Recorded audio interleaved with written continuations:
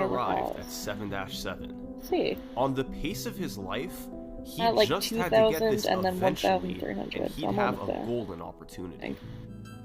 Yeah, I'm gonna say I am almost there. So it makes me feel better.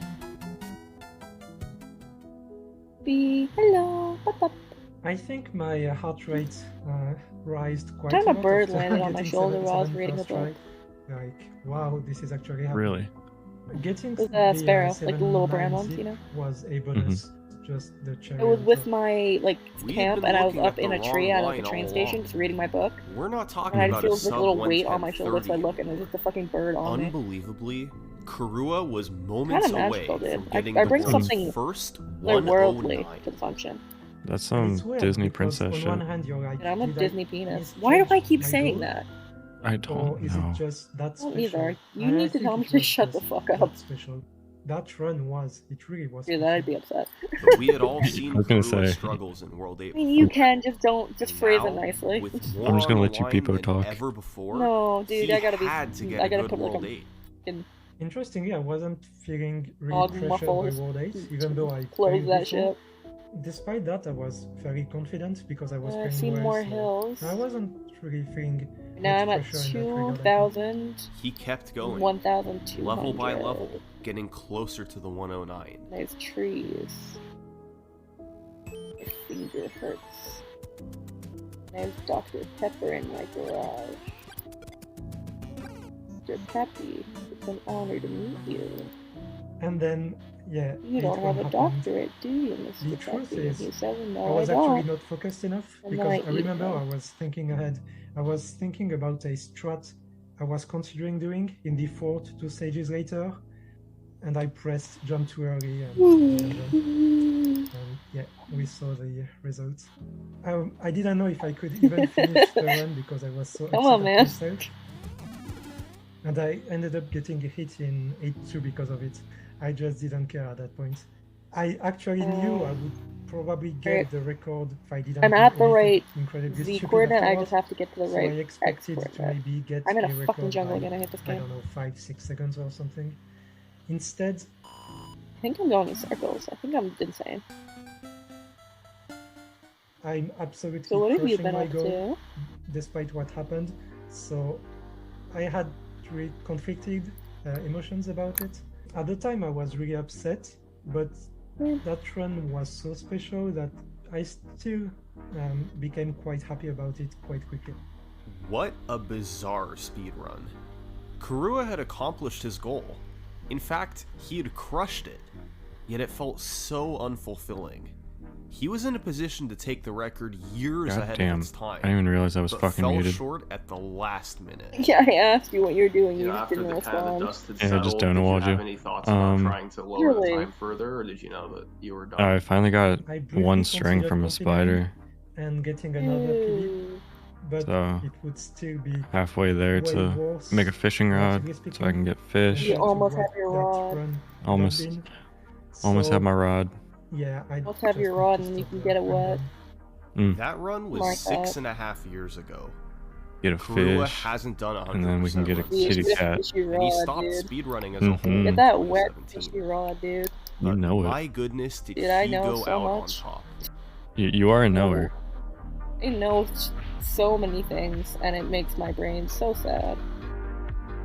My brain is so like, you know when you like This was the leaderboard a the day hamburger Karua or set like the a 110.19. hamburger bun, if you like soaked it in water for This too was long the and it got like leaderboard a really year wet later. and wiggly. The gap Yeah. had Droopy and closed by floppy. just 2 That's seconds. what my brain is like. There's Mega Wow. Man 2 Pick it up record and it's holder like wet and Elonesia in floppy second and wiggly, place. and you like shake it a little Let's bit and it goes move like another year forward. boop, boop. Runners were starting to get Is that into not the how most 110s brains are? now, but still, Most brains are solid. Karua's record was Thanks. comfortably on I top. touched one. At this You haven't? point, we're in late Oh. 2018, and these That's your runners mom, with but that's 110s, Oh. And I'm in a Louis, fucking dark oak Elonesia, forest. I don't know how I got Orstad, here. they were all excellent Mario 3 players, but none of their runs had world record potential. Touched one. Have you ever Even done 2 drugs? full years later, none of these guys could catch up to Karua. It seemed like the 110 on 19 stream. was That's destined POS to stay on appropriate. top. Yeah, I There was gonna seemed to be say. no hope. I don't know. I saw mushrooms. I was Wait like, a minute. yeah. But then I realized, Mitch had been a Definitely 100% record haven't holder before, on stream. back in 2014. so true. Since then, he had focused hard on Warpless, being I haven't ahead of pissed myself Karua on there stream for yet. most of the last 4 years. If any runner First in the time for top 10 everything. had a shot of beating the 110.19, You first, buddy. it would be Mitch. He I've had already done limited it. interest in 100% over the years, but in late 2018, he decided to give it another shot. Yeah. His PB was a You wanna mid explain 111. that? and No, he it was on my own very stream, quickly but- rose up the leaderboard. yeah. By the end of What November, happened? he was in No, I'm second fucking with you. place, I hate 12 you. seconds I don't behind understand tone. Imagine. He then Bastard, achieved I a hate you. 110.29. You don't. And later That's a lie. 110.26. You. These runs were notable because they both had a chance at the world record entering My World rough 7. beef that's been in my But pocket he couldn't 3 get the days. first try clips that were in the Lost on a 110.19. hill. Even with the 20-second time Okay, loss in I'm World at- 8, Karua's world record was almost. so tough to go against. Almost. Alright, I need to There go was just up on no that one and margin down for on this error one. in So the I'm first going 7 worlds. the right way. I'm 2019 going the wrong came way. around. When will Lonnie and Mitch return was from the war? 7 seconds behind Karua's world record. On January 4th, On one heart, I'm a Mitch fucking got idiot. on a What'd you say? run roughly even I with said, when will Karua's Lonnie record return from the war? 3. Dude, He I don't then fucking proceeded know. to lose time in I'm going each the of wrong the way. Okay. following 5 Down. worlds. He lost Fire in 4-4 and lost P-Speed in 6-10. Up. He missed 7-9 clip and took 2 tries to get 7-7. But entering World 8, Mitch was actually going to have a shot at this Down. because he kept it Oh, close. stop running. I hate Losing this game. time I'm against so Karua's stupid. record was expected. Okay, that Mitch I was need. 16 seconds behind and could Okay, make that's that going time down up in and World that's 8. going up this way. But of course, he had to avoid a critical mistake.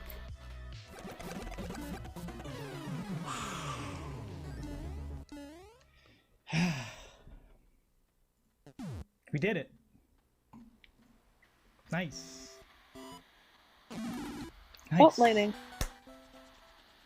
For the first time in 5 years, the I'm 100% gonna get record electrocuted. belonged to Mitch. Didn't that happen to you once? He didn't use Yep. many new strategies either.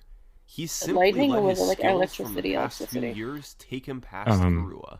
I've had both. Overall, it was an did you extremely get struck by balanced lightning? run, with solid hammer So I didn't brother take a RNG direct and hit, no bad but I rolls. was working on a And house, most importantly, and after a 2-year reign at the top, the the wire I was 110.19 working on was no laying longer on the ground outside the other end of it. Mitch and Karua And were synonymous with Mario. it got hit by lightning, and For it backfed years, into when me. you looked at the Warpless or 100% Fed you, gave you a little leaderboards, treat? their Mhm. names were always in the Mm. top 2 spots, and now was no exception. But It was Went really to a cool. summer camp and lightning that hit would like be really Louis close to outside the with room a we were in. 110.35. shit. That was it. He had been sneaking up in the background ever since cutting the 111. Yeah. While Mitch was setting the Yeah. record with a 110.14, Louis remained only 20 seconds behind, easily the top active runner behind Mitch. And when Mitch stepped At aside from 3,000. 100% after setting the Alright, record, so I need that keeps it going was down, this Louis' keeps going up. time I'm on to the right shine. track. I got this. Progress. You got Got this. this. I do.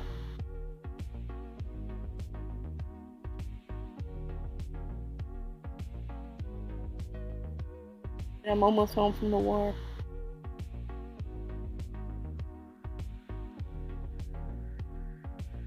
In July 2019, after a steady series of PB improvements, Louis broke through with a 110.08, taking the top spot by 6 full seconds. This was the first time in 4 years that neither Mitch nor Karua set the 100% record. And there's one key trick that Louis was able to use to his advantage: 7-1 subpixel manipulation. To get the 7-1 clip, your subpixel value needs to be correct. This value can range anywhere from 0 to 15, and normally it's impossible to pick your value. But there's a few rules you can use to help. Rule 1. Tapping left or right for 1 frame will usually decrease or increase it by 1 value, while tapping it for 2 frames will usually move it by 4 values. Rule 2. Having a subpixel value between 0 and 6 means the duck clip will work in 7-1. And Rule 3. When wrapping around from subpixel 15 to 0, Mario visually moves forward. After the World 6 Koopa fight, you have a brief window where you can set up your subpixels We're like for the 500 next level, blocks away from the which is export map. 7-1. So, by quickly tapping right and stopping when you see Mario visually move, you'll usually stop between a value of 0 and 6.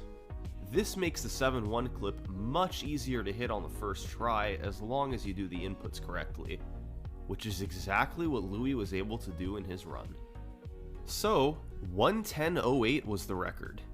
It had been 3 years since Karua's 110.19, and despite the run advancing quite a bit since then, nobody could match that run's potential. The 109 sat just out of reach.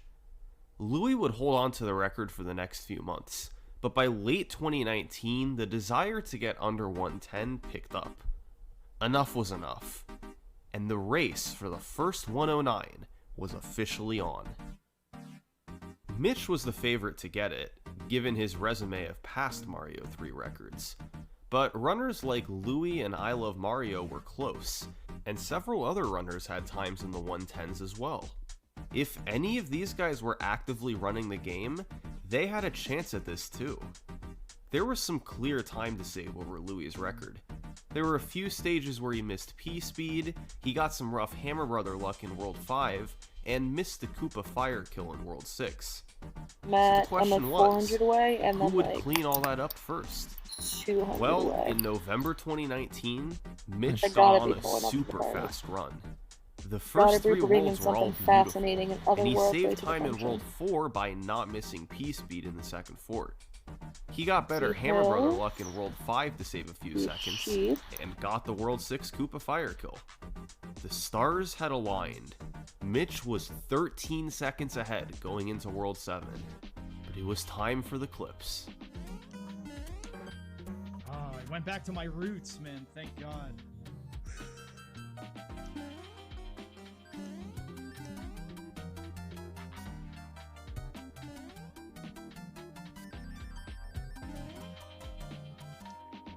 Okay. He matched Louis' first try clips. Here we are again, 109 pace into World 8. Mitch needed one more clean world, and this would be it.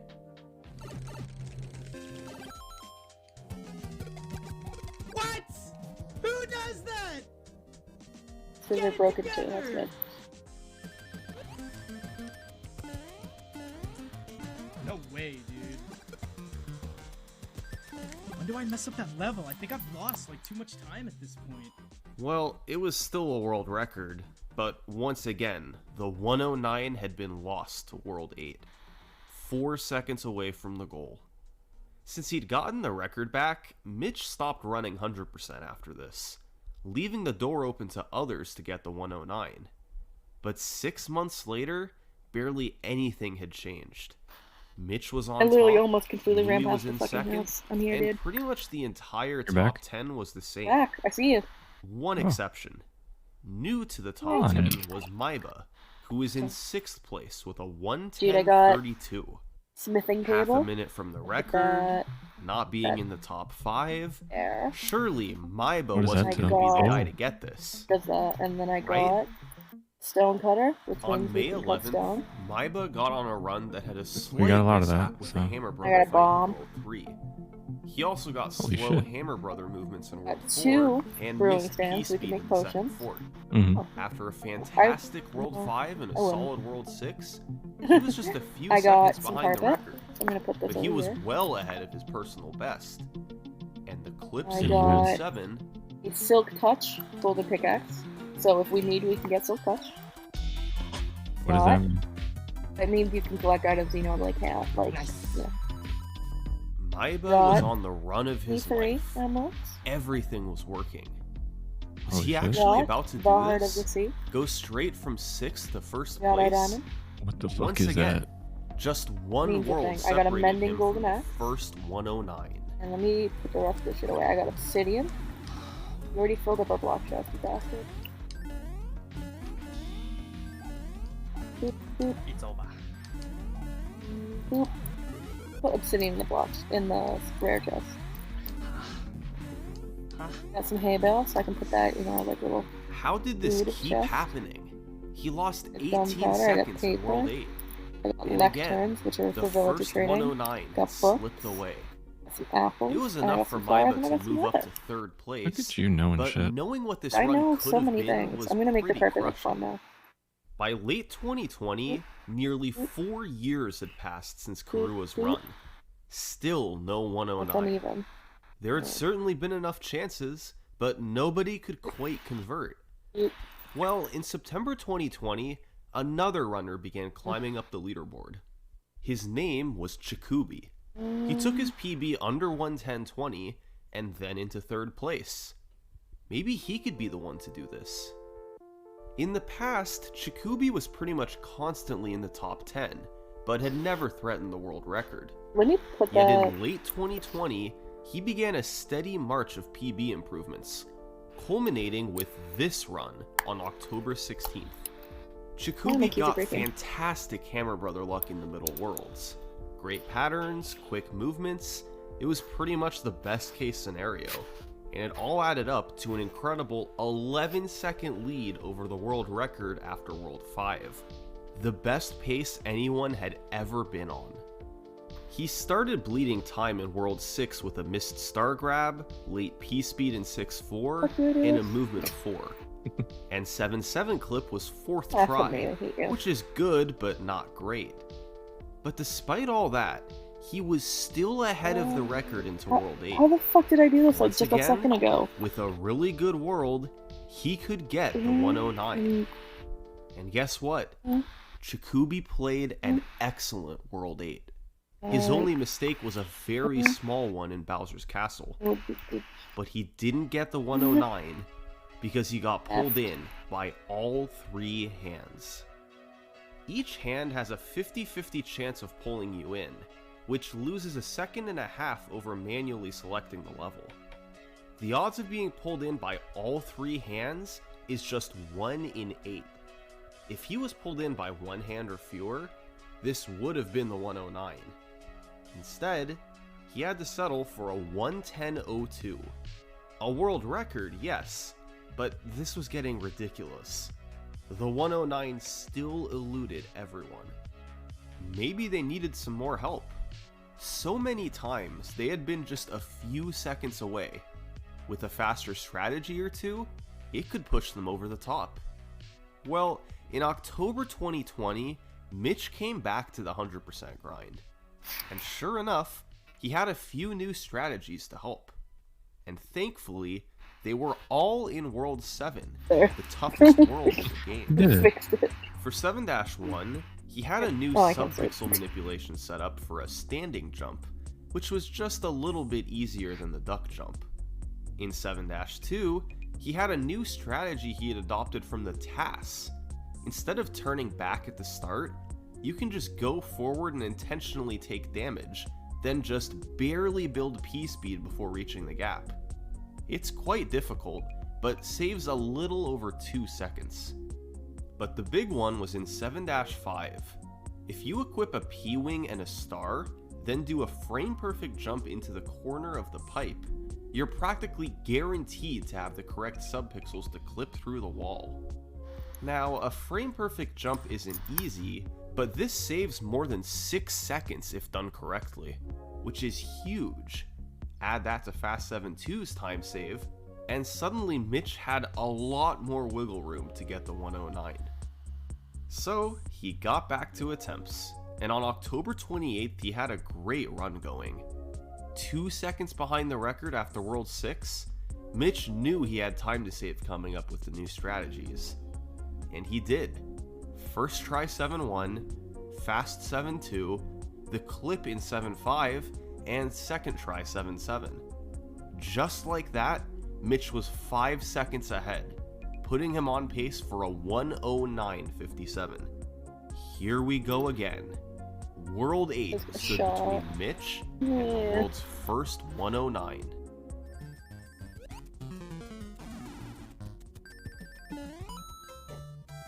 That's it. That probably cost me the sub 110. That's it. It didn't give it to me. Unbelievable. It's over.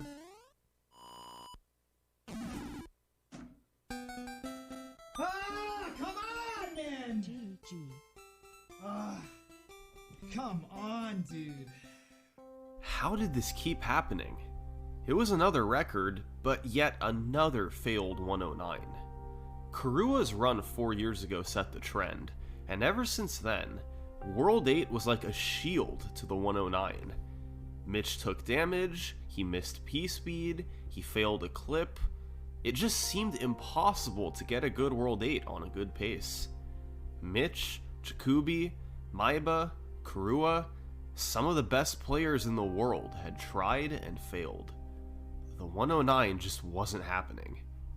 Did somebody else need to step up to get it done? Well, a few more months passed and 2021 came around. Early that year, Mitch decided to give the 100% grind one more try. He was 2 seconds away and had far more time than that to save in World 8 alone. He could do this. And on February 7th, 2021, Mitch had this run. It bled time early. He got worse luck in World 2 and made a mistake in World 4's first fort. He also had a time loss in 5-2 and had to travel far to fight the Hammer Brothers. As such, he was far behind entering World 6, but he cleaned up some small mistakes there and had an excellent World 7. This looks familiar. Mitch was a bit behind, but had several seconds to save coming up. Just once, World 8 had to be clean. This had to be the time to do it.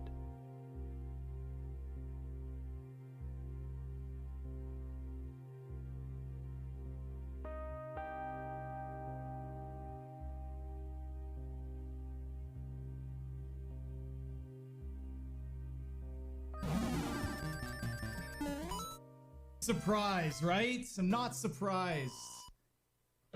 The one level with the bad RNG. It happened again. Another time loss in World 8. Was the 109 just cursed to never exist? All Mitch could do now was finish out the run and see what time he got.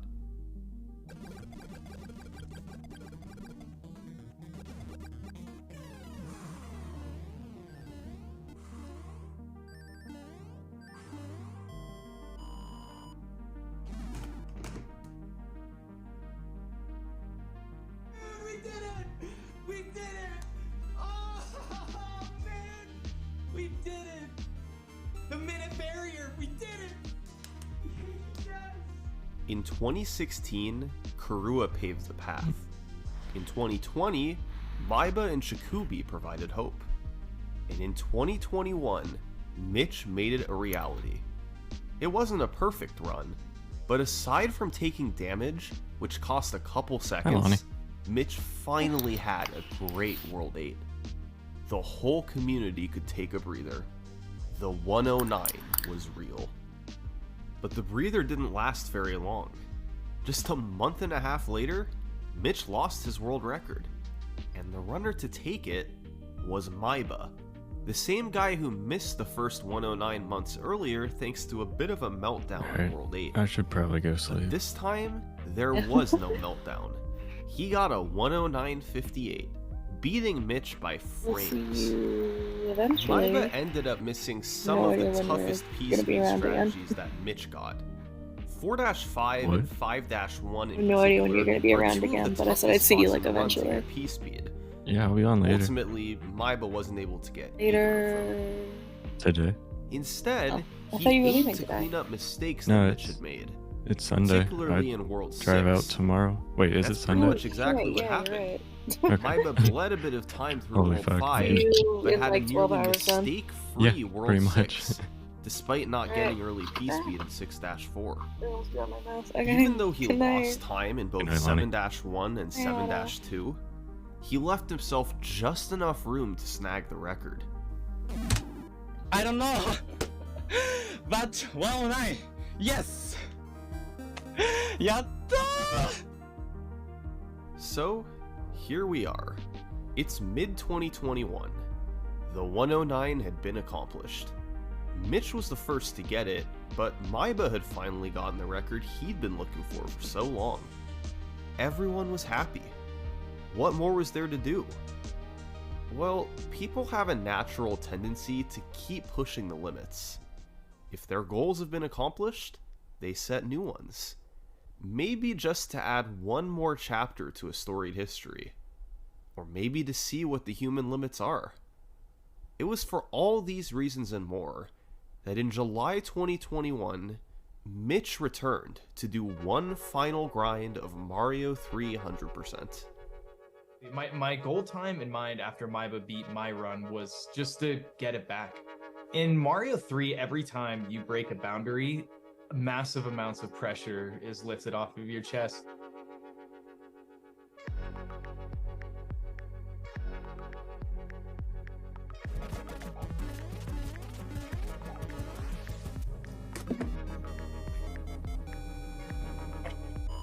What? What an insane World 2.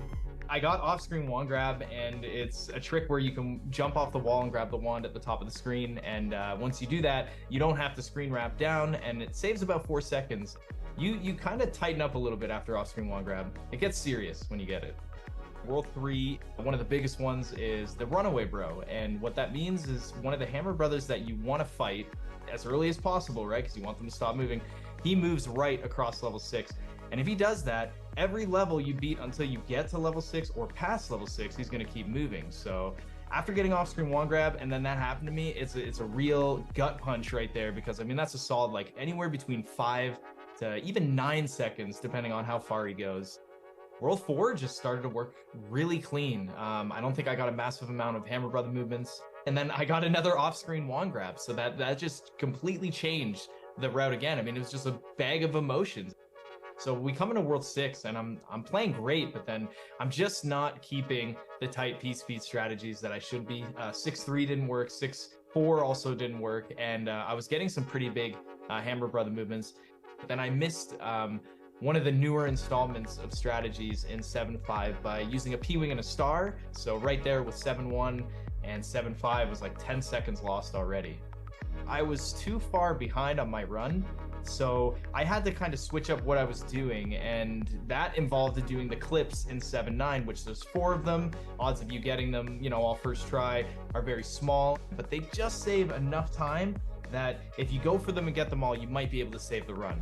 Now the issue with that is that if you get all 4 of them, there's nowhere to get your fire flowers. So I had to change up my routing on the fly and go for the hammer suit strategy, which is pretty close to the same for the end part of World 7. So in 7.9, going for the clips, I got 2-1, 2-1, and what that means is that with the 4 clips, 2 for the first one, took me 2 tries, 1 was first try, the 3rd clip was 2nd try, and the 4th clip was 1 try.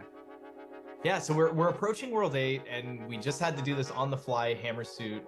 You know, don't overextend it, just try and get the strats that you know. And so 8-1 and 8-2 and 8-4 went pretty smooth. I didn't have any massive mistakes that cost me a whole lot of time.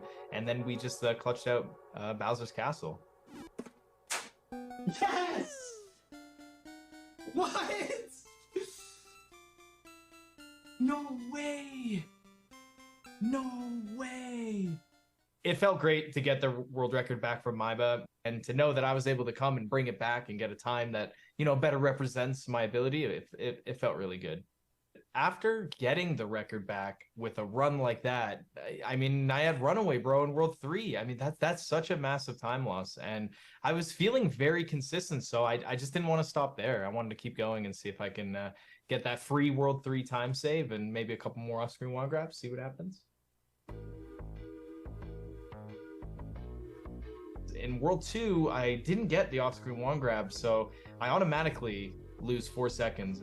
We all know that I got the Runaway Bro, and that is a big time save if I don't get it, and luckily enough I didn't get that. We came and clutched out a World 1, 2, and 3 at pretty much being on pace with the world record. Nothing crazy. World 4 is a great example of soul crushing, and then I got a movement of 4 and a movement of 6, and it really pushes you down because World 4 has got a lot of hard strategies. Keep the run going. I have time to save in World 6. Yeah, let's just keep going. So World 6 actually came out pretty smooth.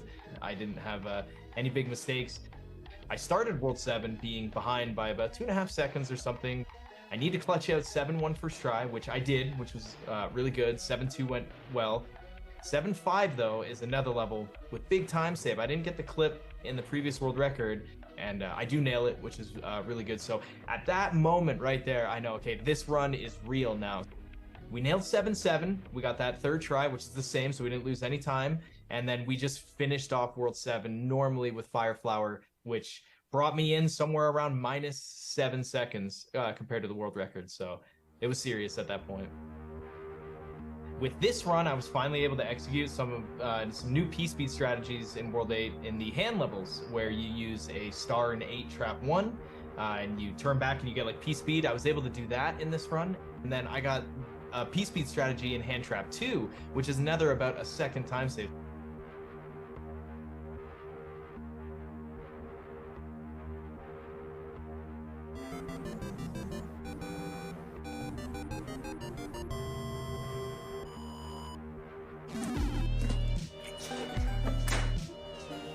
What?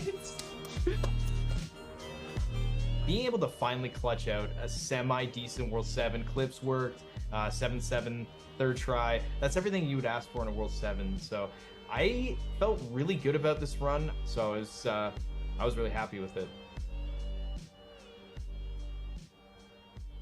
Did your goals shift at all after getting the 52, or were you like, let me just keep going and see what time I can get? So my answer is I have no idea why I kept going. So it was a normal day. I was just doing my normal runs, and World 1 went really well. And World 2, I got some pretty decent RNG, and the run was looking good. And then all of a sudden I got an off-screen wand grab. And that is the best way to start your 100% runs, off-screen wand grab. And I started to get all movements of 1 in World 3, and I was like, is this actually going to be like the God World 3 run?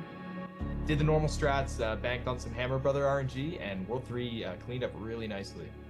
World 4 normally ends a lot of 100% runs, a lot of weird movements, but luckily for me, I ended up being 0.08 off my gold, so absolutely everything that happened in World 4 was what I wanted to happen.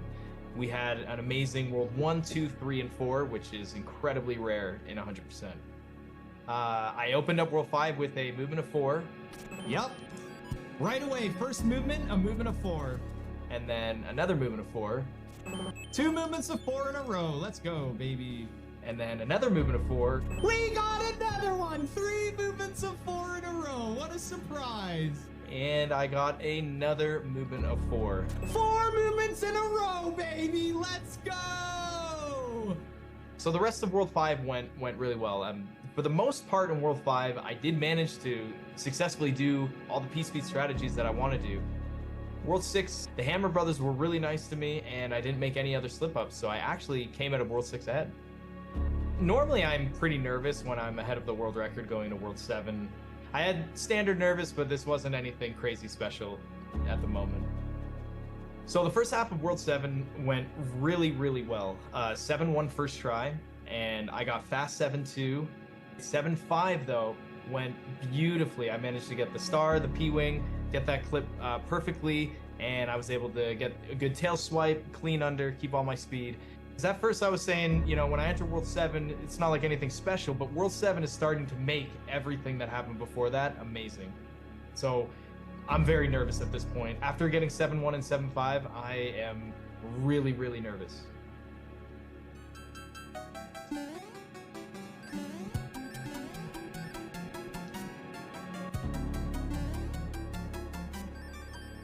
I was so like blown away that I actually nailed it first try on a run like that. I just did not believe that I got it first try. I couldn't believe it. You rarely ever maximize your gameplay with 7-7 perfectly. As soon as I nailed 7-7, I was extremely nervous, and I had to go into 7-9, and we ended up clutching 7-9 with an actual time save. We were able to clutch out the Fortress and clutch out the Piranha Plant stage. It was by far the best World 7 I've ever had, alongside the best run I've ever had, as you can tell. But it was insane. It was insane. So after a World 7 like that and a run like that, going into World 8, I was extremely nervous. There's so many little things that can screw you up. I'm on this run that is just absolutely insane. After all those thoughts running through my head, we approach hand stage 1, and I actually nailed it with the start. 8-1 worked out okay. 8-2, I was surprised worked out okay. One of the things to note with Bowser's Castle is that the 3 hardest things I would say in the level is the statue room at the end, getting P-speed there, the 1-up clip, And then the last one is the duck jump at the very end on the donuts. Once you get past the donut spot, you can say to yourself, oh my god, I actually did it. However, Bowser does have one pattern where he can jump and shoot the fireball at the same time. And when he does that, the fireball will be shot where you're standing. You can't avoid it. There's nothing you can do.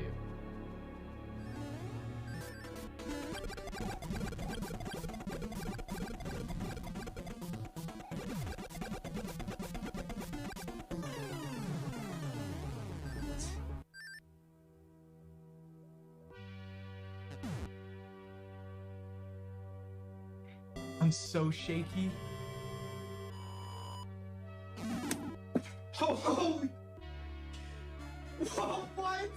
No way! No way! Oh my god, I can't even... It ended up being my most impressive run that perfectly represented my abilities as a gamer, which never happens in speedrunning. Everyone in speedrunning is always trying to chase their potential, and you never hit it.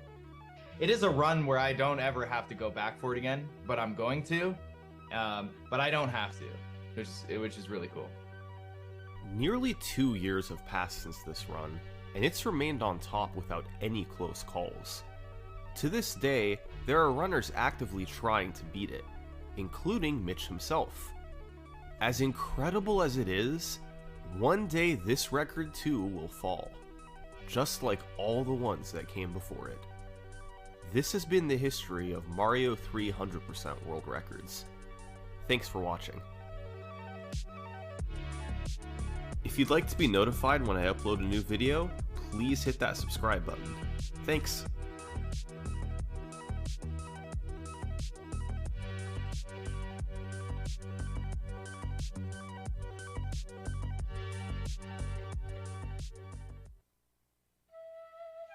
This is Japanese scriptwriter and novelist Takeshi Shudo. Shudo was the head writer for the first 5 years of the Pokemon anime, as well as the first 3 Pokemon movies. His creative process was fueled by alcohol and tranquilizers, and in the last 2 years before his death, he became obsessed with the only Pokemon he ever created, Lugia. The full story behind the diving Pokemon's creation is a long and complicated story involving substance abuse, seizures, and contributions from just about every corner of Pokemon bureaucracy. To get the full picture, Did You Know Gaming searched through hundreds of Shudo's Japanese blog posts and translated everything he ever wrote about Lugia, along with some leaks and several other key documents. But before we dive into Lugia's bizarre origin story, let's talk about where Lugia wasn't created, at Game Freak headquarters. In retrospect, it almost seems inevitable that Lugia would appear in Pokemon 2nd Generation, especially since Lugia's place as Silver's box legendary is nothing short of iconic. But Lugia's inclusion in Gen 2 wasn't originally part of the plan. The earliest builds of Pokemon Gold and Silver were shown to the public only once, at Space World 1997, an E3-style gaming expo held in Japan exclusively for Nintendo products. Gold and Silver's 1997 demos were very different to the game's final build, taking place in a region based on the entirety of Japan, and containing lots of Pokemon that eventually got cut from the game's final build. But after the expo, Nintendo and Game Freak locked those demos away in their vaults forever, leaving fans around the world wondering about all the secrets and lost Pokemon inside. It was one of gaming's biggest mysteries for over 2 decades, that is until 2018, when a hacker going by the pseudonym Wacko broke into Nintendo's servers and stole tons of development assets. Before getting arrested, the first thing they leaked was the now legendary Space World demo. Fans marveled at all the newly found lost Pokemon, but one very important Pokemon was missing from the Pokedex, Lugia. Later leaks stemming from the same hack revealed that Lugia's first appearance in Gold and Silver's development was dated June 1999. According to Shudo, that's because it wasn't Game Freak who created Lugia. It was him. He came up with Lugia specifically for the second Pokemon movie, which released 1 month later in July 1999. When he created Lugia, Shudo originally thought it'd remain exclusive to the film. In fact, he was actually surprised when it appeared in the games at all. Toward the end of his life, Shudo wrote on his blog, "Since Lugia was a Pokemon I designed myself solely for the new movie, I was surprised it ended up getting used later in the games and TV show. Actually, I thought of Lugia as a Pokemon exclusive to the movies." By modern standards, Shudo's expectation that Lugia would be a theater-exclusive Pokemon seems absurd. Of course it found its way into the games, but this was still early days for the franchise, and series standards were still being formed. And even knowing what we know today, it's worth pointing out that there are still Pokemon forms that appear in official media but never made their way into the mainline series, like Mecha Mewtwo from Pokemon Live, Primal Dialga from Pokemon Mystery Dungeon, and of course Shadow Lugia from Pokemon XD Gale of Darkness. Gold and Silver's development began as soon as Red and Green were finished, with Game Freak originally saying Gen 2 would release in 1997, but their release date ended up getting delayed by a full 2 years, and according to Shudo, if it wasn't for that massive delay, Lugia's inclusion in Gold and Silver would have been impossible, which raises an interesting question. If that 2-year delay never happened, which Pokemon was originally planned as Silver's mascot? More leaks from the Wacko hack have since revealed an even earlier proto-Pokedex, in which Ho-Oh, Unknown, and a third Pokemon were all grouped together. This lost Pokemon ultimately got scrapped, but it appears to have been based on Shushu from Chinese mythology, also known as lion dogs. In China, they're considered guardians, and Shushu statues are often placed at the entrances of imperial palaces, temples, government offices, and the homes of the wealthy. Ho-Oh is clearly based on the Chinese phoenix Feng Huang, which suggests this pair of Chinese-inspired legendary beasts may have been the two Pokemon Game Freak originally planned for Gold and Silver's box art. The developers themselves never commented on the leak, however, so that's all just a theory, and you'd do well to take it with a grain of salt. With the sole exception of Lugia, every other Pokemon was made in-house by Game Freak designers, and it was a unique situation that allowed Shudo, the writer of the anime and movies, the opportunity to make a Pokemon of his very own. In fact, it was only possible because of a tragedy that took place in late 1997, what fans now call the Pokemon Shock.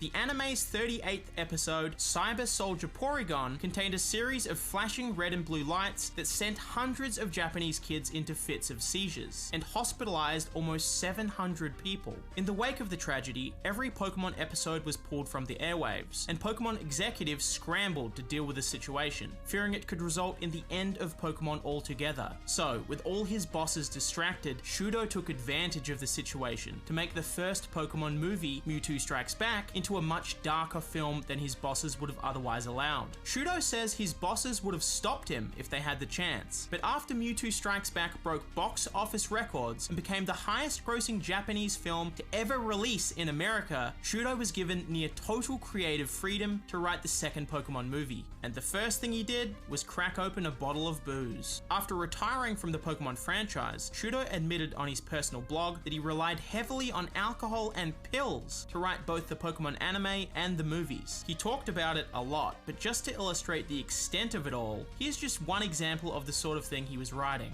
If I can't drink, I take tranquilizers. Of course, the ones you can normally buy in a pharmacy, not illegal substances. When I get a little bit high, it helps me sort out all my confused thoughts. However, when it comes to alcohol and drugs, you need to know your limit. Like, if I start to think that 1 + 1 doesn't necessarily equal 2, when these become difficult, it means I'm drunk. If I get any more intoxicated after that, I won't be able to think productively, and there's also the danger of tripping somewhere and hurting myself. Shudo makes it undeniably clear he was under the influence pretty much the entire time he was working on the Pokemon franchise, and went into particular detail about his intake while he was writing the Pokemon second movie. So it's fair to say that Lugia wasn't just a result of the Pokemon Shock, But it was also born out of Shudo's substance abuse. Even before Shudo came up with the movie's plot, the first ideas he came up with were two main characters: the Collector, who went on to become Lawrence III, and what he called Pokemon X, a placeholder name for what eventually became Lugia.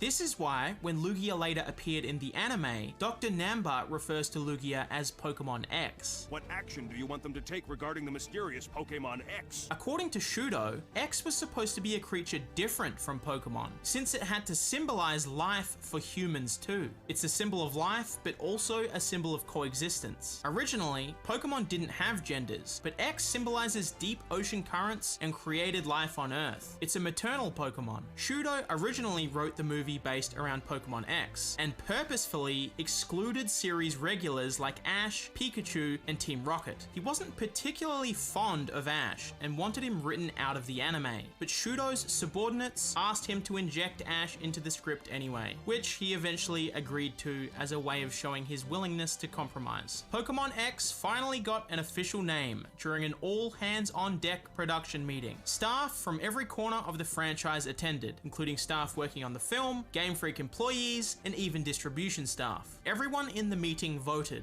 and the winning name, of course, turned out to be Lugia. The most likely inspiration for its name is Lugio, a Latin word that means to lie dormant, probably chosen because the first time Lugia is ever seen by the public is 5 minutes into the film when it's lying dormant deep under the ocean. The name might also draw partial inspiration from the beluga whale, which Lugia bears some resemblance to. Lugia's role in the story has some parallels with the Great White Whale in Moby Dick, with Lawrence playing the part of Captain Ahab, but it's unclear if that was actually Shudo's intention. As far as lore inspiration, Shudo may have drawn from Japanese mythology's god of the sea, the benevolent dragon Ryujin. Not only does Lugia resemble a wyvern dragon, but in the Japanese version of the movie, Lugia is also called the god of the sea. Lugia has the power to summon storms, as does Ryujin, like when he used a hurricane to repel a fleet of Mongolian ships invading Japan. The Ryujin connection was eventually made even stronger with Lugia's shiny colors, which match those of Ryujin's legendary underwater castle. One key difference though is that while Ryujin is a male god, Shudo specifically created Lugia as a female god. But unfortunately for Shudo, Lugia ended up resembling Ryujin a little bit more than he might have intended. He created Lugia as the maternal symbol of life and deep ocean currents, but like many Pokemon, after coming up with the creature's concept, the details were out of the creator's control. Not just Lugia's name, but also its voice and gender. He felt strongly that as a maternal god, Lugia should have been voiced by a female actress, but the film studio went against his wishes and chose a male actor instead. In the final year of his life, Shudo wrote at great lengths about the anguish this caused him. Here's just a few excerpts from his final months. One of the regrets I have about writing the second Pokemon movie was that I didn't push back on the gender assigned to Lugia. Although its gender isn't addressed in the plot, it's given a male voice, but it's a maternal Pokemon. To make matters worse, using a male voice actor for Lugia was a decision made during a big meeting with many participants. Advertisements had already aired. It was too late. We couldn't suddenly change Lugia into a female. But the more I thought about it, the less I could imagine X being anything else but female. I was gulping down alcohol and drugs. I started to feel like I wanted to die. Not only was Lugia voiced by a man, but it was made genderless in the games. Shudo wrote a lot about Lugia in the year before he died, but it was the loss of its maternal identity that pained him most. In late 2010, he collapsed in the smoking room of a train station and was rushed to the hospital, but tragically didn't survive. The cause of death was a subarachnoid hemorrhage, which is essentially a brain bleed whose risk factors include cigarettes and alcohol. It was Shudo's substance abuse that fueled his writing and gave birth to Lugia, but sadly, it may have also been what killed him. This brings us to the end of Shudo's story, but it's far from the end of Lugia's. To continue, we need to rewind back to Gen 2's development. The first Lugia beta sprite ever found is dated back to a month before the second movie landed in Japanese theaters. It looks nearly identical to Lugia's final design, but has 6 dorsal spines 9s instead of the 10 on the finished sprite. But there's an even older beta sprite dating back to the Shushu period that may have been an even earlier form of Lugia, an unnamed boat Pokemon, now known only by its proto-Pokedex number 344. Just like Lugia, 344 appears to draw partial inspiration from plesiosaurs, a type of marine reptile that went extinct 65 million years ago,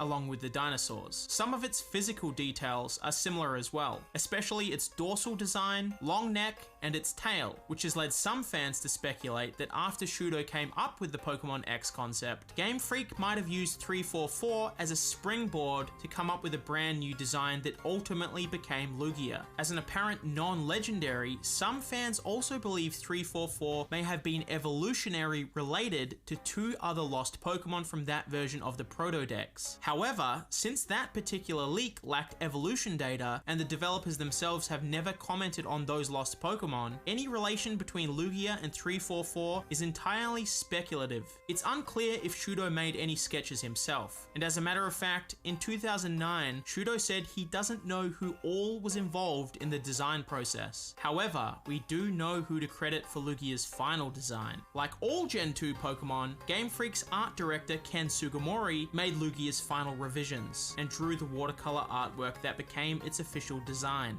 Although it's worth pointing out that even after Lugia landed on the silver screen, which by the way became the second highest earning Japanese movie to ever hit American theaters, there was one significant detail that wasn't truly cemented until almost a decade later. In the movie, Lugia was white with blue spikes, and its in-game sprites were white and blue as well. But Ken Sugimori actually released 2 contradictory pieces of watercolor artwork during Gen 2, one with blue spikes and another with black spikes. After that, Lugia's sprites switched to black in Gen 3 as well as in Gen 4's beta, but finally in Gen 4 the sprites switched back to blue spikes. This was also the case with Lugia's Gen 4 artwork, and after that it was never seen with black spikes ever again. There's also the question of Lugia's elemental type, a topic that's caused some confusion ever since its inception. Neither the film or Shudo himself ever directly addressed Lugia's type, although presumably when Shudo created the God of the Sea, he probably intended her as half water type, but when Game Freak went to program it into Gold and Silver, they ended up making it dual type psychic and flying. According to programmer and designer Shigeki Morimoto, who's best known as the creator of Mew, Lugia was made half psychic simply because they wanted to make it strong. In the July 2009 issue of Nintendo Dream magazine, he said, "We wanted Lugia to give the impression of being a powerful Pokemon, so we settled on psychic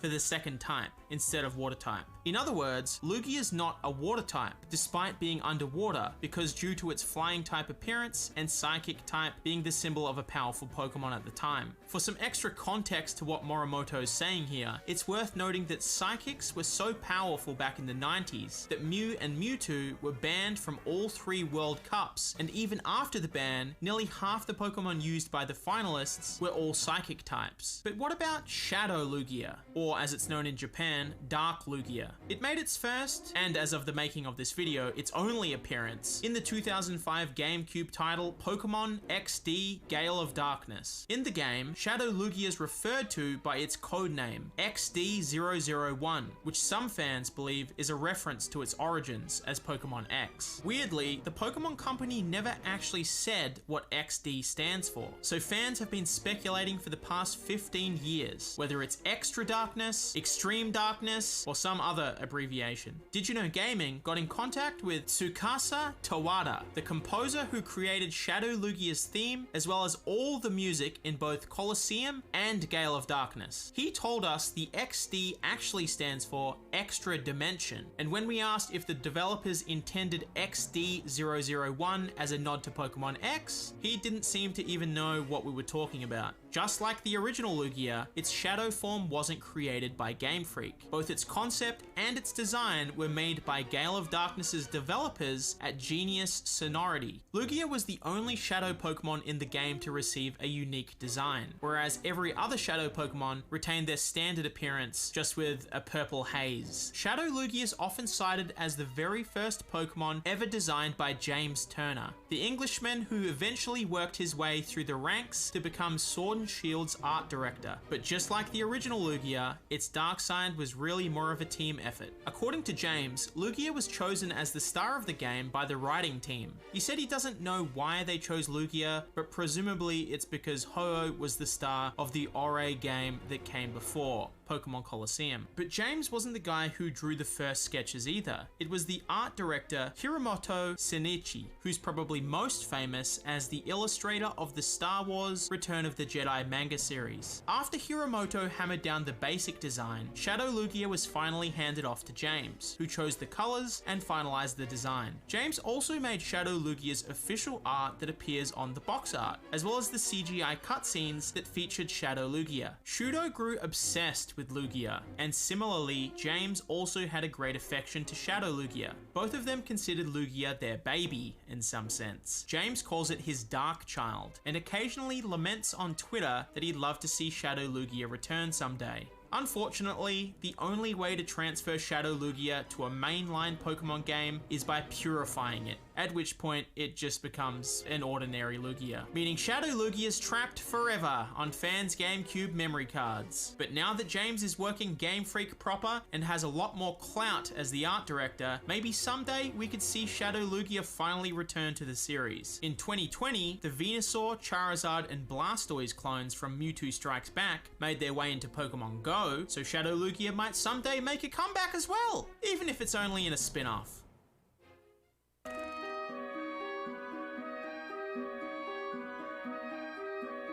Did you know there's a lost Pokemon movie about a T-Rex fossil that comes to life and almost destroys Kanto? The movie was written by Takeshi Shudo, the chief writer of the first two Pokemon films, as well as the early years of the Pokemon anime.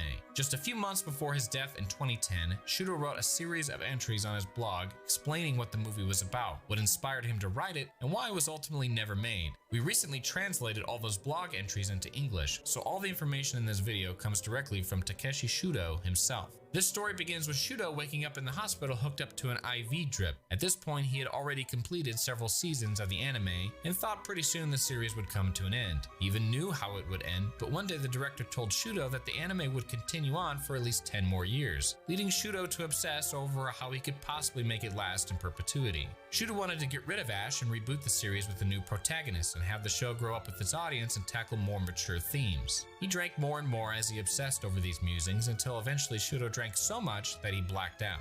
When he woke up in the hospital, he felt completely alienated from the nurses treating him. They were all girls in their 20s, and by now Shudo had aged into a 50-year-old man. They treated him like he was ancient and that he found it impossible to have any real conversations with them. He felt depressed, alone, and worst of all to him, old. Shudo thought to another time he had blacked out and woke up in a hospital bed back to when he was a younger man of 38. After recovering back then, he took all his nurses out for drinks and tried to romance the one he thought was the prettiest, even staying up until 4 a.m. talking to her on the phone one night. When he was younger, the nurses found him charming and thought his job as a screenwriter was exciting. He was such a heavy drinker that he found himself in the hospital on a pretty regular basis. So regular, in fact, that in the middle of the story, he offered his readers some pro tips, like to make sure you always buddy up to the head nurse so she'll direct her subordinates to give you the best care. He says one time he even attended a Pokemon script meeting with an IV needle in his arm. But now his youth was spent and those days were gone. He wrote, "They didn't treat me like a man exactly, more like an uncle. There was also an apprentice nurse who acted like I was in elder care. They were certainly kind, but it was the sort of kindness that makes you stand up and offer your seat to an old man on the train. I was in a private room staring at the ceiling on an IV drip without having any real conversations with the nurses. The question that naturally came to mind was, what is this world I live in?" This was the state he was in when he suddenly grabbed a pen and paper and started writing. The first day of a 6-month process crafting a brand new Pokemon movie, a third film to follow up on the success of Pokemon the Movie 2000. The theme of the first movie, Mewtwo Strikes Back, was the existence of self. The second movie was coexistence, and now this third movie's theme would be, what is this world I exist in? Shudo explains that real-world animals can be found in early anime episodes, but later on their existence was pretty much erased as the anime's canon changed to include just Pokemon and humans. So he wanted to reintroduce animals in the most dramatic way possible, people digging up an ancient fossil of a Tyrannosaurus. At this point in the story, Shudo suddenly disappears for 13 days. When he returns with his next blog post, he starts off saying, "I'm sorry for the sudden absence. Lately I've been struggling. Trouble sleeping, no appetite, getting sick. Then I fainted while I was on the computer. My body was on the road to recovery last year, but suddenly fell into a tailspin. Okay, let's pick up the story where we left off. Shudo continues. The discovery of the Tyrannosaurus fossil sends Kanto's scientists into an uproar as they question what it could mean for their understanding of the world they live in. He likens it to when humans in the real world found out the Earth was round, or what Charles Darwin's theory of evolution meant for human existence. He writes, "Is there some great secret to this world's very existence? With the discovery of the Tyrannosaurus fossil, people begin to wonder about the world in which they live. But there's no time to waste thinking about it because a blue light appears in the eye of the Tyrannosaurus fossil and it starts to move. It's headed somewhere. It doesn't care about the human world or the wild world of Pokemon in its path. It crosses rivers and oceans in a straight line. Anything that gets in its way is crushed. The Tyrannosaurus just keeps making a beeline for who knows where, destroying everything in its path. Eventually it reaches Pallet Town and stomps Professor Oak's lab into dust, leaving Oak just stammering, "I knew this day would come, but I don't know why it's happening. I knew this day would come." Shudo summarizes the script saying a lot of the screen time focuses on Pokemon habitats and human dramas that are unfortunate enough to get between the fossil and its destination. To be clear, this isn't a living, breathing dinosaur. It's a fossil made of stone that for mysterious reasons suddenly became sentient. Ash and his friends, as well as Jesse, James, and Meowth, all try to stop it, along with pretty much every human in Pokemon in existence. They don't know why, but their gut instinct tells them that the Tyrannosaurus could destroy the entire world. One of Team Rocket's secret bases lies within its path of destruction, so Team Rocket joins the resistance as well, as old animosities and rivalries all fade away in the fight for existence. The only living being who remains calm is Mewtwo, who as usual is brooding and wondering about its own self-existence. Shudo says that the introduction of the Tyrannosaurus was partially motivated by the fact that Gold and Silver weren't finished yet, which meant he had to rely on the same 151 Pokemon he had already used in the first two movies and anime episodes. He thought maybe a new Pokemon could be made for this movie, just like he had created Lugia for the previous film. But in a meeting Shudo wasn't invited to, Game Freak and the movie's producers decided that unlike the last time, the third movie wouldn't get a brand new Pokemon of its own. So he wanted to add a new sort of creature and got the idea of a Tyrannosaurus from Sue, one of the largest and best preserved T-Rex specimens ever found. It was named after its discoverer, Sue Hendrickson, then auctioned off for nearly $1 billion yen shortly before Shudo started writing his script. He says he would have bid on it himself if he could, but unfortunately he didn't have $1 billion yen just sitting around. So instead of Shudo's garage, nowadays Sue can be found in the Field Museum of Natural History in Chicago. He also cited Shonen Kenya as inspiration, one of his favorite childhood manga. Shonen Kenya tells a story of a Japanese boy whose family moves to Africa during World War II. The British kidnap his father, so he has to go on a series of adventures to get him back, including one adventure where he gets chased by dinosaurs. Shudo poured his heart and soul into the third Pokemon movie, but in the end it never got made. He said, "It took me 6 months after leaving the hospital to write it, but ultimately the script got rejected. The reason wasn't that it would destroy world building of Pokemon, or that it was confusing, or that it had a heavy theme. The reason they gave me was that a story where an inorganic object becomes conscious and starts moving wouldn't be a hit. I was in no mood to talk. After all, I had been working on this script for almost half a year. I went back to Odawara and drank a lot of sake." The film's director, Kunihiko Yuyama, just didn't have the confidence in Shudo's movie. Yuyama worked on a similar film a few years earlier about a car that gains consciousness and runs amok, which failed to meet financial expectations. Shudo was confident in the quality of his script, but he couldn't guarantee its success at the box office. He felt an extraordinary weight on his shoulders as he walked around Tokyo and saw countless street merchants selling Pokemon merchandise, most of it unlicensed and handmade. He figured a lot of the knockoff Pikachu dolls were probably stitched together at home by the city's poorest and most desperate residents. If the next movie flopped, the Pokemon Company would take a hit, but ultimately they'd be just fine. However, it was the street vendors selling pirated goods and their families that relied on them to bring home the bacon who'd get hit the hardest. Considering the demands of his superiors as well as the plight of the pirates, Shudo reluctantly scrapped the script. In the end, Shudo would co-write a completely different script with Hideki Sonoda. Game Freak and the film's producers approved 4 Pokemon from Gold and Silver to be included in this new script, with 2 of them being Entei and Unknown. So they wrote a story around them that eventually became The Spell of the Unknown. Although she's called Molly in the English version, the Japanese movie's main character is a young girl named Mii, who Shudo named after his daughter. He said, "My daughter was born when I was 45 years old, which means that by the time she reaches adolescence, I'll be an old man. I might even be dead. So I decided to make this film a little present for my daughter. The producer and the staff didn't know anything about it. As for the ending of the Tyrannosaurus script, Shudo purposefully left it a mystery. The fossil spends most of the movie stomping in a straight line, so the big question is, where exactly has it been going this whole time? At the end of his post, Shudo tells his readers, and the place where the Tyrannosaurus fossil finally stops is... well, I don't think I'll tell you actually.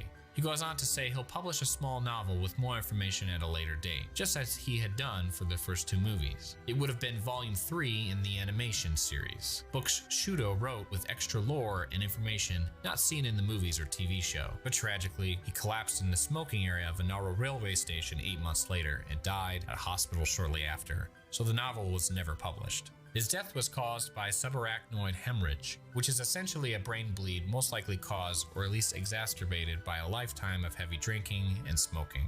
And what eventually became of Shudo's lost Pokemon movie and where it ended up after his death remains a mystery even to this day. Did you know? There are 50 e-reader cards for Fire Red and Leaf Green that were never released outside Japan. A lot of the content the cards unlocked can't be accessed by any other means, and since e-reader cards are region-locked, most fans never got a chance to experience any of that content. Although it was eventually made compatible with other franchises like Mario and Animal Crossing, the e-reader was originally marketed as a Pokemon device called the Pokemon Card e-reader. Scanning the strips on select Pokemon TCG cards into the e-reader unlocked exclusive content for your Game Boy Advance, like a Space Invaders-style minigame where Tyranitar fights an active volcano. You could also scan e-reader cards into Ruby and Sapphire for trainer battles, unique berry types, and the Eon ticket that took you to the Southern Island. Most of the cards were released in the US, but due to the e-reader's lack of popularity outside Japan, functionality for the cards in international versions of Fire Red and Leaf Green were deactivated. As a result, this 50 card set remained exclusive to Japan, containing 37 trainer cards and 13 tower cards. Scanning a trainer card imports up to 3 trainers onto one floor of the trainer tower in the Sevi Islands, and the trainer tower is 8 stories tall, so you'd need to scan 8 trainer cards. Lots of these cards are themed, like shiny evolutions and Kanto starters. Each card shows you just a few of the trainer's Pokemon, and only a few of their attacks, so you won't know the rest until you battle them. Their Pokemon are all scaled to match the level of the strongest Pokemon on your own team, so they'll always be a worthy challenge. You can mix and match trainer cards to make any tower you want, but ideally, fans are encouraged to build towers curated by Game Freak themselves, which is where the tower cards come in. There are 13 different tower cards, and each one is ranked by difficulty: beginner, intermediate, and advanced. A tower card tells you to scan 8 trainer cards in order to build the tower shown on the card. Tower cards also have an option for time attack, which gives players the option to have an extra layer of challenge for thrill seekers and completionists. Climbing towers doesn't reward you with experience, but you can win some decent prizes like dragon scales, metal coats, and upgrades. Some of these trainers were incorporated into international versions of the game without use of the e-reader, but a lot of them weren't, which makes these cards especially valuable to collectors. 44 cards in the game set could be found in 5 card booster packs, similar to TCG cards. One promo card was also distributed to fans in May 2004's issue of Koro Koro magazine, and the last 5 cards could only be acquired through Club Nintendo. Nowadays, these 5 Club Nintendo cards, 4 trainers and 1 advanced tower, are incredibly rare, costing upwards of $2,000. Due to the card's rarity and difficulty, Fire Red and Leaf Green's ultimate challenge is building the Club Nintendo tower and completing its time attack of 12 minutes and 47 seconds. In Japan, the original Game Boy games were red and green, but internationally the first releases were called Pokemon Red and Blue. Since most international fans never played green, the remake's director, Junichi Masuda, admitted that Water Blue would have made more sense than Leaf Green, but decided against it to symbolize the harmony of the Pokemon world. In 2004, Masuda wrote, "If we followed the pattern of the original series, the new games would be Fire Red and Water Blue, but I chose green as a leaf as a symbol of peace. Fire and water are opposing concepts that suggest conflict, but the real world is already full of conflict, so we decided on names that suggest a peaceful world." Just like every previous game in the series, Fire Red and Leaf Green were localized into English almost entirely by just one man, a Canadian freelancer named Nob Ogasawara. As a thanks for his years of service, and also to provide an Easter egg for fans, Nintendo of America named lots of NPCs after him, starting with Black Belt Nob and Gen 2 Cianwood Jim, as well as another Black Belt on Hoenn Route 115.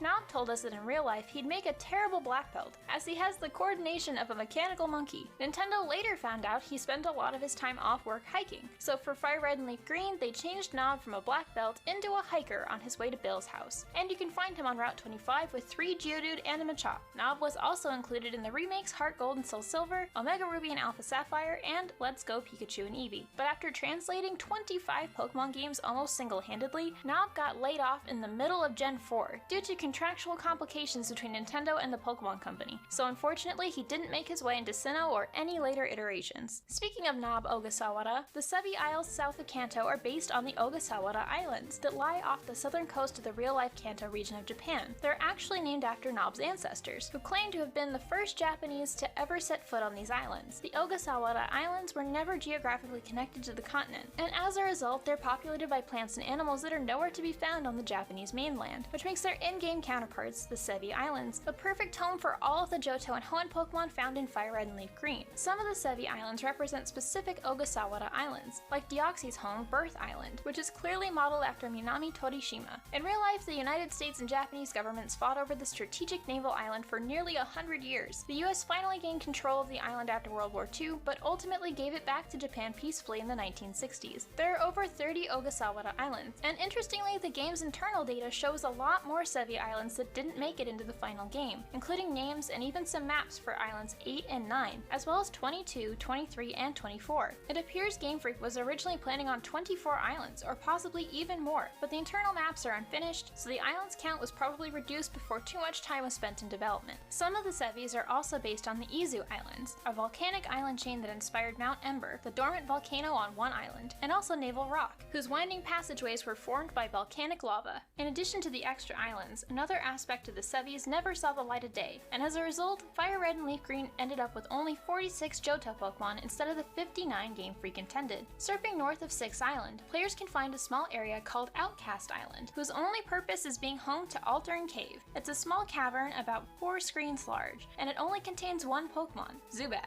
At first glance, it seems like a pointless local, but it's actually a leftover from a series of unused events. These events would have given fans a mystery gift that altered the Pokemon found inside, replacing Zubat with 8 Johto Pokemon: Mareep, Aipom, Pineco, Shuckle, Teddy Ursa, Houndour, Stantler, and Smeargle. Fans would have been met with the following text, which can still be found in the game's data. Thank you for using the mystery gift system. Recently, there have been rumors of rare Pokemon appearances. The rumors are about Altering Cave on Outcast Island. Why not visit there and check out if the rumors are indeed true? But unfortunately, Nintendo never got around to actually hosting any of these events, so these Gen 2 Pokemon and their evolutions, a total of 13 monsters, ended up unobtainable, and nowhere to be found in Ruby and Sapphire either. So fans were left with some annoying holes in their Pokedex that couldn't be filled until Emerald hit store shelves a year later. When Fire Red and Leaf Green launched, art director Ken Sugimori drafted a new art set to replace the series' original watercolor art, and in the process changed the number of fingers and toes on a lot of Kanto Pokemon. Haunter, Golem, and Raticate all had 4 fingers on each hand, but their updated designs had just 3. Meanwhile, Pikachu and Mr. Mime sprouted additional fingers, now giving them 5 on each hand. According to PokeBeach founder John Zahagian, at a 2009 Tokyo event, a Pokemon Company staffer told him, "The Pokemon Company has an internal list of every change ever made to a Pokemon's design. For example, he told me Mr. Mime gained an extra finger because Japanese parents wrote in to complain about its 4 fingers being associated with gangs. I later learned the Yakuza get their fingers cut off, so I guess parents thought Mr. Mime was a Yakuza reference." There's a taboo in Japan against cartoon characters with 4 fingers, not only because of the Yakuza, but also because it's considered offensive to lower class workers like butchers and meat packers who've lost a finger. Some Pokemon also sprouted extra toes, like how Zapdos and Dodrio went from 3 on each foot in Gen 1 to 4 on each foot in Fire Red and Leaf Green. But this probably had more to do with consistency than taboo. Articuno, Moltres, and Doduo had all 4 toes from the very beginning, so the designers probably thought it was weird that Zapdos and Dodrio only had 3, and revised their designs accordingly. All these Pokemon's original designs were never seen again, and future generations permanently replaced them with Fire Red and Leaf Green redesigns. According to Satoru Okada, the general manager from the DS games, the DS might not have had built-in Wi-Fi if it wasn't for Fire Red and Leaf Green. As you can still see on the game's box art, fans who bought Fire Red and Leaf Green also received a GBA wireless adapter, which allowed for trading in battles without a link cable. In an interview with Japanese Nintendo Online magazine, Okada said, "We started development with a wireless adapter bundled with Pokemon Fire Red and Leaf Green. When we saw it, we thought we can definitely make it happen. Some people find the cable annoying, and you can't really walk around or move when connected to another system. So we wanted to develop the wireless capability even further. We thought making it part of the system itself, rather than an adapter, would make it even easier to use. If Okada's team hadn't built Wi-Fi into the DS, many of the special events in Gen 4 and Gen 5 wouldn't have been possible.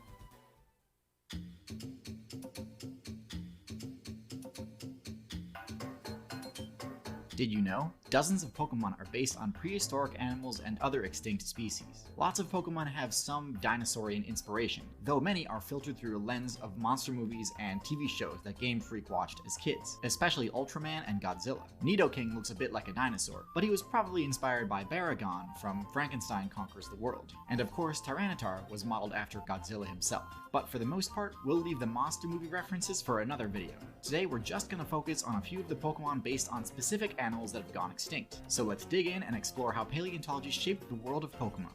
The Dragapult family, and in particular its final evolution, draw inspiration from Diplocaulus. These were amphibians with boomerang-shaped skulls that existed even before the dinosaurs. All three stages of the Dragapult family exhibit the theme of amphibian metamorphosis, the way real-life amphibian bodies transform as they grow older. Dreepy has visible gills and only 2 underdeveloped arms. Dracloak loses the gills and starts growing a second pair of legs, and Dragapult completes the metamorphosis with fully developed legs. These Pokemon also pay homage to Diplocaulus via their elemental types, being half dragon and half ghost, to reference the extinct amphibian. Yanmega is based on prehistoric giant dragonflies called Meganeura, with massive wingspans up to 28 inches wide. These ancient dragonflies were 7 times bigger than the largest dragonfly living today. Yanmega being inspired by a Meganeura isn't only hinted at by them both having Mega in their names, but also by its method of evolution. Yanma evolves into Yanmega when it levels up knowing the attack Ancient Power. As mentioned earlier, Game Freak were hugely influenced by giant TV monsters, who in Japanese were called kaiju. Game Freak's long-held affection for kaiju helped explain how Meganeura,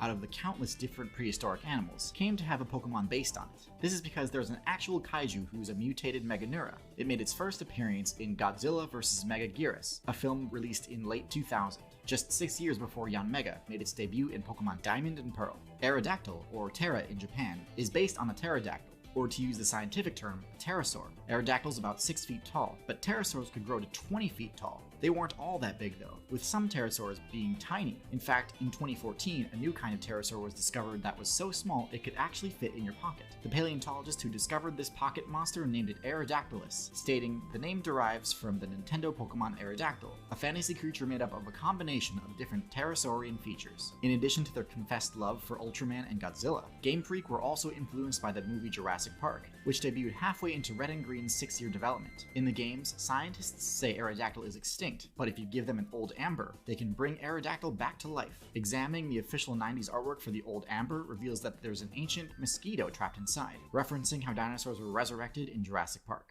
With the exception of Aerodactyl, all fossil Pokemon from the first 3 generations were inspired by creatures that existed long before dinosaurs evolved, around 230 million years ago. Omnite and Amistar are based on ammonites, prehistoric relatives of the squid and octopus. Kabuto is essentially a mix of 2 ancient animals, trilobites and horseshoe crabs. Trilobites were among Earth's most successful prehistoric creatures, populating the world's oceans for nearly 300 million years. This real-world timeline is reflected in the Pokédex, which tells us that Kabuto hid on the seafloor 300 million years ago. Horseshoe crabs, on the other hand, are prehistoric arthropods that have survived into the modern era and can still be seen washed up on beaches. Since they're twice as old as dinosaurs and have barely changed at all in 450,000 millennia, horseshoe crabs are sometimes referred to as living fossils, a term also used by the Pokédex to describe Kabuto. Kabuto's evolution, Kabutops, is a mix of 2 prehistoric animals as well, trilobites and sea scorpions, ocean-dwelling arthropods that could grow up to 8 feet long, twice as big as Kabutops. The Lilip family are based on sea lilies, and are even classified in the Pokédex as the sea lily Pokemon.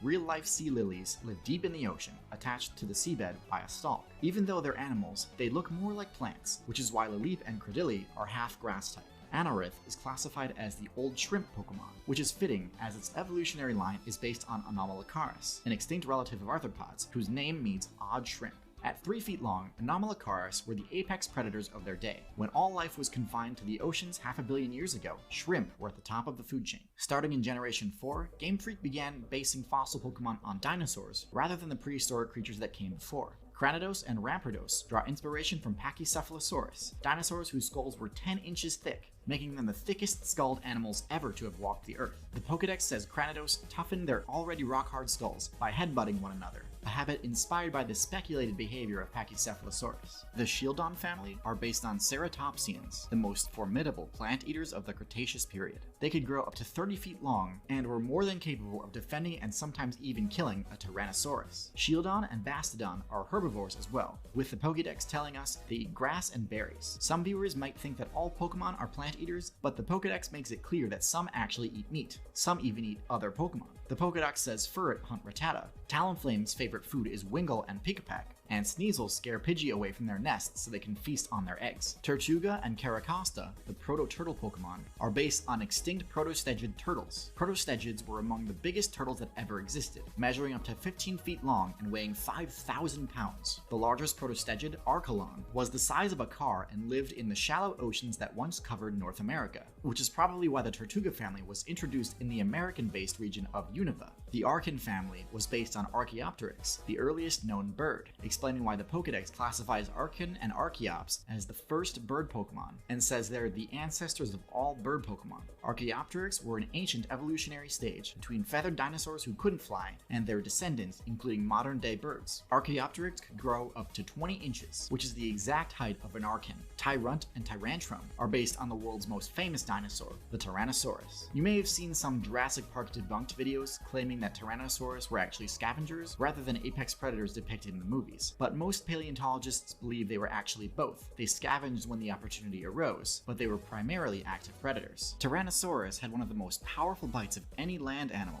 allowing them to crush the bones and meat of any creature that stood in their way. The Amara family are based on the long-necked dinosaur Amargasaurus, whose neck scales may have been used for peacocking to attract a mate. Only one Amargasaurus fossil has ever been discovered. It was dug up in southern Argentina, which just so happens to be one of the best places on Earth to view the southern lights, or to use the technical term, the Aurora Australis. This is probably why Amara and Aurora's sails look like the Aurora Australis, and why Amara can only evolve into Auroras at night, as the Aurora Australis can only be seen at night. The Galar region introduced 4 new fossil Pokemon, who are all strange mishmashes of various fossil creatures. Some Pokemon fans believe they're a reference to the Crystal Palace dinosaurs outside London, but the paleontological expert that advised us for this video's production disagrees with the fans' interpretation. The Crystal Palace dinosaurs weren't multiple species combined to create Frankensteins. Rather, they only contain minor errors, like scientists putting an iguanodon skeleton's thumb bone on its nose, thinking it was a horn. Our expert believes the Galar fossils aren't based on these sort of errors, but rather on paleontological forgeries. Forgeries are multiple fossils combined into Frankensteins, sometimes created by hucksters who want to claim they've discovered a brand new species. One of history's most famous forgeries was the Piltdown Man,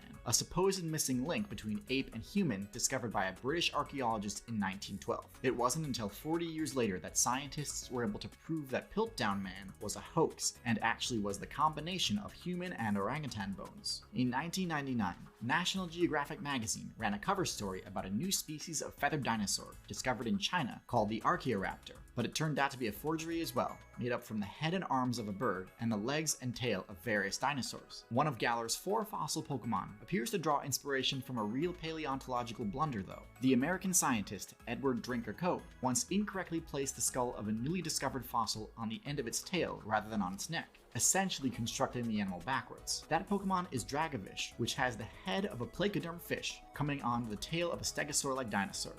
Most of the grass starter's final stages draw from prehistoric life. Venusaur might be the first example to pop into your head, as the Bulbasaur family has the "saur" suffix in their names, implying a connection to dinosaurs. But their original Japanese names have nothing to do with dinosaurs. For example, Venusaur's name is Fushigabana, meaning strange flower. Pokemon developers have said several times that the Venusaur family are basically just frogs, not dinosaurs. But in Gen 2, we do start to see the prehistoric theme take hold. Meganium borrows several traits from sauropod dinosaurs like Brachiosaurus. Meganium is only about 6 feet tall, but in real life, sauropods were the largest dinosaurs ever to exist. The largest land animals of all time were a group of sauropod dinosaurs called Titanosaurs, who could grow up to 120 feet tall and weigh as much as 150,000 pounds. This dino inspiration likely explains this Pokemon's prototype name in Gold and Silver's 1997 demo. Before its name was Meganium, it was called Hanaryu, which in Japanese means flower dragon. Sceptile draws its inspiration from theropods, a group of dinosaurs that includes both Dilophosaurus and raptors. Just like Sceptile, theropods are bipedal, meaning they walk on 2 legs rather than 4, with many possessing 3 fingers and toes on each hand and foot. Theropods were the ancestors of birds, and had many feathers on their arms, just like Sceptile's pre-evolution Grovile.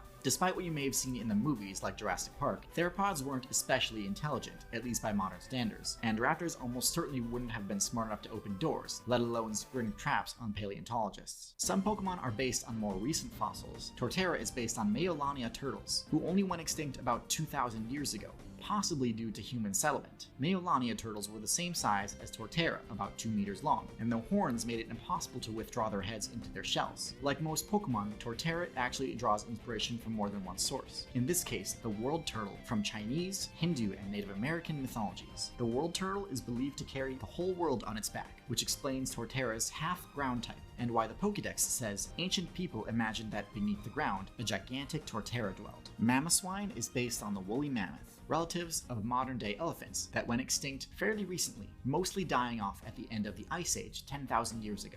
This fact is reflected in the Pokédex's entry, which tells us a frozen mamoswine was dug from ice dating back 10,000 years. Male mamoswine have larger tusks than female mamoswine, which is a reference to the gender differences in some real-life elephant species, whose females also have smaller tusks, and sometimes no tusks at all. And just like Yanmega, mamoswine evolves from piloswine when leveled up with ancient power. Chestnut draws inspiration from glyptodonts, armored mammals that, like the woolly mammoth, went extinct around 10,000 years ago. Glyptodonts are closely related to modern armadillos and could grow to the size of a Volkswagen Beetle. Decidueye, on the other hand, isn't based on a truly prehistoric animal, but rather an animal that's gone extinct very recently.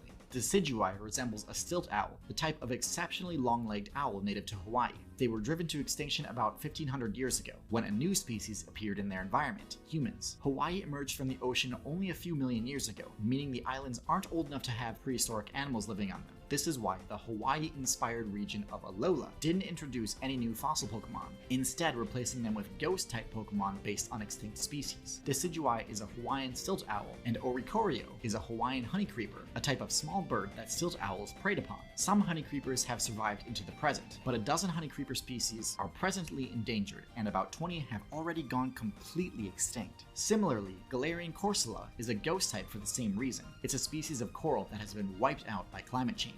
Another prehistoric creature, just like the pocket-sized Aerodactylus, was named after a Pokemon. In 2017, an unknown prehistoric creature was discovered in South Africa, a Dicynodont, an ancient mammal relative even older than the dinosaurs. Its discoverer was a huge Pokemon fan, so he named it Bulbasaurus. The published artwork showing what Bulbasaurus may have looked like even has a bush in the background as a clever nod to Bulbasaur. Did you know? Magikarp and Gyarados come from a piece of Chinese mythology. The myth is about a dragon's gate that sits atop a waterfall cascading down a legendary mountain. Carp that are able to swim up the waterfall and leap over the gate are transformed into powerful dragons. This explains why you need to knock Magikarp into the waterfall to evolve it in Pokemon Snap. The game is referencing their origins. There's also some fan speculation on Magikarp's evolution. Some fans believe that Magikarp was originally intended to evolve into Dragonite, and Dragonair was supposed to evolve into Gyarados. This is mostly based on Magikarp's color scheme being similar to Dragonite, and Gyarados following Dratini and Dragonair's color scheme and serpent-like shape. But the origin story largely disproves this, as it's based on Chinese mythology. Chinese dragons are traditionally portrayed with serpent-like bodies and a crest, just like Gyarados. Dragonite's design appears to have more European influences. In Pokemon Red, Blue, and Yellow, your progress is halted in Viridian City by a grumpy old man who won't let you pass until he's had his morning coffee. In the Japanese versions, however, the old man was passed out on the ground drunk. His granddaughter says, "Oh, Grandpa, how could you sleep in a place like this?" and asks you to wait until he's sobered up. He later says, "Looks like I was really drunk," and "My head hurts," then asks if you know how to capture a Pokemon, as he does in the English version. This was likely deemed inappropriate and removed by Nintendo of America. Pokemon has a whole range of censorship and controversy attached to it. One basic example is the censoring of the game's art assets. Multiple trainer sprites have been altered in Pokemon Gold and Silver. The sprites were changed for the US, removing any kind of religious practice or symbol. The sage is no longer praying, and the medium's prayer beads have been removed. The beauty and female swimmer sprites are no longer winking, and the beauty has longer shorts. There's also a fisherman who was originally smoking a cigarette. Trainer sprites were also censored in Generation 4 Pokemon games. The male swimmer's briefs were changed to shorts. It wasn't just trainer sprites that were censored either. The sprite for Registeel was changed for the European release of Pokemon Diamond and Pearl, as Registeel's original pose resembled the Hitler salute. The redesign was kept for all versions of Pokemon Heart Gold, Soul Silver, and Platinum. Censorship was taken a step farther than altering a sprite for one Pokemon. Jinx actually had its official design altered. Controversy is what sparked Jinx's redesign, as some people began comparing Jinx's face to a stereotypical portrayal of black people known as blackface. Because of this, parallels have been drawn between a Pokemon anime episode called Holiday Hijinks and the slave trade, as Jinx appears with its original design as Santa's helper. The Pokemon Shellos and Gastrodon were actually intended to debut in Pokemon Ruby and Sapphire. This was confirmed by an interview with Ken Sugimori in Nintendo Power, but there's also evidence hidden in the games themselves. In the game data for Pokemon Diamond and Pearl, there are 2 unused back sprites for Shellos and Gastrodon. Shellos has traits of both West Sea and East Sea variants from the final games. This, and only having 1 sprite for each Pokemon, suggests there was originally just 1 variety of Shellos. Making changes to an already fleshed out design and attaching entirely new concepts like multiple varieties also seems suggestive of Shellos having an unusually long period of development. There are also 2 unused Pokemon cries in Pokemon Ruby and Sapphire's game data that sound very similar and are thought to be the original cries of Shellos and Gastrodon. While we're on the subject of Pokemon Ruby and Sapphire, there are rumblings from fans about a possible remake of those games. The speculation comes from every key item sprite since the Generation 3 Pokemon games, including the ones not in Generation 4 such as the Fame Checker, were added back into Black 2 and White 2's game data. There are multiple throwbacks to Red and Blue in newer Pokemon games. One throwback is in Black 2 and White 2. At Route 3 in the original games, a youngster says, "Hi, I like shorts. They're comfy and easy to wear." This became a popular phrase among Pokemon fans. It must have been recognized by the English translators, because in Black 2 and White 2's Humalao City, a lady will make a reference to the youngster, saying, "This dress is comfy and easy to wear." At Route 10 in Red and Blue, Picnicker Carol says, "The Pokemon here are so chunky. There should be a pink one with a floral pattern." This is actually what the Pokemon Muna was based on. It should also be noted that in Pokemon Ruby and Sapphire, there's an employee at the Devon Corporation who states, "I'm trying to develop a device that visually reproduces the dreams of Pokemon." Dream Mist, which is produced by Muna, can achieve this, adding another connection to previous games. The Pokemon Coughing and Wheezing were originally named NY and LA, referencing the polluted state of the cities New York and Los Angeles. Another interesting bit on Coughing is that his sprite seen in Pokemon Red and Blue is actually wrong. The official design that was set before the release of the game has Coughing's skull and crossbone design below his face, but the sprite in Red and Blue shows it the other way around. In the original games, the character Bill has a strong interest in computer technology and invented the computer Pokemon storage system. In the Japanese version of the games, he was named Masaki Sonozaki, but in the English versions, he was named Bill. It's thought this is a reference to former CEO of Microsoft, Bill Gates. Did you know? The original Pokemon games contain data for an unused town. The name of the town and its proper location can't be found, and it simply shows up in a default position above the Indigo Plateau with the title Pellet Town. There's also unused music in Pokemon Red and Blue. The music has been speculated to belong to the unused town data, but it's also possible the music was used to test the game's audio engine early in development. There's another unused music track, this time in Pokemon Yellow. The track is likely connected to an unused battle system that can be found in Pokemon Yellow's game data, but it also resembles a track from another Game Freak game called Bushi Seryuden Futari no Yusha. The unused system displays the text, "Hurry, get away," if the player attempts to select any menu option besides run, giving the player no option but to flee from battle. It's thought that this system would also have been used for whenever the player went into a battle without a Pokemon. This also suggests that the player could have originally encountered wild Pokemon outside of Pallet Town before they were given a Pikachu. There's also an unused move entry for a hidden machine, or HM, in the code of the original games. The entry sits between the HM's Fly and Surf. In the Japanese Pokemon Red, there's text that translates to "ground rose up somewhere." The text is stored next to the message that displays when the player uses the strength HM in the game's overworld and is formatted in a similar way. Based on this, it seems likely the games originally had a 6th HM that somehow manipulated the ground. There's also an unused Pokemon type in the original games called Bird type. The type has no strengths or weaknesses against any other Pokemon and can be displayed in the stats of the glitch Pokemon such as Missing No. Some leftovers, including the Bird type, are still in the code of Pokemon Gold and Silver. One piece of hidden content in Pokemon Gold is actually right on the title screen. By using a glitch to alter the way the game's palettes are loaded, it's possible to see that Ho-Oh is actually not a silhouette, but a full-color sprite. The sprite itself is unrefined. This suggests that the idea to have full-color Pokemon on the title screen was scrapped fairly quickly. Lugia's title screen sprite in Silver backs this up, as it's just a silhouette with no color. In an early version of Pokemon Gold and Silver shown at Nintendo's Space World event in 1997, the game's starting town wasn't New Bark Town. It was a completely different town named Silent Hills. It's thought that the name was at least changed to avoid comparisons to the horror game Silent Hill, which was released during Gold and Silver's development period. Another strange change is that the Lake of Rage was a full town, and even had a gym. The lake remained an important part of the game, and this original town classification is possibly why you can still fly to the location on the world map. Several areas in the Kanto region were at one point planned to be in Gold and Silver. The Safari Zone was planned to make a return, as were Pewter City Museum and the Cinnabar Island Laboratory. There have been many changes during the localization of Pokemon games over the years. Although a lot of these changes were due to censorship from Nintendo of America, some of the changes were made erroneously by mistranslating the source material or reworking something because it didn't make sense to those who didn't have a thorough understanding of Japanese culture. The move Thunder was inaccurately translated. The Japanese name for the move, Kaminari, can be interpreted as either thunder or lightning. Because the animation for the move shows a lightning bolt, the Japanese name was most likely referring to lightning and not thunder. A similar situation occurred with the move Thunder Punch, although the translators didn't have much of a choice this time. Pokemon moves could only be 12 characters long, so calling the move Lightning Punch was out of the question.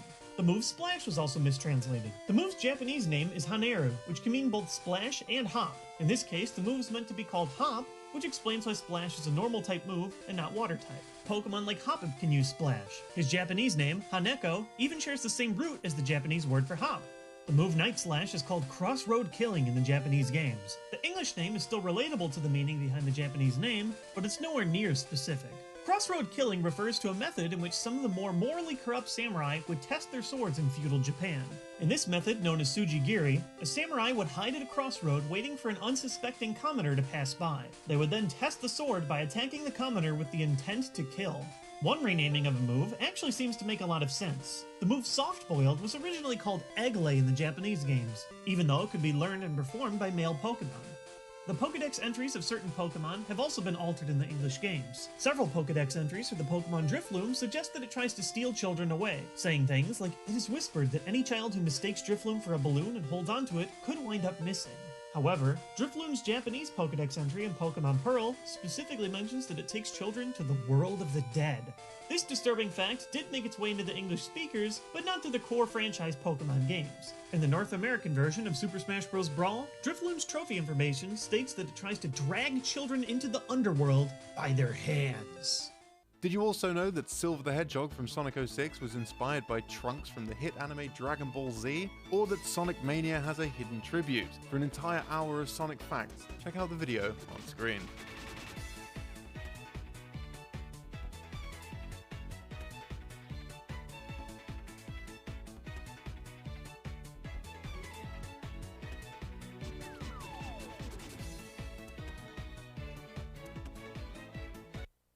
We actually become Pokemon and explore the infinitely changing dungeons. Oh yeah, let's do this. Okay, I'm going in. Look at this mystery dungeon. Ooh, how about this one? Or this one? Or this one? We could be exploring these dungeons forever.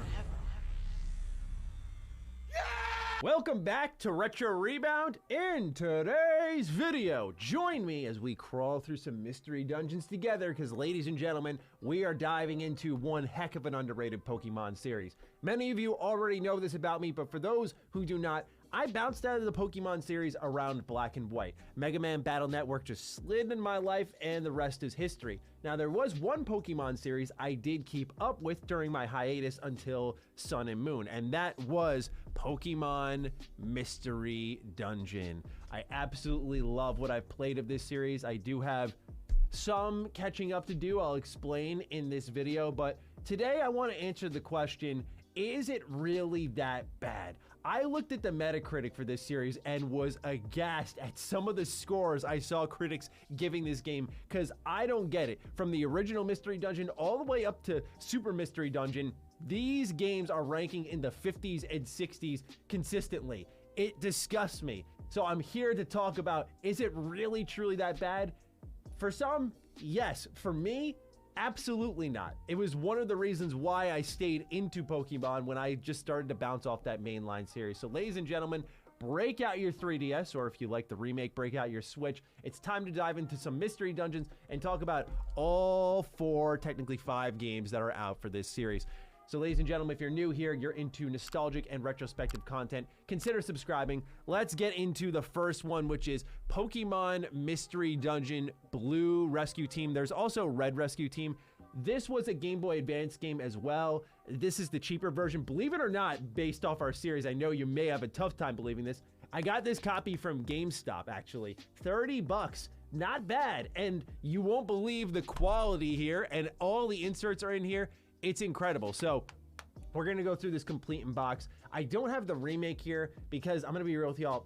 I don't like the artwork, man. I don't like the 3D models. It just, the pixel art in this game and Sky and Time and Darkness were, oh, so good. I just feel icky playing the remake, but that's also available on Switch if you are curious about this game once I'm done talking about it. So let's read the back of the box. It says, introducing the newest Pokemon, you. What if you woke up one day and you were a Pokemon? What if all of a sudden you find yourself in a new world where you can speak and interact with other Pokemon? The adventure begins when you and your partner Pokemon set out on rescue missions in a world ravaged by natural disasters. But what is your true purpose and destiny in this Pokemon world? That's the real mystery. The contents of Pokemon Mystery Dungeon Blue Rescue Team and Red Rescue Team are almost the same. Please purchase either one according to the system you want to use. Imagine them putting that on the back of any other box now. When I saw that, I went, oh, Nintendo dropped that little tactic years ago, it seems. Like, hey, by the way, they're the same thing. Don't buy the dual pack that we sell now. No, no more warning for you, friends. It also says using passwords, you can rescue friends in need who have the Red Rescue Team version as well as the Blue Rescue Team, and this game is not compatible with other Pokemon versions for Game Boy or Game Boy Advance. It describes an exciting and dramatic story and pulls you into a world involving a world of Pokemon never seen before, using various moves and items to complete your rescue missions and increase your team's reputation. There's also 380 Pokemon that you'll meet on your journey that you can become friends with and have them join your team, and strategic battles enhance the adventure as you explore deep dungeons and towering mountains. Okay, let's get into literally what I believe is one of the best complete in box experiences that you can have for a DS game. First and foremost, I want to get into these slips. These slips are beautiful. Pokemon Ranger, remember this one, the thing that would destroy your Nintendo 3DS? But wait till you see the inside and some of the promotions here. I've been collecting Pokemon cards. I've been grading them as well. EX Crystal Guardians, what a throwback that is. Lucario on DVD. On the back here, you got the Cartoon Network Battle Frontiers promotion. Just a real throwback here. Wait till you see what's in some of the slips in the other boxes. It's awesome. We also have the Nintendo Power promotion here for Blue Rescue Team. And on the inside, you can see the official player guide from Nintendo Power. Just a great throwback here. I love seeing this kind of stuff. So here on the back, we also have, wait, is it the same? It is the same. Okay, ignore that. But anyway, that's what comes with a complete in box copy of Blue Rescue Team. Let's take a look at, I kid you not, probably the best manual we've seen on this channel yet. Just watch this. It's literally page 1. You open up, you have the content page, and then look at this. Oh my God. Literally, when I was going through this to get ready for the video, I audibly went, oh wow. Like, that is some beautiful art there. So the story, it says this game takes place in a world where there are no humans, only Pokemon. You, a human, out of the blue, have come to this world and been turned into a Pokemon. Your senses and feelings are also becoming more like a Pokemon. Why have you turned into a Pokemon? It is up to you to solve this mystery on your adventure. I want to stop there because we're going to kind of break this up and go through it gradually. The reason why this is important, because to me, I feel Mystery Dungeon resembles how we are in the real world with Pokemon, because as you get into deeper entries in the series, you'll have to use your finger to touch the screen. And the idea is like, we're the human world and the games are the Pokemon world where only the Pokemon exist. So when you make contact with that bottom touch screen and you kind of transmit yourself into that world, it's like you literally are entering this unique world of Pokemon. It may sound a little gimmicky, but I just love the imagination behind it personally. So let's move on to the next page. I mean, like I told y'all, look at this. Look at the beautiful artwork. Look how they describe some of these Pokemon, like Charmander, a lizard Pokemon, Tiny Turtle, Mouse, Seed Pokemon. What else do we got here? Some of these starters are great. A Leaf Pokemon, Fire Mouse, Big Jaw, a Wood Gecko. Trico's my favorite, by the way, from Gen 3, by the way. I just got to throw that out there. I love Gen 3 so much. Anyway, these are some of your starters. They go through the basic controls and they start getting into what's going on in the field. So for those who don't know, what happens in this game is you run through roguelike dungeons. They are just random each time. They're different each time. And you're going to wander around until you find a staircase that leads you deeper or higher, depending on your location, into a dungeon. And once you get to the very end, you're going to rescue a Pokemon that needs your help. And as you'll see here in the game flow, you create your own rescue team, you'll check your mailbox, you'll also check the bulletin board, and you'll get ready to go on adventures and you'll clear these dungeons out. Now, as you get deeper in the game, you're going to unlock more mechanics and you can add different Pokemon into your rescue team. Now, before you do any of that, the real defining point in the series to me is the questionnaire at the start of the game. There's one entry in the series that doesn't have it, but the other 3 do have it. So when you start off, you're going to answer a series of questions. And in 2 of these games, once you finish the questionnaire, those 2 games being Explorers of Sky, and of course that means Time and Darkness too, but also Blue Rescue Team, Red Rescue Team, what's going to happen is you're going to answer these questions and they choose a Pokemon for you based off your answers. Now, once you get to Super Mystery Dungeon, one of the best parts about that game is if you don't like the pick, you can choose someone else.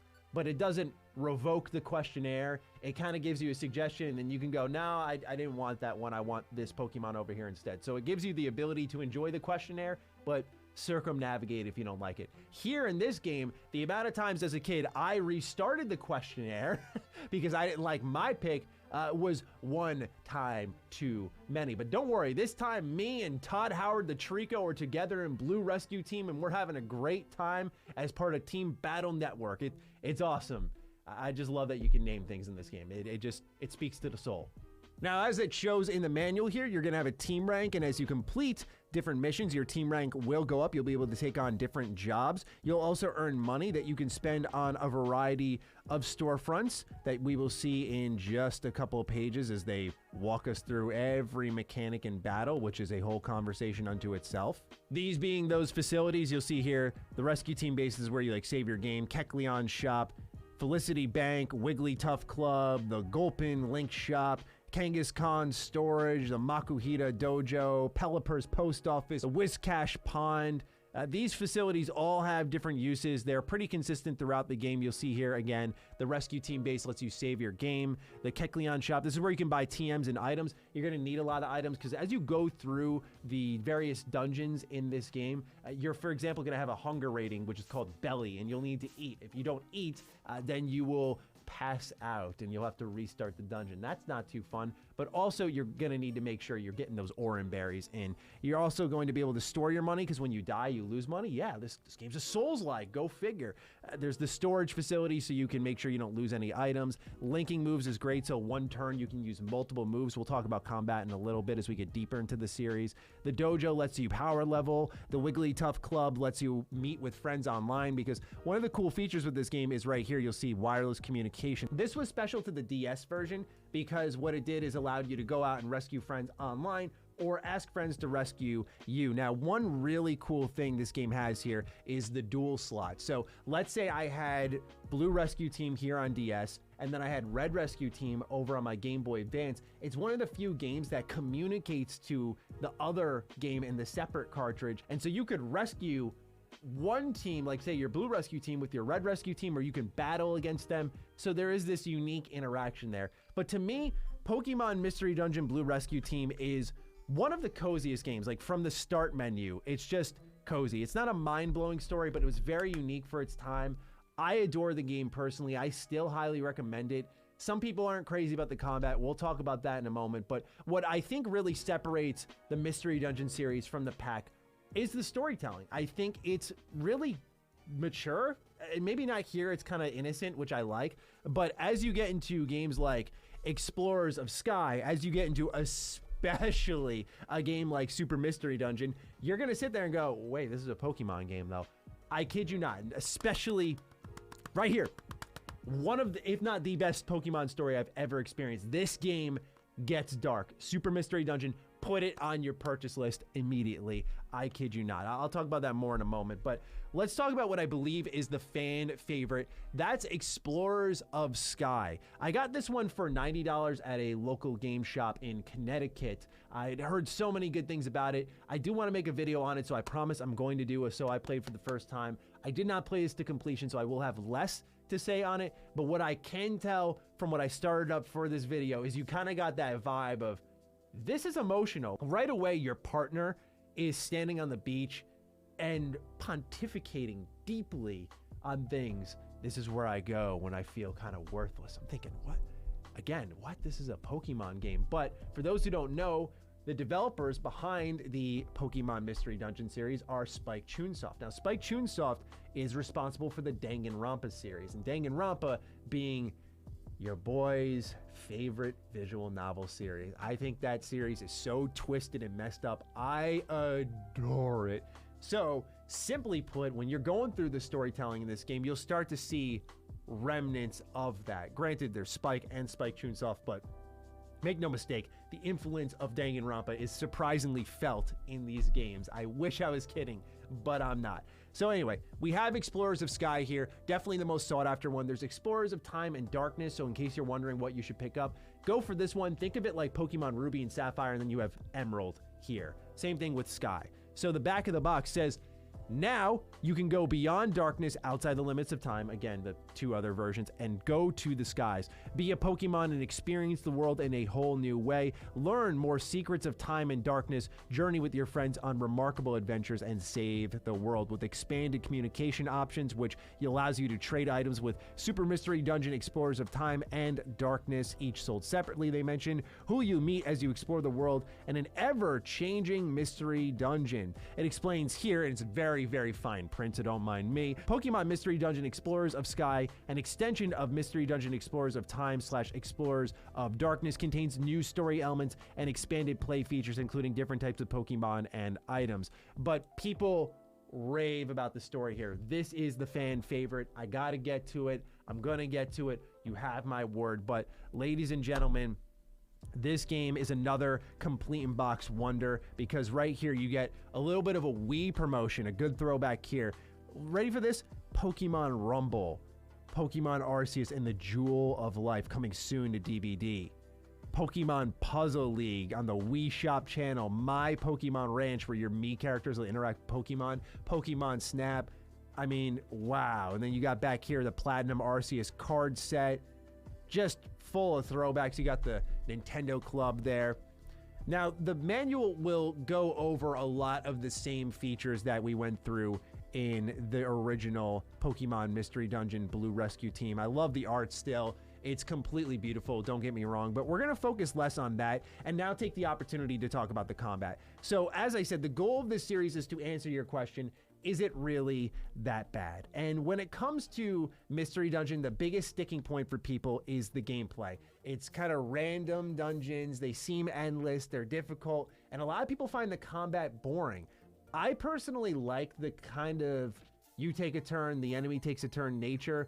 And by that I mean you can, for example, feint an enemy in. If there's a gap between you and an enemy, you can attack the air and they'll step in to you. And I like that because there is a layer, even though it's a small, thin layer, it is a layer of strategy.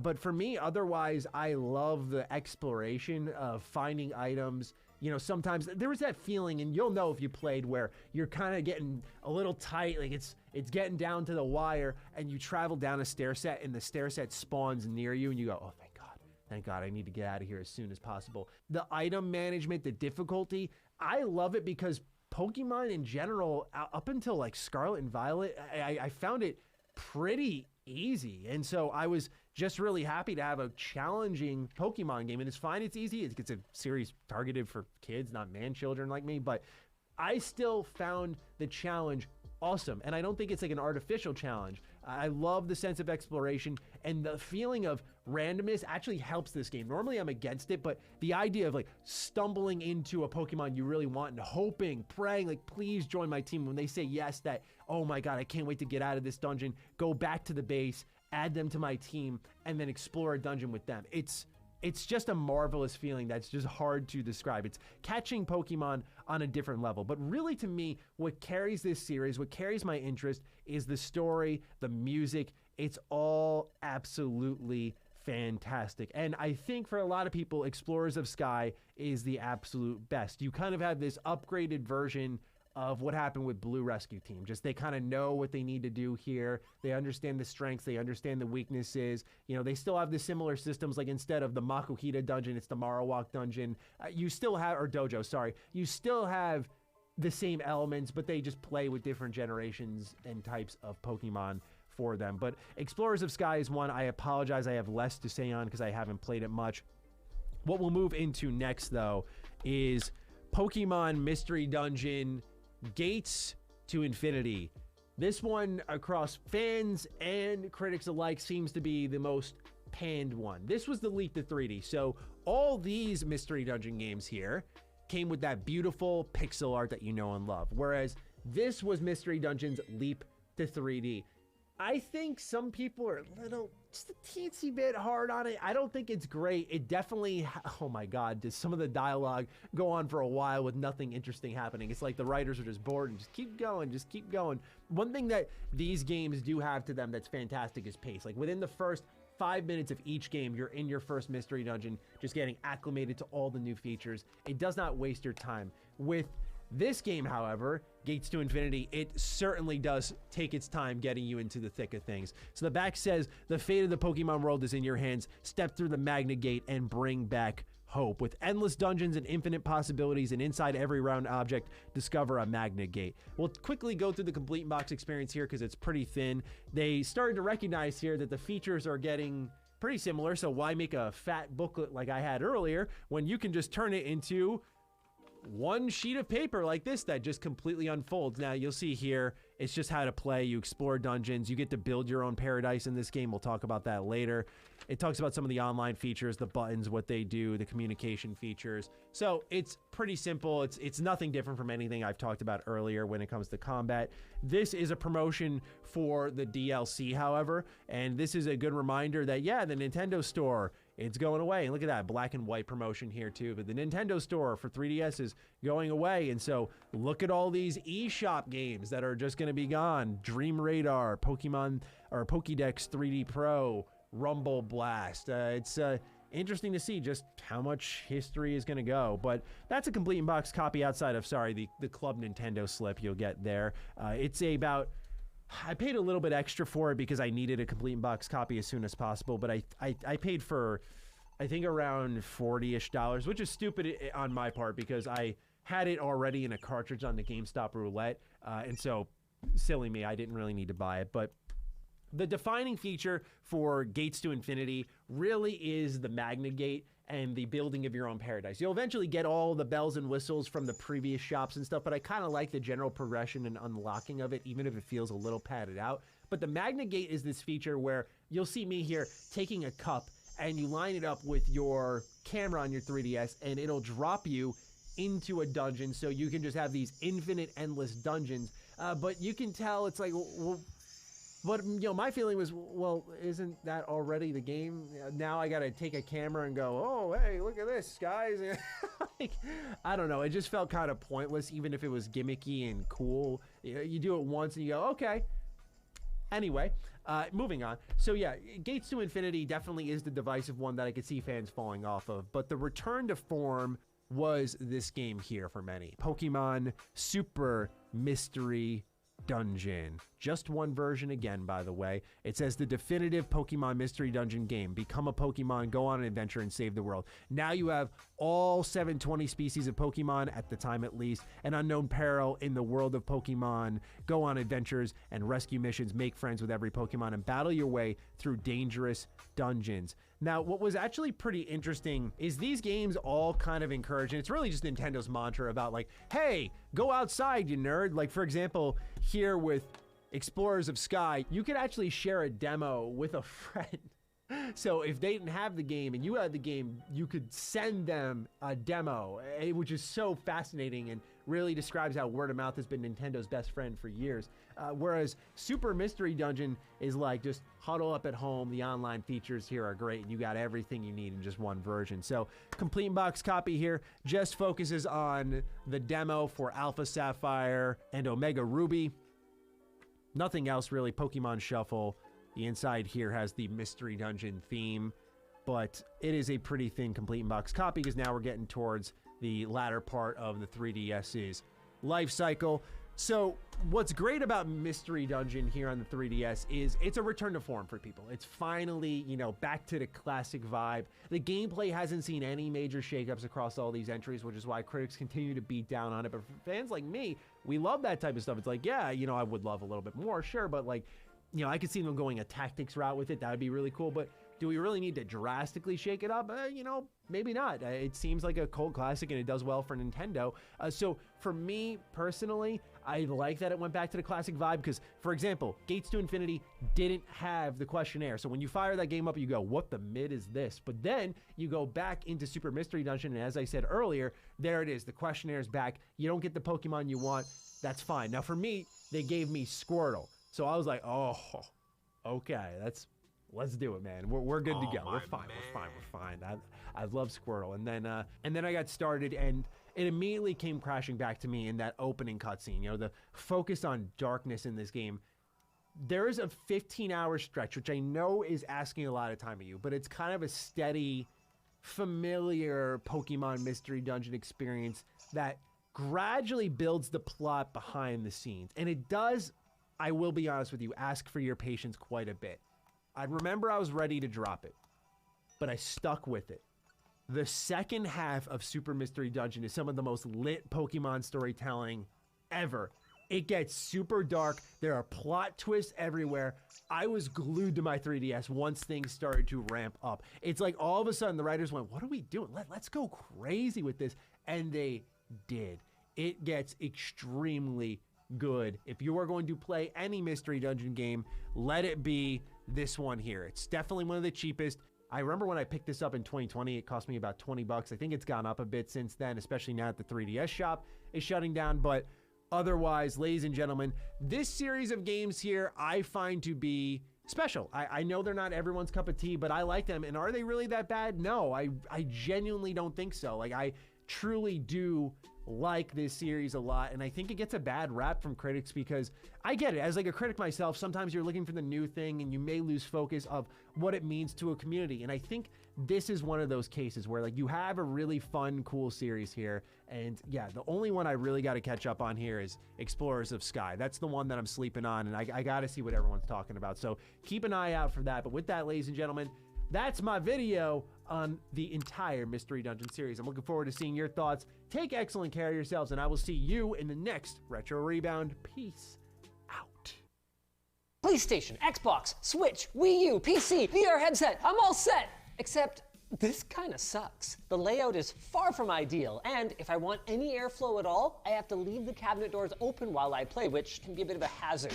Now, my wife and I like the way this thing looks, but nothing about it seems to have been designed to be functional. And looking at some of the newer options online, I can't help but wonder what the heck people are supposed to be putting in these. Look at the dimensions of these cutouts. Does no one in the furniture industry play video games? And what, I'm supposed to put books in my Blu-ray player? So with that in mind, our only course of action was to break out the tools, and with the help of our sponsor SolidWorks, take a nice looking cabinet to the next level to satisfy our tech needs. We've got cooling, dust filtration, RGB, and a few extra special touches to inspire your ultimate media console. Or maybe inspire the furniture industry to get its act together so we don't have to do this stuff ourselves.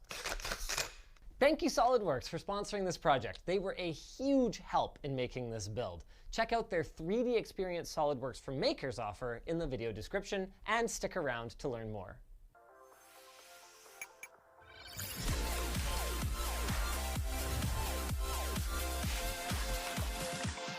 Right out of the gate, while it would have been fun to go the full custom route, thanks to, oh, this is the back.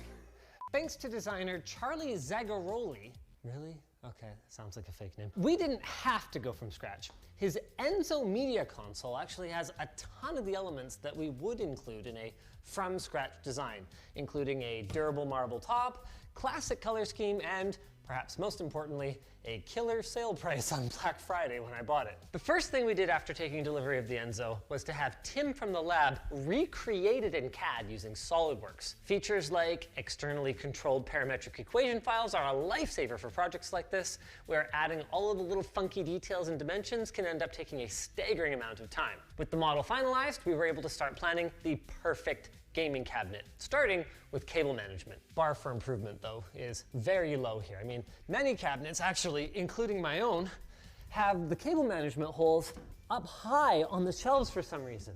Why would you want to consolidate your cables up high where you can see them even better before you run them around to the back where they're no longer visible? It makes no sense.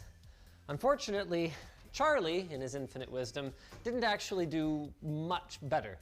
The holes A, don't match the picture, B, are kind of centered in terms of height, and C, aren't even symmetrical between the two sides. The solution though? A replacement full metal back that will allow us to drill any additional holes that we need and then pin everything down using the upcoming magnetic LTT store cable management arches. As I mentioned before though, modern cabinets need more than just good looks. They need to be functional, and the biggest thing I've struggled with is cooling. I mean, it blows my mind, pun intended, that more cabinets don't include mounting points for ventilation fans. I mean, a mid-range gaming PC or current gen console will easily kick off 150 to 200 watts while it's running. So I've always had to add fan holes myself. And even my efforts haven't always been enough, which has resulted in these needing to stay open and actually being accidentally knocked off on more than one occasion. Let me show you what I mean. I'm gonna go ahead and fire up a GPU stress test, and while this is heating up, let's take a closer look at the upgraded cooling solution in cabinet V3 over there. Check this out. We found another excuse to use one of these massive 200mm by 30mm Noctua fans. These things are all about moving the most air with the lowest noise possible. And at 86 CFM, we're gonna be replacing the entire volume of the interior of this cabinet about every 4 seconds. At just 18 decibels. We're gonna lose some performance to the dust filter though, so we might actually have to add a second one for good measure, but this is a pretty good starting point. You can see I actually had things not bad. We're getting just about maximum turbo out of this Founders Edition RTX 3080, but it gets pretty loud and you can actually smell hot electronics when you open the door. It's not a very good time in here. Let's see, do we actually get a little bit more frequency when we open up the door too? No, not really, but temps are dropping. And it's getting quieter. Fan speed 69%, nice. Next order of business, this all has to come out. This thing's really cool. I have a little HDMI 2.1 switch up here that's meant to be an extension for our Marantz brand receivers, but you can just use it completely standalone and get 3 inputs to 1 input on your TV or your receiver or whatever the case may be. My universal remote didn't have support for this model because Logitech no longer supports their Harmony remotes, but I was able to just pick the last gen one and all the signals worked exactly the same. One of the other challenges I really didn't think about is these.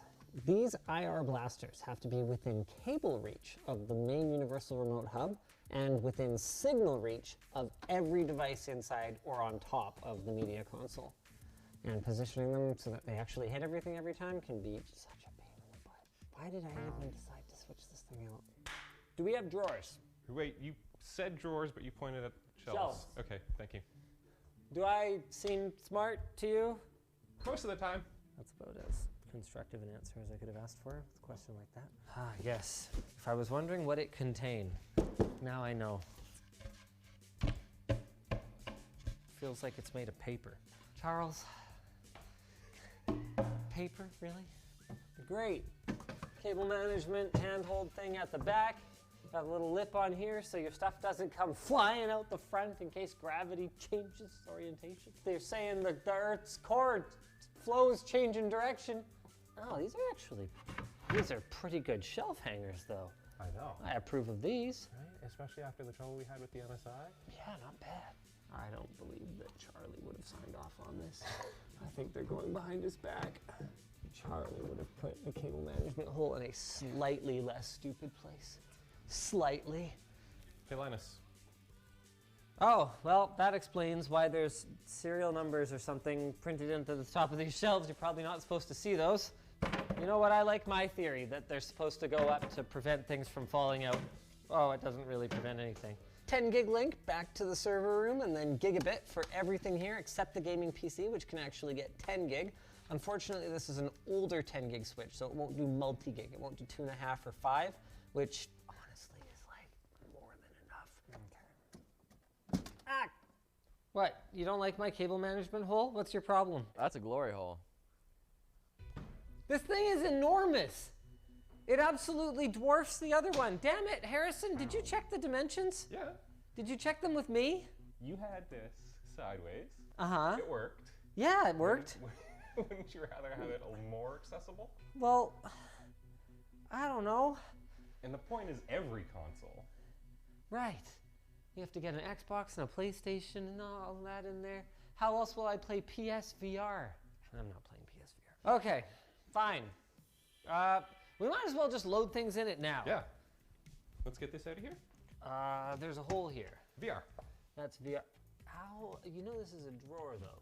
Is there a slit in the side of the drawer? I had some input on this, but I wasn't familiar with all the details going into things today. We had this argument once before. Let's do it again. 180 degrees. Cables towards the back. Seriously? I think you're high. No, I think it's the absolute best decision. What? The absolute best decision is an extremely strong choice of words. There are three choices. There are three orientations that we can put this in. Cables towards the back is by far the most functional. What do you lose out on by having the power button at the front? You're not wrong. I mean, it's awful, but it might be right. It's not awful. Look at it! I can! You can't! Now I see it. Okay, that's convenient. Now How I don't. nice is it plugged But in now in? I see it. Fine. It's not better, it doesn't. It wins. So VR goes in here. VR goes in there.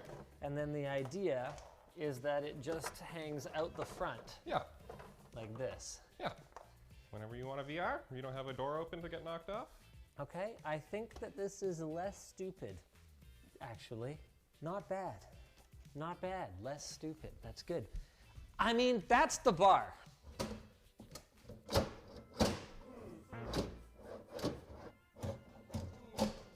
Just treated myself to some adequate Craftsman clippers. This side is sticking up about 1 millimeter more than this side. I don't know that will... I wouldn't describe it as smooth, but... That's more what we're looking for. Functional. We went from straight to straight functional. Cool. VR headset installed. So I'm kind of thinking switch this side, or I don't know. I guess it doesn't really matter. The Wii U matters more than you think, okay? This Wii U is central to the experience. How else will we play motion control games? Shut up, VR!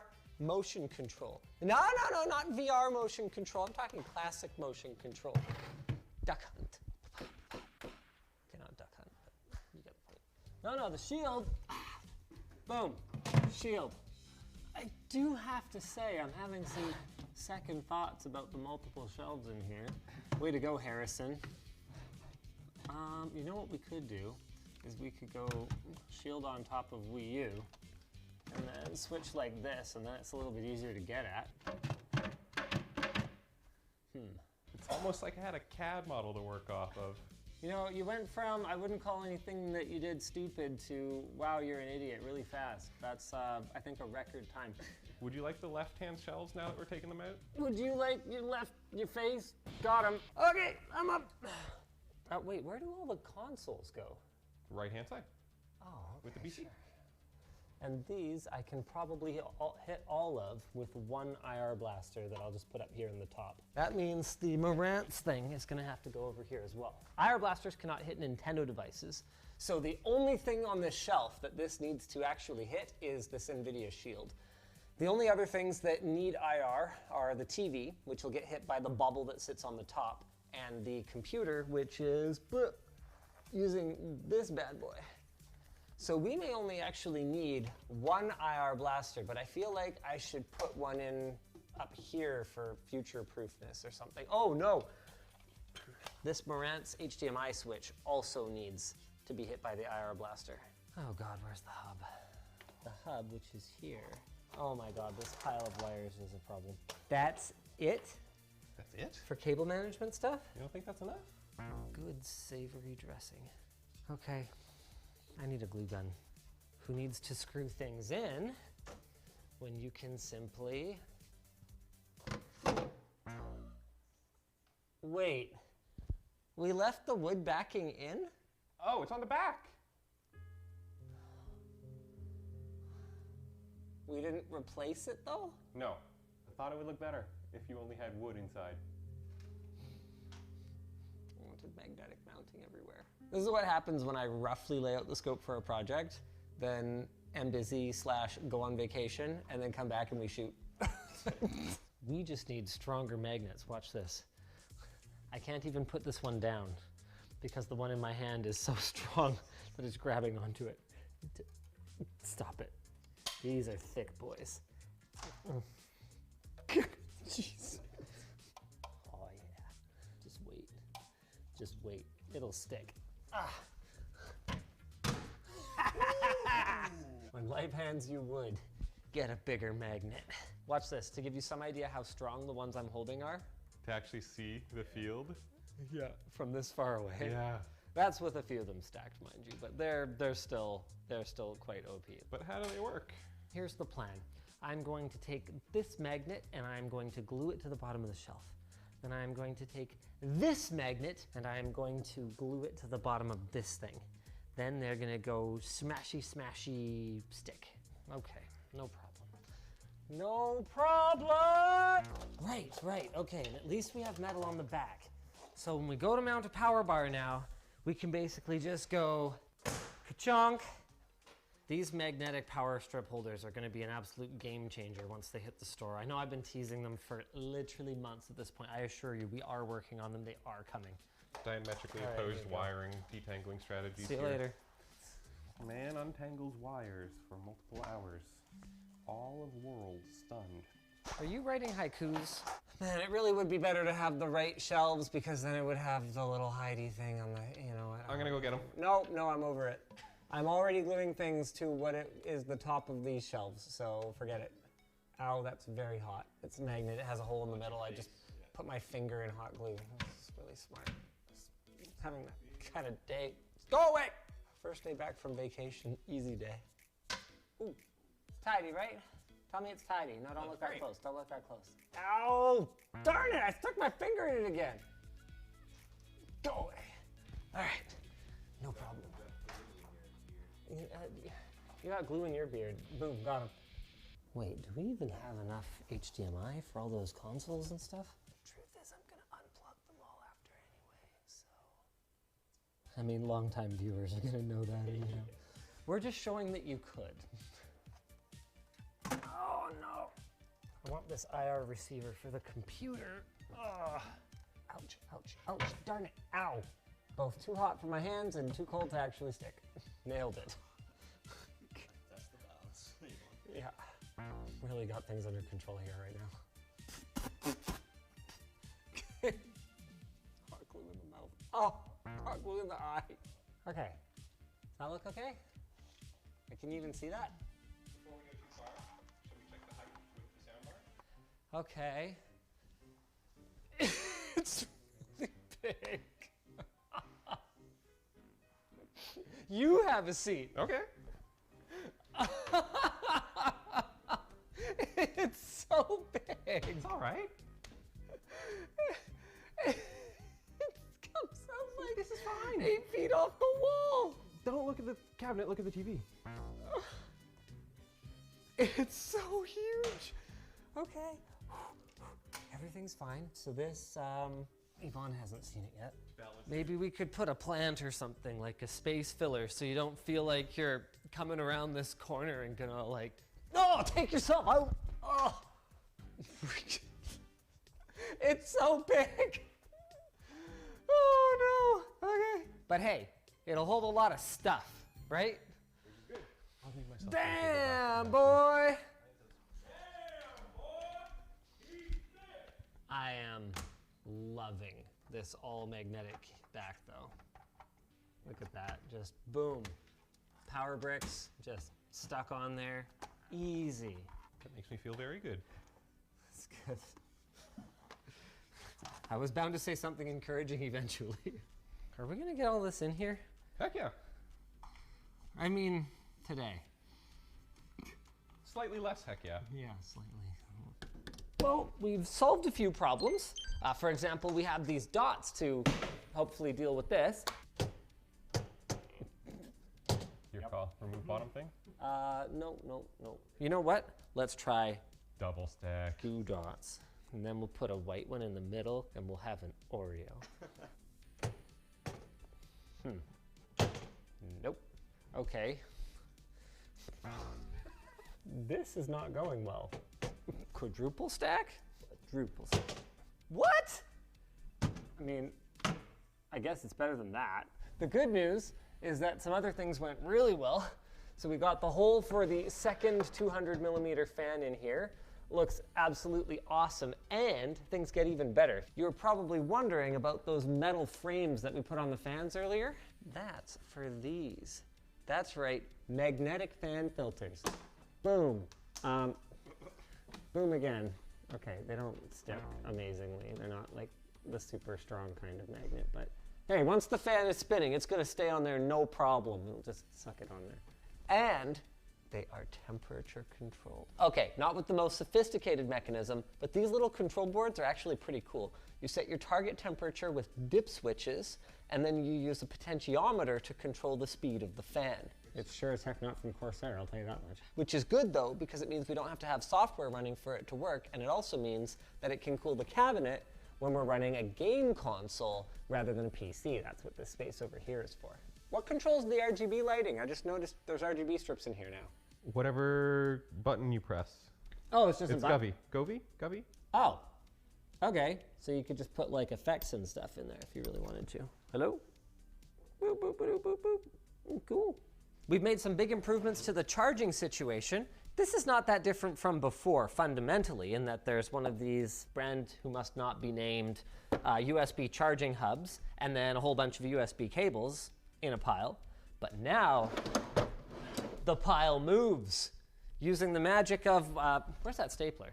Using the magic of a handheld stapler, we were able to just take this power cord and carefully not puncture it, being sure to only work on it while it was not plugged into the wall, staple it to the cabinet, staple it here, so it just kind of sits here with just the right amount of slack, and then when we need our stuff, boom, easy access. These are called Watchmen. They're the receivers for the trackers that I wear for VR streaming.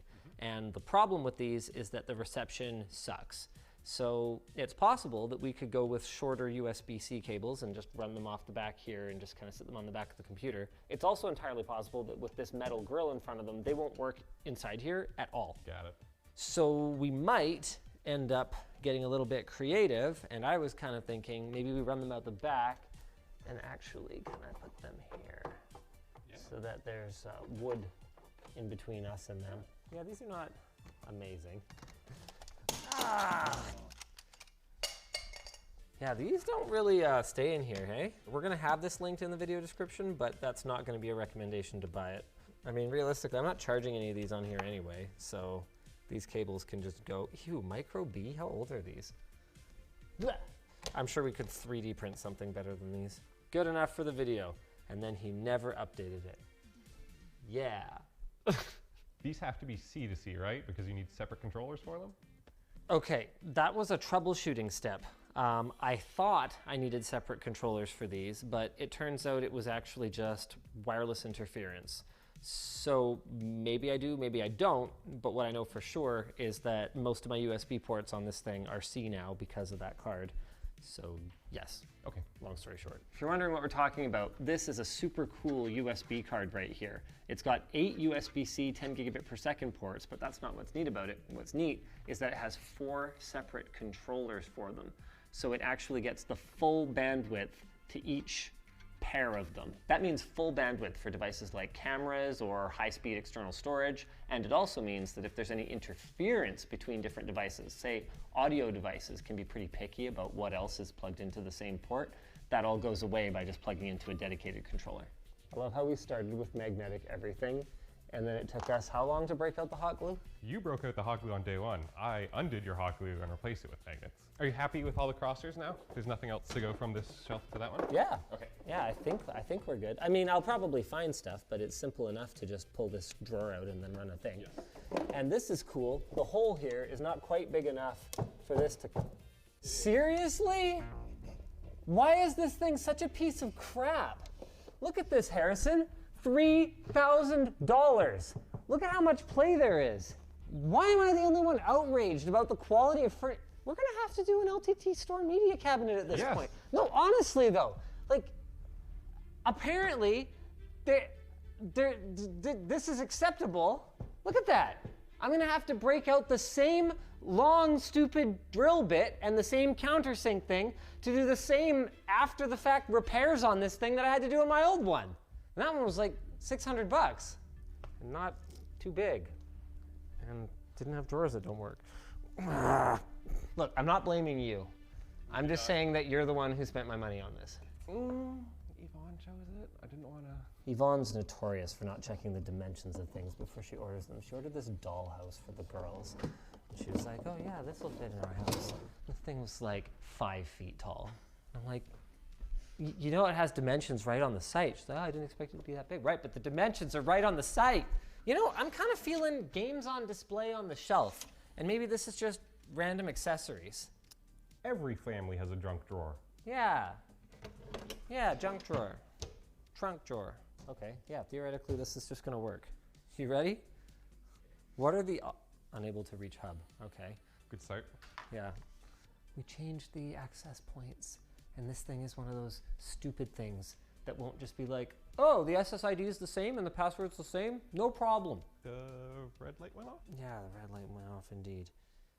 I don't think this is going to work. Okay, I have no idea what's happening right now. Okay, let's try LG TV. Power toggle. Okay, well that worked. Hey! Sick. And it's even spinning? Man, Noctua makes good stuff, eh? Yeah, they're spinning. I wonder if the IR thing just is confused because it's plugged into a different port than usual or something like that. I'm willing to bet that's the one. Well, let's just start ripping stuff out. Is the unknown USB device out yet? Oh. Come on. Why would you do that? Oh, right, that was the dongle for my keyboard. Jeez. Way to go, Harrison. I think it has to plug into USB 2. GPU stress test. Now what I want to see, oh my goodness, these fans are on already?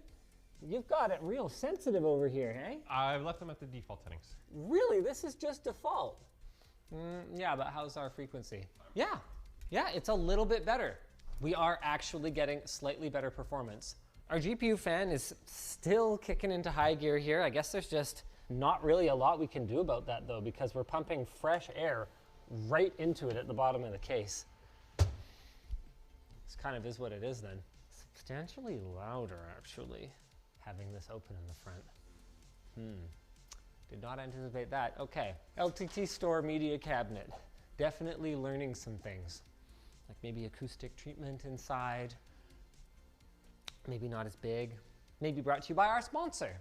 SolidWorks, 3D Experience SolidWorks, which is still installed locally and has the same familiar UI, but is connected with their browser-based 3D Experience platform for extended functionality. 3D Experience SolidWorks for makers is a package that includes all the design tools for your personal projects. For under $100 a year, you get everything you need to create anything you can imagine. Tools for designing, fabricating, rendering, and more.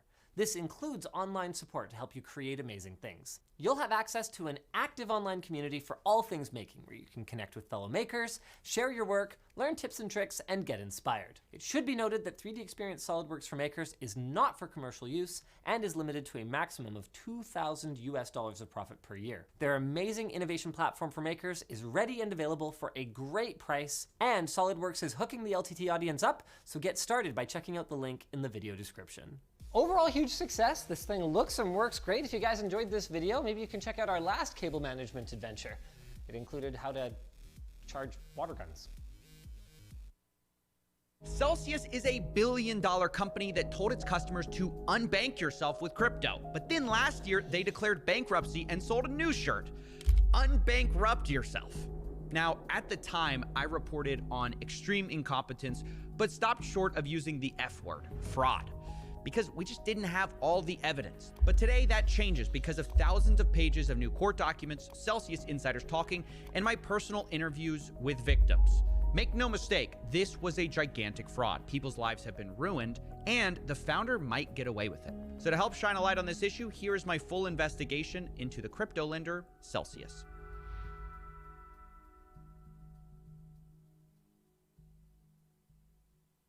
So when we're talking about taking back power, it's really not even from the government. It's really from corporations that dominate our lives. And that system, right, does not work for 95% of the people on the planet. Why? Because the banks control all the money in the world. We talk about all the money in the world. What Celsius does is really helps people navigate in a safe way into this environment. So when you use a Celsius wallet, you know, okay, I'm gonna earn yield and I'm gonna stay safe in the safe environment, because Celsius already did the homework and figured out what's safe. Normally we trust people that we think are acting in our best interest.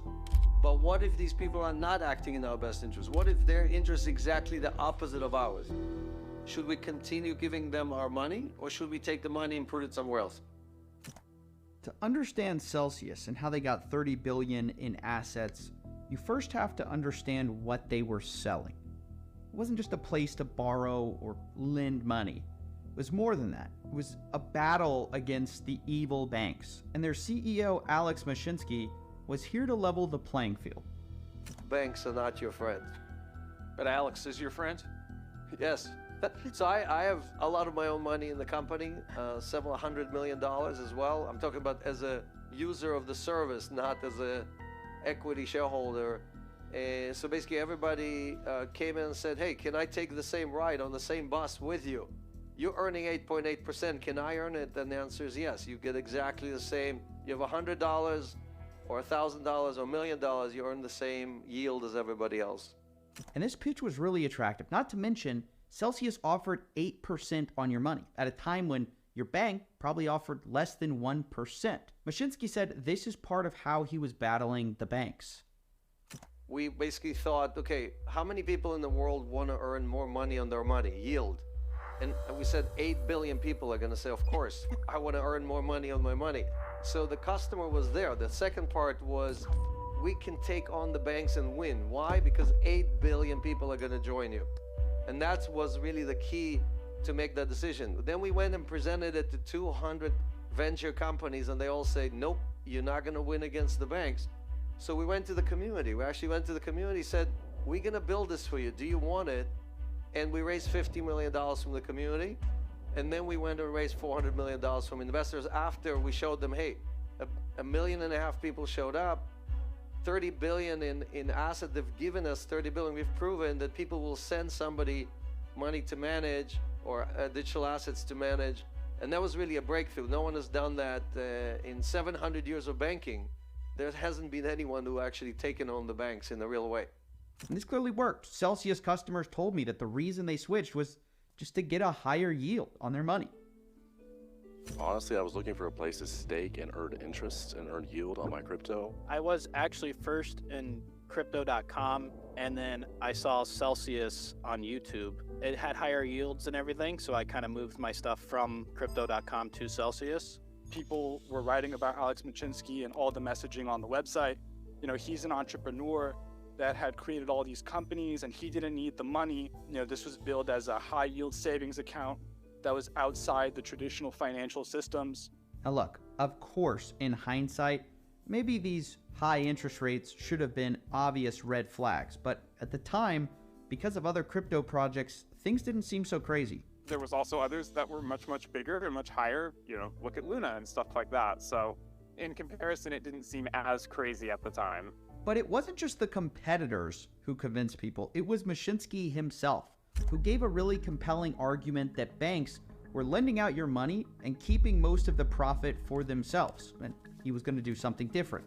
We're paying fees upon fees upon fees. They charge us $24% per year to basically borrow money on our credit card. They charge us 24%, but they pay us 0.1%. So where is all that profit going to, right? It's going to the toll collectors. So the opportunity is really for all of us to, again, go off this toll highway road and go into a new world where we don't pay any tolls, we don't pay any fees, we act in our best interest. And this is the vision that most people bought into. Alex was going to lend out your money and pass most of the profits back to you. 80%, in fact. And that was the argument that was repeatedly said. I remember them talking about how 80% of their profits were returned to users as a reward. And so that's what I thought I was doing. I thought I was loaning money to someone that had posted enough collateral to pay back in the event of a default. We then lend it to the institution. The institution are the ones paying the interest. So we've collected over $700 million of interest from the institution and distributed most of that. 80% of that went to the retail users. 80% of whatever we collected. Celsians next to you are benefiting because we are lending the collateral you gave us, redistributing 80% of that income with all the other Celsians. So it's a win-win-win. Now, of course, if that's not enough to convince you, Celsius also said that in addition to making high yield, they were extremely conservative. They told customers that there was collateral backing up all their loans in case of a disaster. And the key thing to understand here is that this secured loan with collateral is much less risky than unsecured loans where there is no collateral. And ultimately, Celsius said because of this, a bank run wouldn't affect them. And every day, we have a process, the daily reconciliation process, where our team, like 20 or 25 people, get on a call and grind through all the tokens and all the coins and make sure that we have more coins than what we owe the community, right? That's our process. And no bank in the world can do that for you because they never have enough assets to return for you if there is a run on the bank. And these promises of safety and collateralization were key to people actually putting their money in with Celsius. When I deposited my money in Celsius, I thought their primary business model was over-collateralized lender. I thought they would deposit more assets, then they borrowed money on the platform, and they'd pay interest to pay a return. And so that way I said, hey, I'm not going to lose my money because all the loans are over-collateralized, and I'm able to earn a yield. And look, all of this sounds great. And so far we've been establishing why people were so excited about Celsius in the first place. So if that was the case, then what's the problem? Well, the problem was Celsius went bankrupt, and not everything was as it seemed. Let's go back to the studio. Crypto lender went from managing billions in assets to filing for bankruptcy in just a matter of months. CNBC obtained dozens of internal documents that in part show disorganization as prices drop and the industry faces a liquidity crunch. The collapse of Celsius came as a huge surprise to anyone listening to Alex Mashinsky. All the way up to shutting down, he had claimed that Celsius had billions of dollars in liquidity just ready for withdrawals. We have billions of dollars in liquidity. So anyone who wants to withdraw, that's a service. You can withdraw at any time. So what happened? If that was true, why did it fall apart? Well, the picture wasn't clear at the time. We heard allegations from people like Dirty Bubble Media that Alex Mashinsky was selling his own tokens. We also found out that Alex withdrew money off of Celsius before it shut down. But at this point, we didn't fully understand why Celsius had collapsed. Was it just incompetence or greed?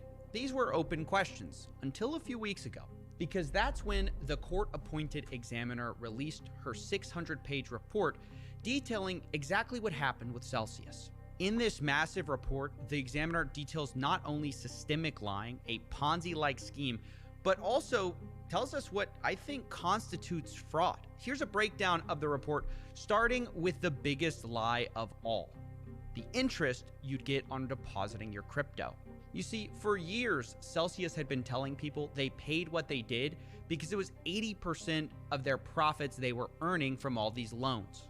And we're very proud as well to pay out over 80% of our revenues directly back to the community. And so this is something that we are going to continue to do. And we look very carefully at all of our numbers on both sides to make sure that we are doing that. And that's also what is helping us decide the rates every single week that we're paying out on coins. But this was a lie. According to the report, Celsius did not distribute up to 80% of its revenues to its customers because it had little to no profits to even distribute.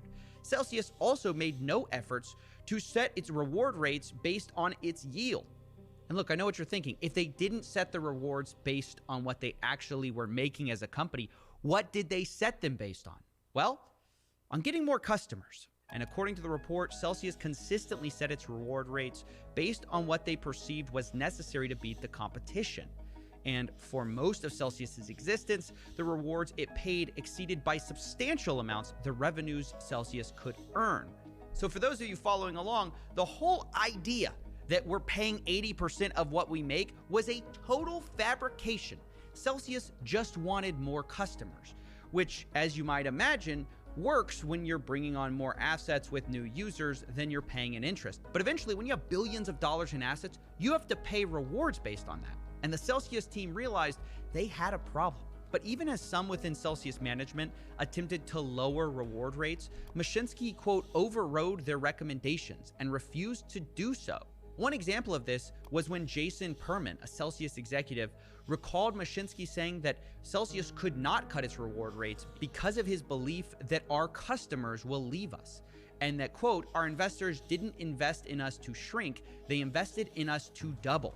So with this new understanding that they weren't going to be able to lower reward rates, they realized they were stuck with the other strategy, trying to raise what they were able to make with their assets by employing riskier investment strategies to try to get closer to profitability. And guess what? They lied about this too. Even as the company started to make riskier investments, like offering unsecured loans, Mashinsky told people the opposite. He said everything was business as usual. Celsius is very, very strict at who we lend to, right? So we only lend to the first tier institutions, first tier exchanges. We do not do all kind of unsecured lending like a lot of people are talking about or saying Celsius does unsecured. We do not do unsecured lending. But of course, this wasn't true. Celsius internally had been talking about the number of unsecured loans they were giving out increasing, shown here in orange. And internally on Slack, executives were furious. Quote, I just told him that the number is increasing and the overall ratio of collateral with institutions is going down. Another executive responded, yes, so why does he publish so dangerous statements? Everyone out there, if you have an unsecured loan, tell everyone that I'm a liar. But in the end, no one did call him a liar, even as he literally asked for it. Here, I'm calling on anyone who received an unsecured loan, go on Twitter and make fun out of Alex Mashinsky. Say, hey, I took a loan, here's my loan number. You know, I took a loan from Celsius and then I did not have to provide at least 200% collateral. And through the next year, Mashinsky continued to boast about how safe Celsius was, even as the team began to engage in riskier behavior.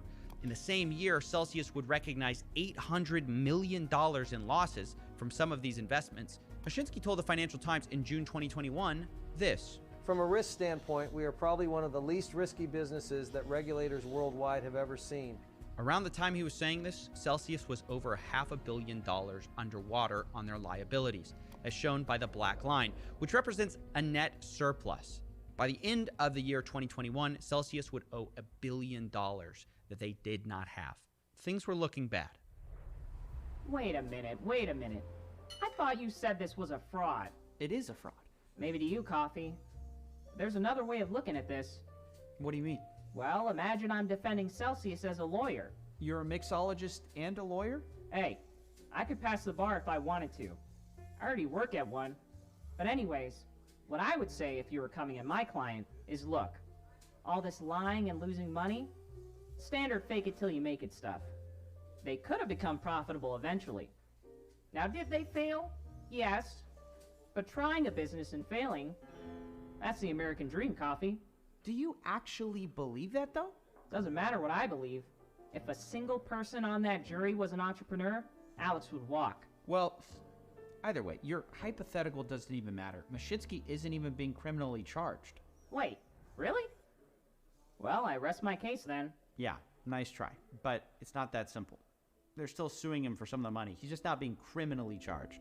And let me guess, you don't think that's enough? No, I don't think it's enough. I mean, it's a slap on the wrist. It's a financial speeding ticket for a guy who ruined so many people's lives.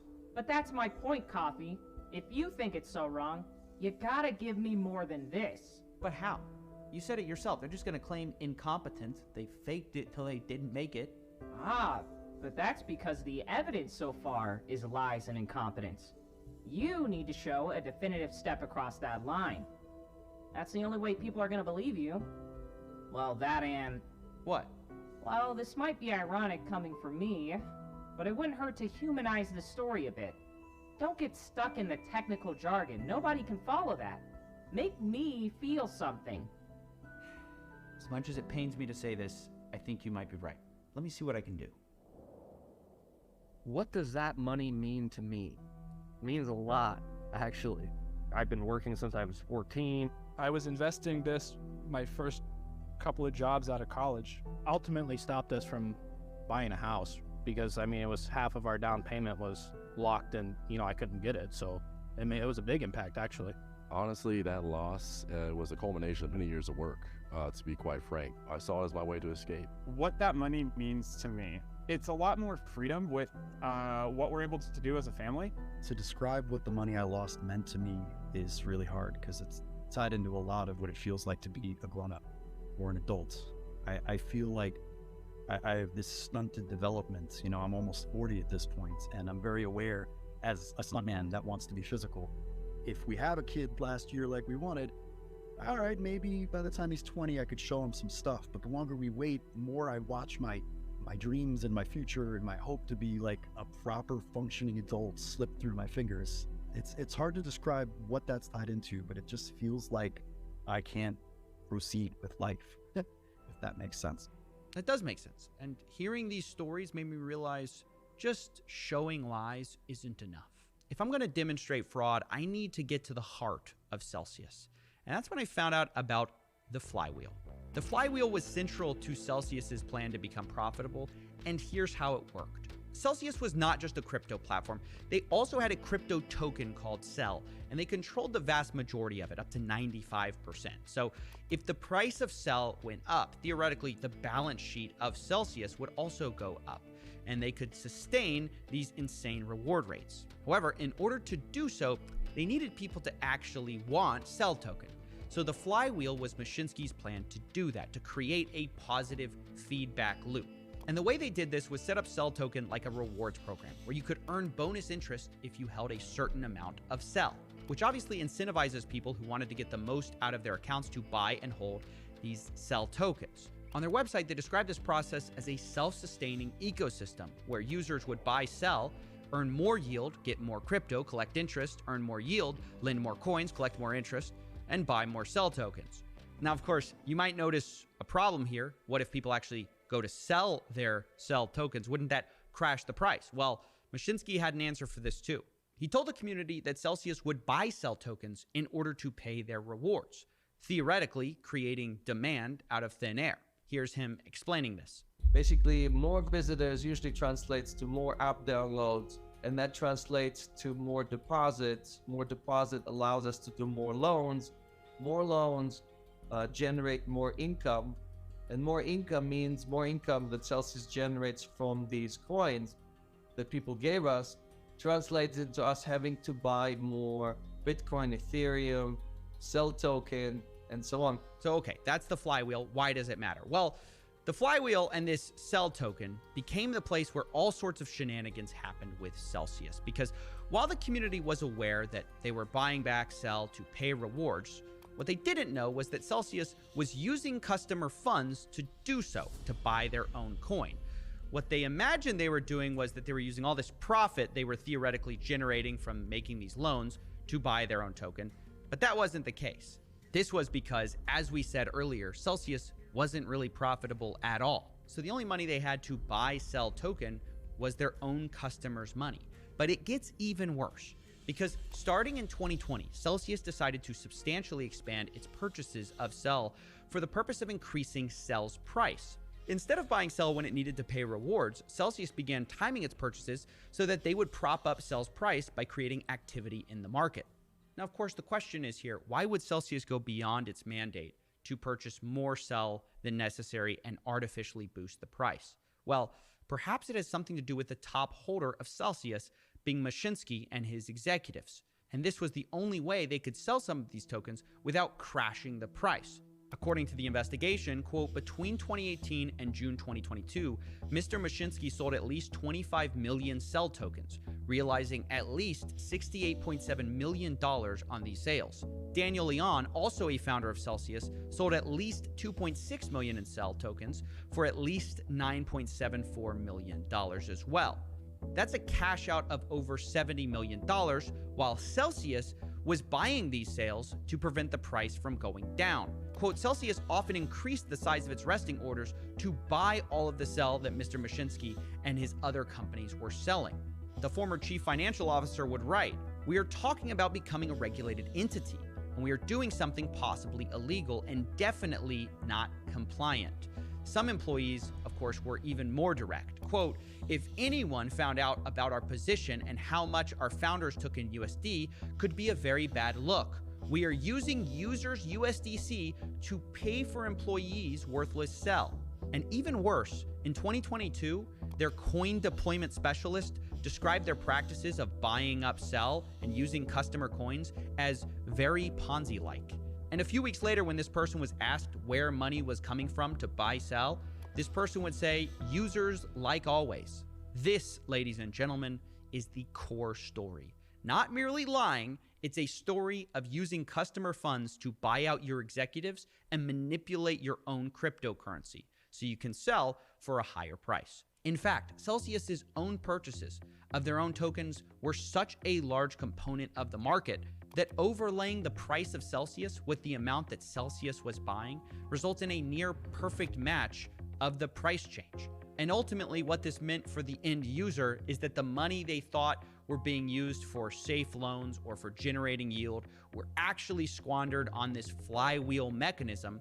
And the result was that Celsius just didn't have the money to pay customers back.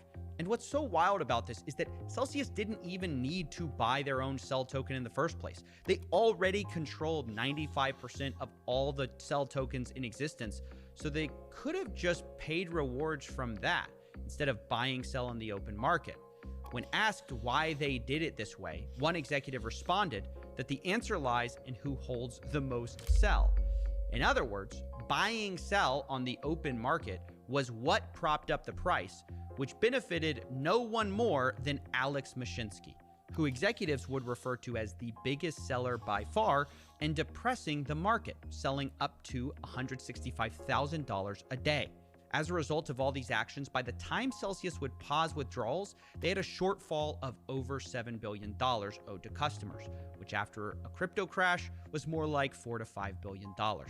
Either way, hundreds of thousands of lives were ruined. And this, in my view, is where Celsius crossed the bright red line. Rather than just being an incompetent lender, they had created a scheme with Cell token where new users' funds had to be used to prop up Cell token value, which benefited their executives. It also created a need to use new customer funds to pay out old customers because of their impossibly high rates of rewards to fuel growth. According to the Examiner, this all meant that Celsius Network on a standalone basis has been insolvent since inception. This meant that new users always had to keep on coming in to keep Mashinsky's flywheel going. And when they stopped coming, it was doomed to collapse. This is the textbook definition of a Ponzi scheme, where new users' deposits are required to pay old users' withdrawals. And according to the Examiner, this actually happened explicitly multiple times. One example is from June 2022, when Celsius relied on $33.4 million of USDC of new customer deposits to fund withdrawals of old customers, which Celsius couldn't afford.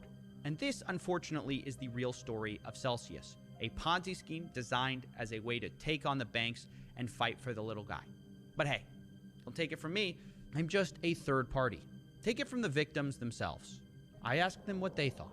So this was an absolute fraud from the beginning. I mean, it turns out that a lot of these businesses that they claimed to be propping up Celsius were completely fraudulent. From what I've seen from the Examiner, more and more it looks like it was just a textbook case of a Ponzi scheme. I don't care if it was a Ponzi scheme from the very beginning or the very end. It still was a Ponzi scheme.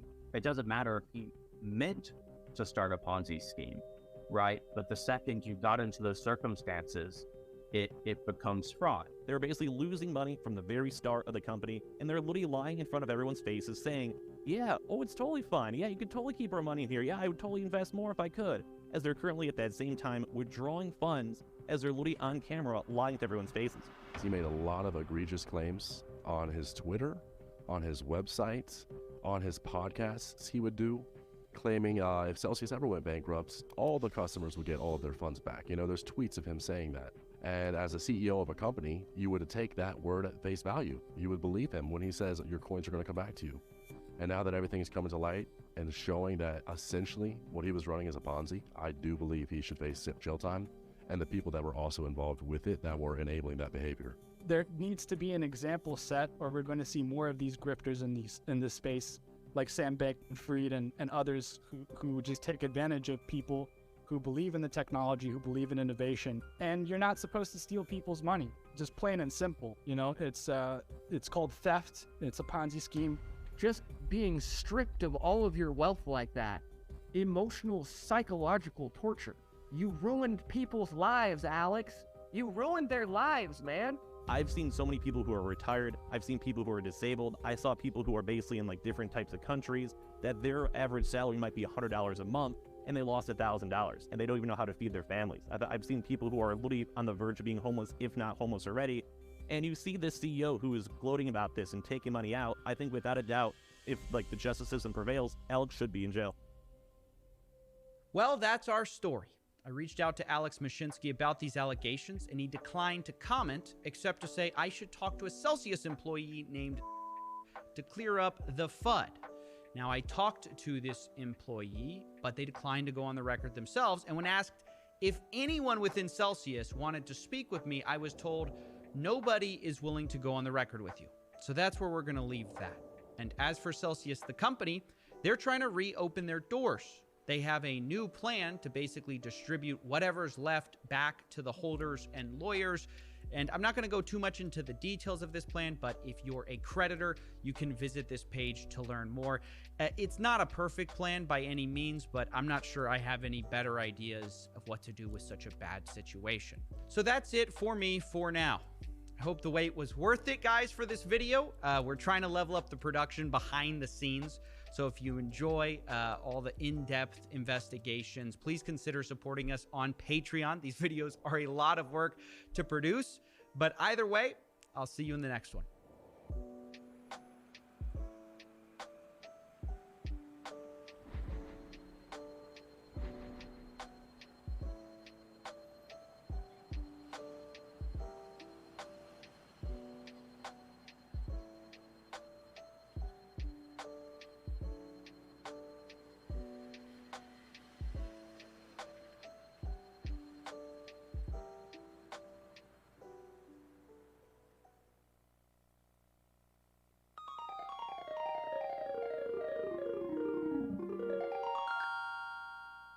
While the leaks are a controversial topic in the community, I would appreciate keeping my comments spoiler-free, respecting those who do not wish to see it. Many of the more mysterious places in the Legend of Zelda series have been found in the sky and below the ground.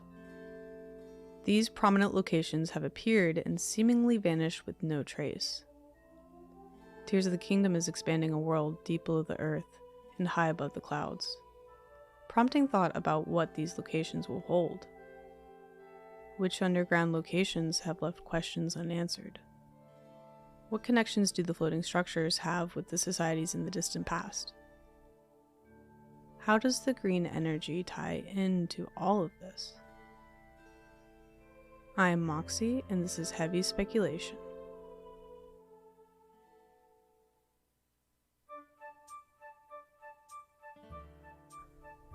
In this special episode, I am joined by another Zelda creator you may have heard of already. The one, the only, Hyrule Gamer. Hey folks, how are y'all doing? I am very happy to be joining Moxie in this video, and I am looking forward to getting right into some deep speculation and discussion regarding the very intriguing, highly anticipated, upcoming installment to the Legend of Zelda series, Tears of the Kingdom. If you wouldn't mind doing me the honors.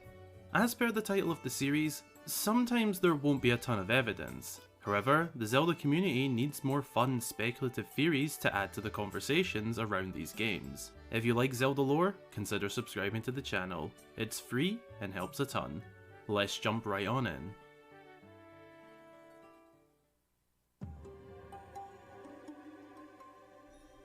The Ancient Cistern is a place filled with spirituality, representing the duality of good and evil.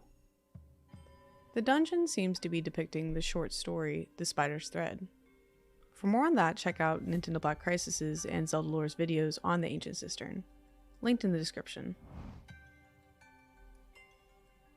There appears to be function to the temple. The red pools seem to add to the mystery of this location, and is one of the earliest forms of malice seen in the series. Looking on the map, the cistern is positioned between the sealed grounds and Lake Floria. Keep in mind the sealed grounds is where the earth cracked wide and demises minions murdered and burnt down cities. Pools of malice likely seep out from the sealed grounds. Water flows out from below the ground, as there is no water source like a river or a lake on the upper part of this platform. A water purification system was built. This could be a location Zora kept secret, as they are historically in charge of Hyrule's water sources. It would be interesting to see a return of this location, possibly to purify Hyrule's water sources, since a more abundant amount of malice is visible in the new footage.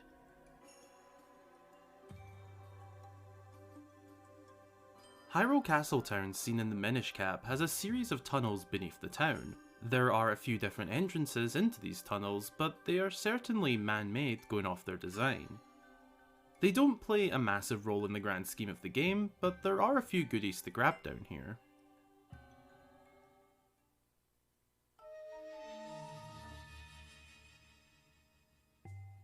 Another location in this game worth exploring is the ancient mining facility. This place was the site of a massive operation for the refinement of timeshift stones, which could power the generators and the ancient robots. There are several things I continue to revisit. Power generators keep the operation going.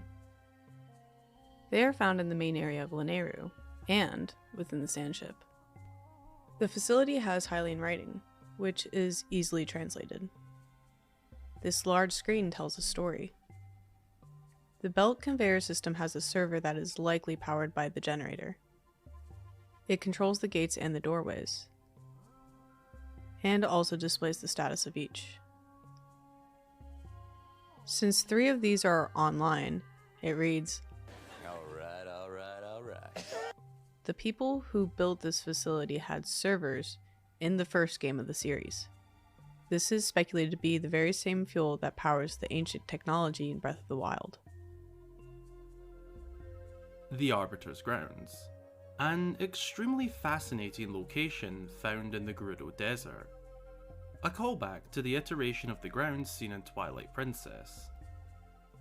The grounds were once an impregnable prison for the worst criminals of Hyrule. Ganondorf himself was once sentenced to execution here. By the time of Breath of the Wild, all we find are ruins poking out from the sand.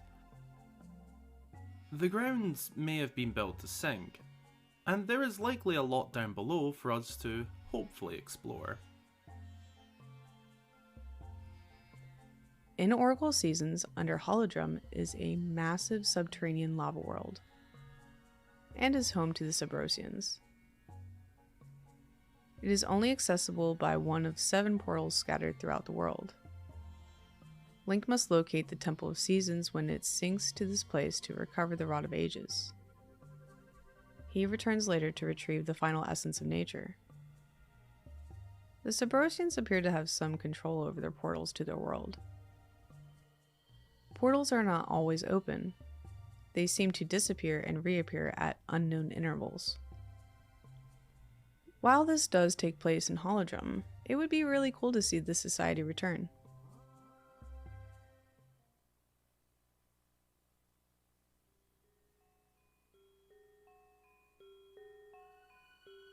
The horrifying history of the royal family of Hyrule is seen in the Shadow Temple in Ocarina of Time.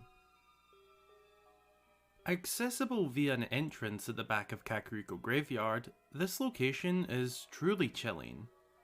It's an underground torture dungeon, to say it outright. It's a location that the royal family of Hyrule tried their best to hide, and possibly still are. The Shadow Temple is a Zelda definition of dark.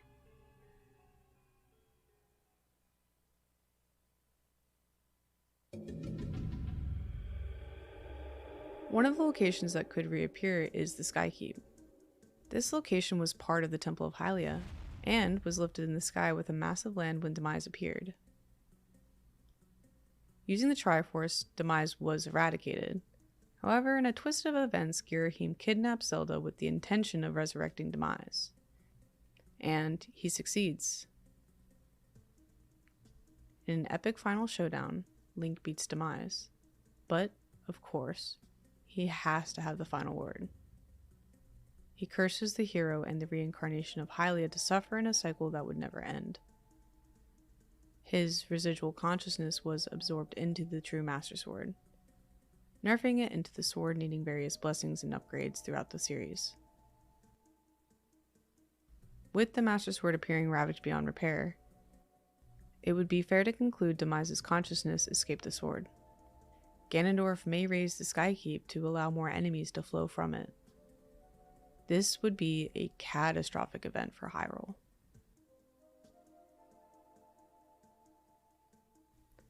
At the end of Skyward Sword, the sky and this floating rock is all that is known.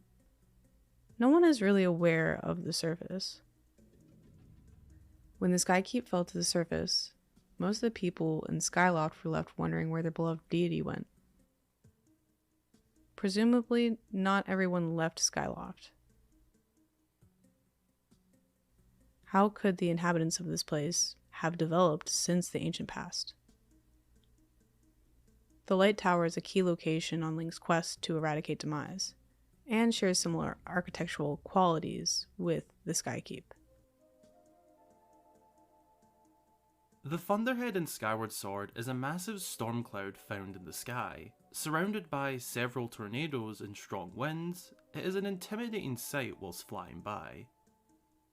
On the inside, you can find the infected Leviathan, Levias, plagued by the parasite, Billowsight, who we do help out.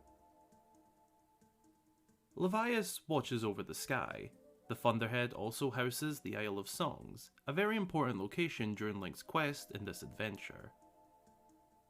There isn't much known about the Thunderhead's origins, however.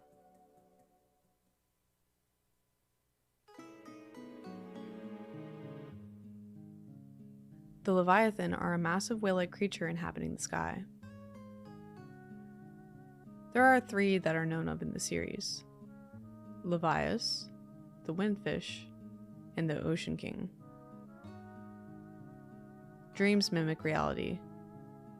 Anthony Smith suggested in one of my comments that the Windfish visited locations that make up Koholint Island, with Catfish Maw representing the outside of the ancient cistern, or, possibly, the Great Bay Temple. Animal Village being similar to the Haunted Grove from A Link to the Past.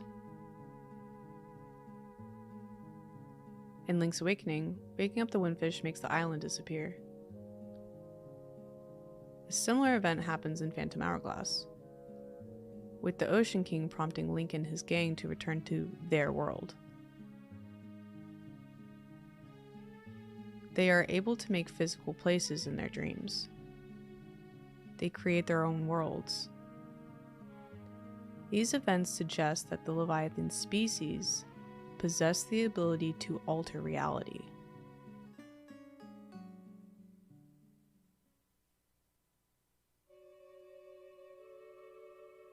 The City in the Sky is an advanced location seen in Twilight Princess.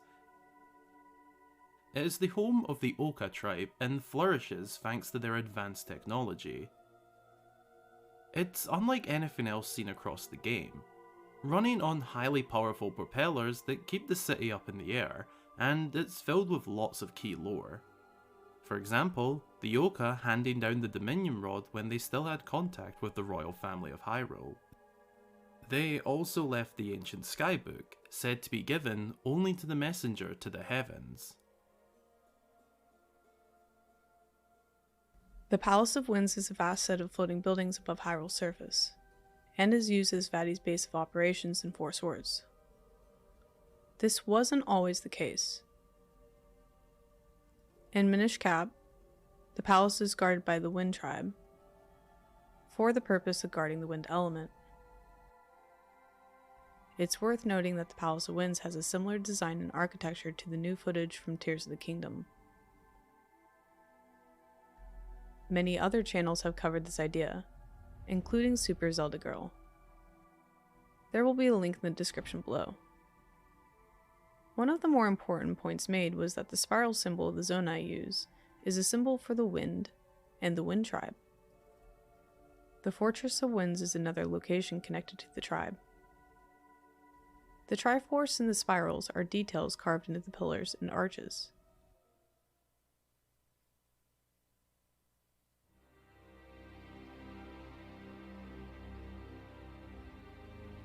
It's important to take a note here and remind each of you watching, this channel is about heavily speculating. There may not be much evidence.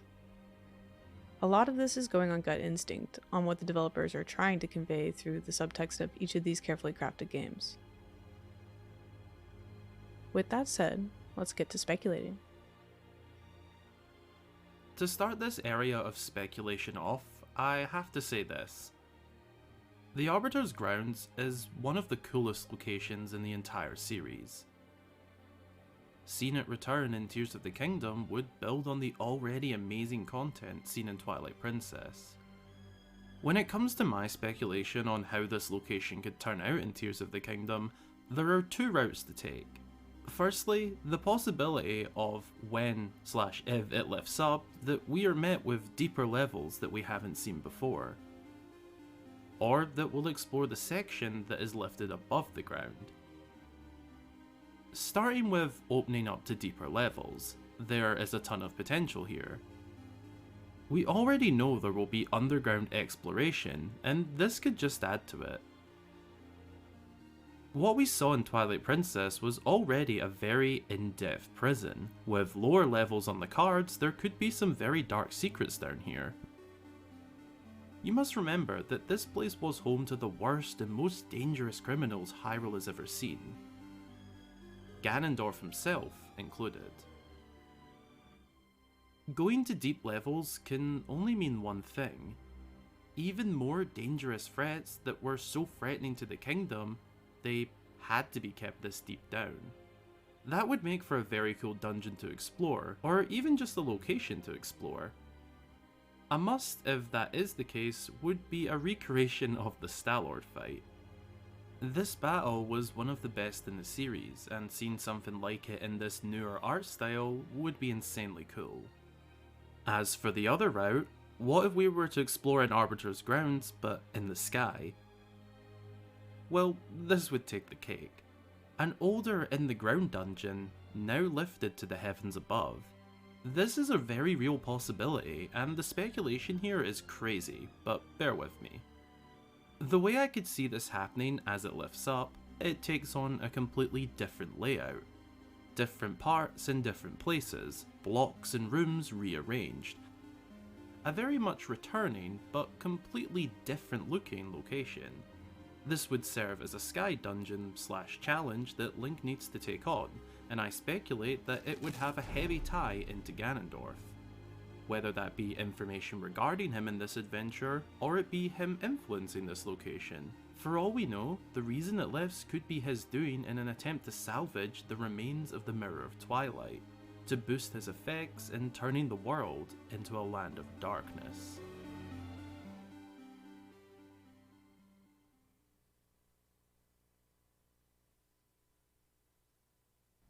One thing brought to my attention by Benoon was that the third Leviathan is unregistered.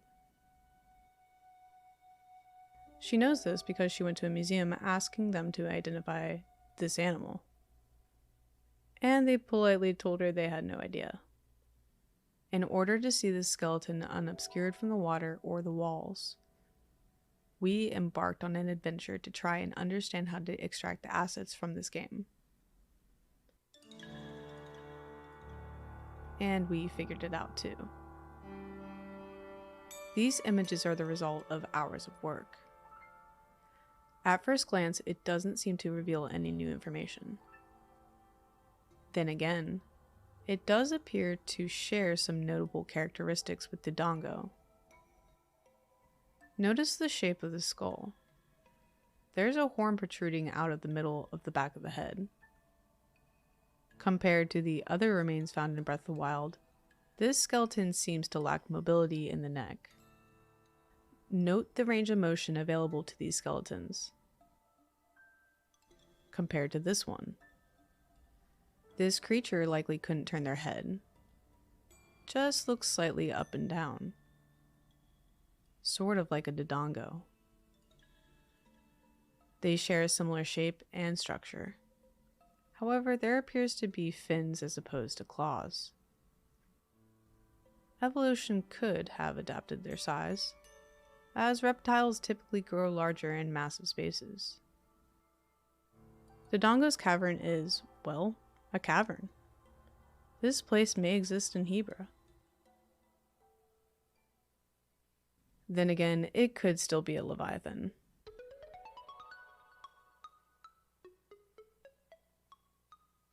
One of the many places featured for Tears of the Kingdom has been the swirling storm over Hebra. While this could be a normal storm, it could be concealing a structure. To me, it peaks out in moments where the lightning strikes. However, later on in the trailer, it is all but confirmed there is a structure above this location. It is curious given the amount of Zonai structures appearing to be the very same structures that are lifted in the sky. These doors always puzzled me. Why are there just doors? The closest Zonai location to this location is North Lome Labyrinth. So why here? The Zonai could have felt a responsibility to preserve the remains of this being, considering their high regard for animals and deities alike. The use of the Timeshift Stones were able to rehabilitate Lineru in Skyward Sword. This could be the very reason this area was protected. Link had to knock down the doors to enter the shrine. The Zonai may have convened with this being, much like how Link meets with Jaboon in Ocarina of Time. This could be what stirs up the storm in Hebra, just like how Levias had resided in Thunderhead.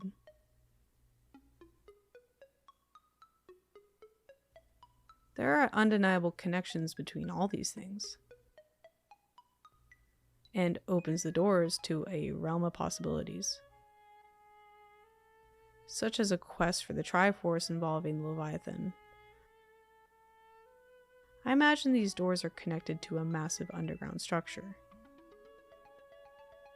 This is what I believe is hovering above Hebra, shown toward the end of the trailer.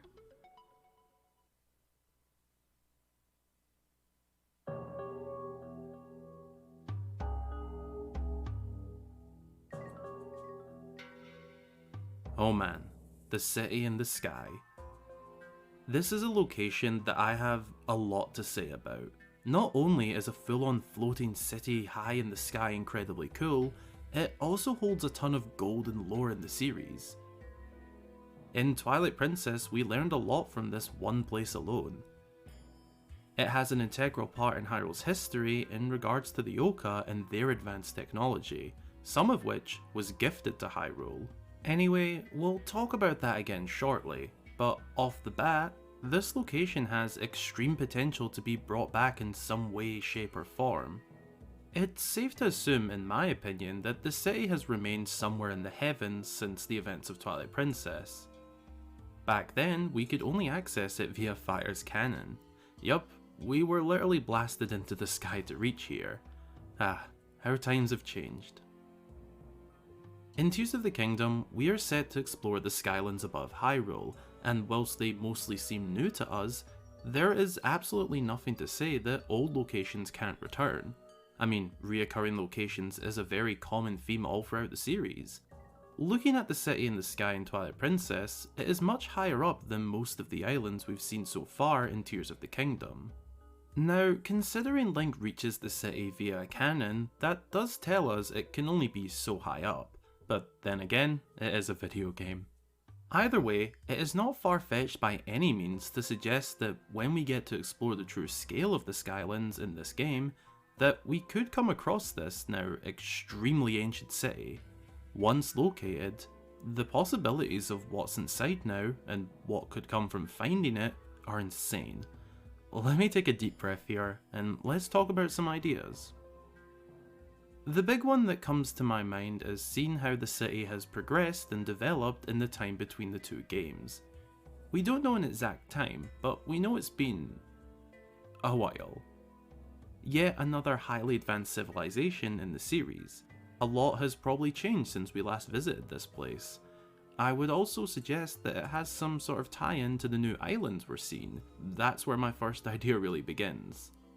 I would love to see the city in the sky teaching us a lot of new history and lore regarding the Skylands. Like I said, a lot of what we're seeing is new, but I cannot express how cool it would be for this ancient city to be lurking up here as well, and serve as a big old history lesson. We cleared the dungeon once before, and personally I can live without it being reused as one. I would prefer to see it thriving. Now, I'm not saying I want to see the Oka again, but hey, it'd be cool. Maybe in the time between games they've changed, or even left and the city is now self-sufficient. Anything can work due to how long it's been.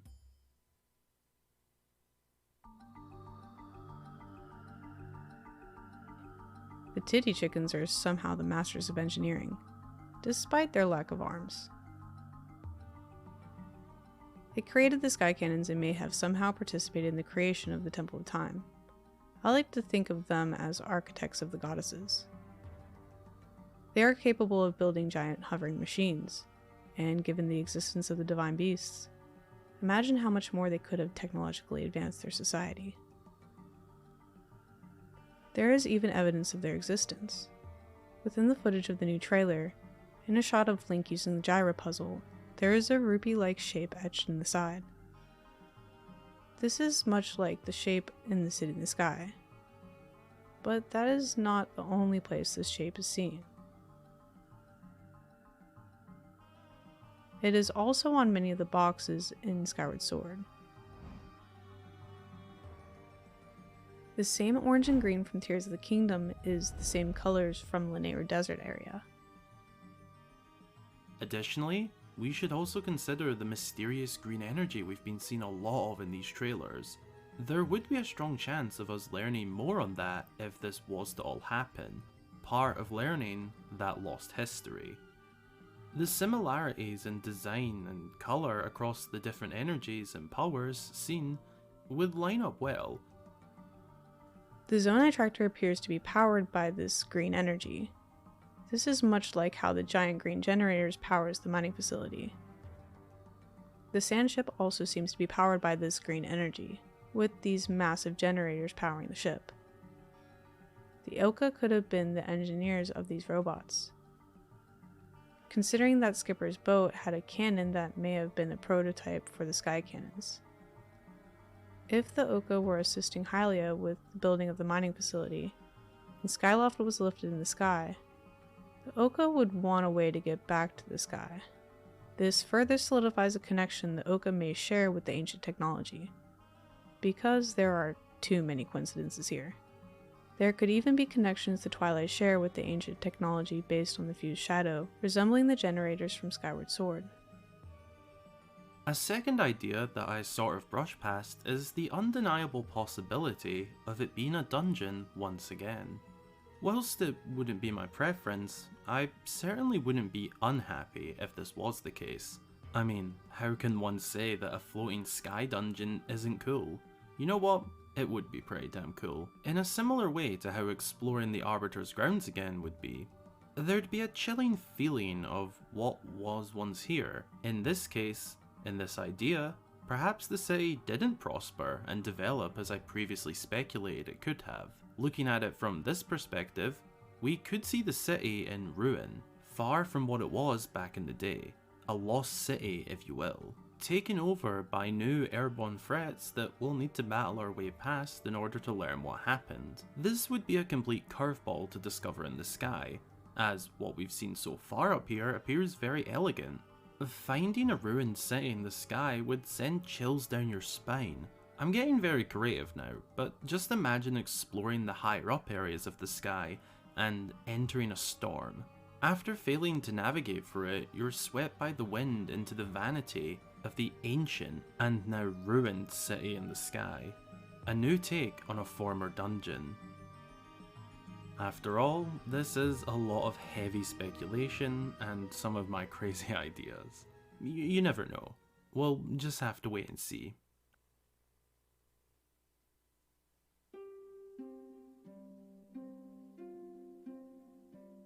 There must be a connection to these games from all these major past titles, all pointing to a piece of the puzzle missing in the overall story that connects everything together. I was starting to come to similar conclusions myself when I came across this in my research.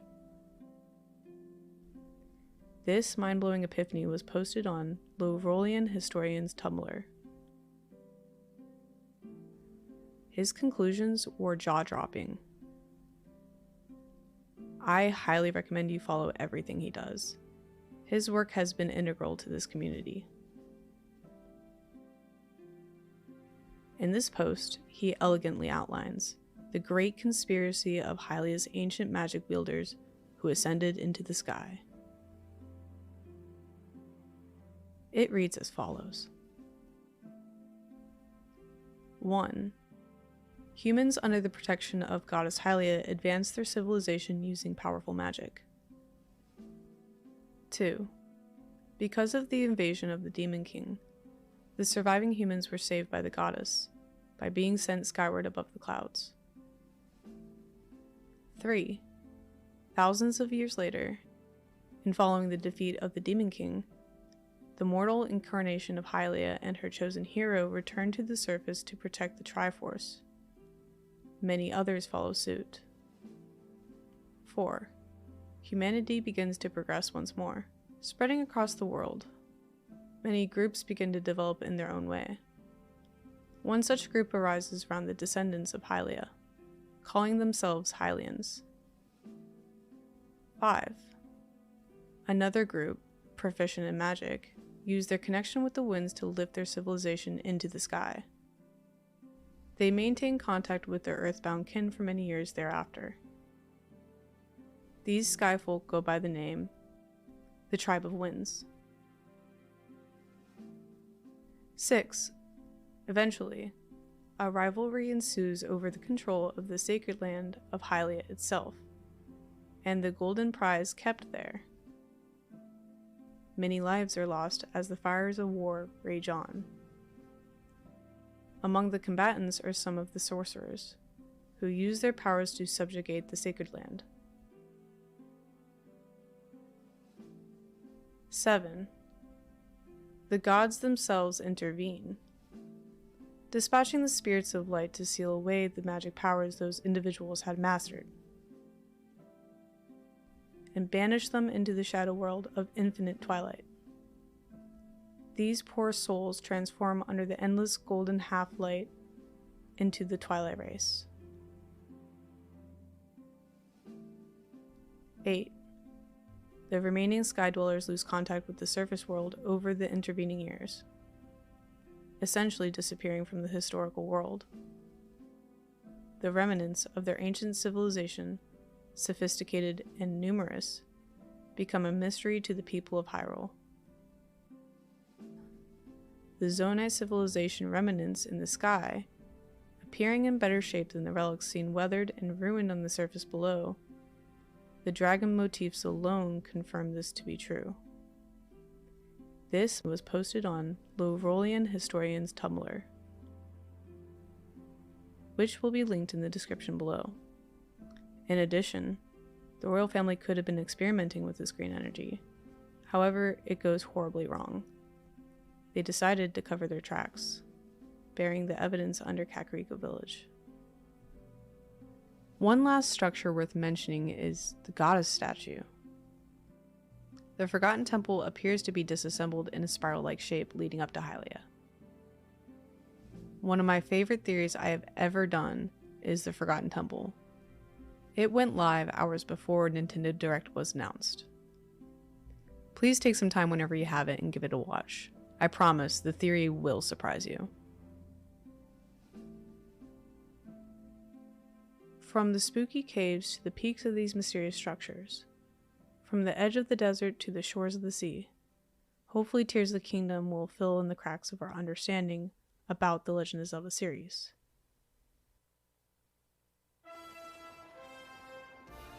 A huge thank you to Hyrule Gamer for joining us in this very special episode of Heavy Speculation. Thank you very much for having me on, and I gotta say, it has been a pleasure working with you. I've currently got a lot of Tears of the Kingdom content in the works, as well as the other video we did together over on my channel. If you want to check that out, head over to my channel.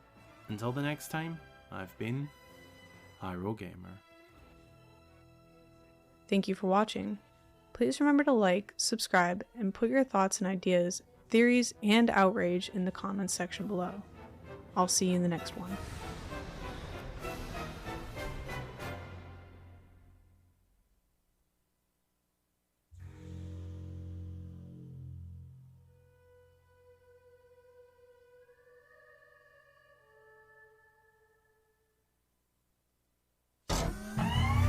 Alright, folks, as some of you know, before I was a world-class YouTuber, I was a Viner. Viner, I hardly know her. If you don't know, Vine was an app where people would make short little videos, and it came out at a time on the internet where consuming video on your phone was like the next big thing, which is crazy to think about now because that's like the main thing we consume on here, right? You're doing it right now. Vine as a concept was so new that like anything on there was automatically funny. Like there were no standards. King Batch with a big spoon?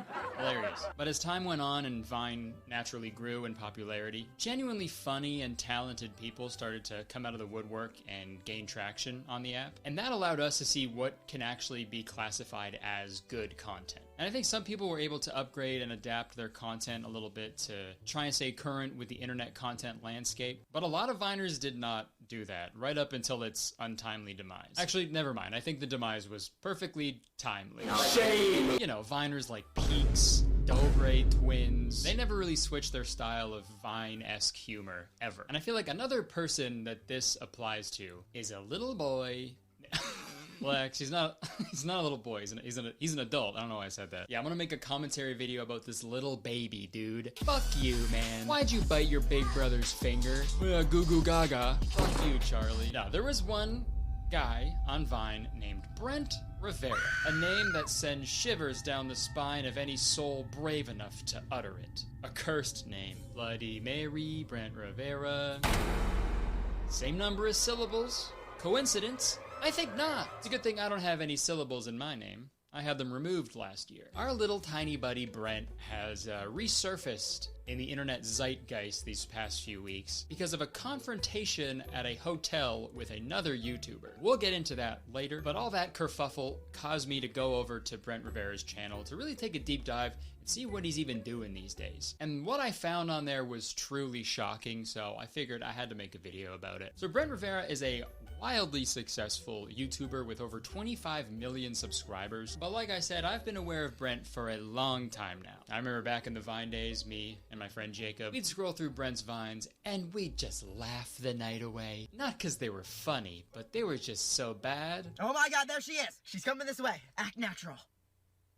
Oh, she's walking away. I wasn't natural enough. And look, my Vines weren't very good either. And also that was like 8 years ago. Yeah, but don't forget, making content for children when you yourself are a child makes perfect sense. But the interesting thing about Brent is that he never really stopped making content for children. These are some of the videos he was making after Vine shut down. 6 mistakes you'll make on your first kiss. Brent Rivera. First day versus last day of school. Brent Rivera. Weird types of substitutes. Brent Rivera. 6 signs your crush secretly likes you. Brent Rivera. And that one's the craziest one. I don't know about you guys, but I feel like I stopped using the term crush when I was like 12 years old. Even at that young age, I was still like, you know what? That's a word for baby. Fuck you, Charlie. But not our boy Brent. He was 20 years old when he made that video, dude. And just so you know, he's 25 now. But hey, sure, maybe 20 is an appropriate age to be like, yeah, I got a crush on that girl. But wait, less than a year ago, Touch My Body Challenge. Gone wrong. No more Brent Rivera in the title, so. Who is this guy? And the fucking thumbnail says, there's a crush. That's my crush. I put an arrow. That's my crush right there. She's pointing at my crush. Or maybe that's her name. I don't know, I'm not too savvy in the Brent crew. Maybe that's her name. Crush Bandicoot. It's almost kind of punk, you know, because he's going against the grain. Because like most YouTubers, they grow up, they mature, and so does their content and how they present themselves. But Brent has gone fully just like Peter Pan mode, fully staying the same, only making content for children. On the other side, I do understand adults making content for children. That happens all the time, right? Steve from Blue's Clues. Adults making kid-friendly content is fine, of course. It happens all the time. But Brent operates in this weird world of YouTube where he's making content for children, but the content is not kid-friendly. Yo, this is not family-friendly at all! I don't know, just to me, it's just so weird to be 25 and then act like this in your videos. So today, we are breaking 100 rules in 24 hours. It reminded me of this Matthew Beam video that I saw called, I Built a Secret Gaming Room to Hide from My Mom. That title made me laugh really hard because, you know, another great way to hide a gaming room from your mother is to move out. But back to Brent. I could talk all day about the Mr. Beastification of his thumbnails and content. I could talk about how weird and overprotective he is of his sister, who he constantly sexualizes for views. Are you flirting with her? What? Dude, no, dude. Or I could talk about the terrible song that he put out a few months ago. But that's not what the video is about. But also, it could be. So I am going to talk about the really bad song that he put out. The song that he released is called Little Kids Nowadays. But in order to get, you know, clicks on it, they had to sort of disguise it as just another regular Brent Rivera video. Which is honestly Jesus.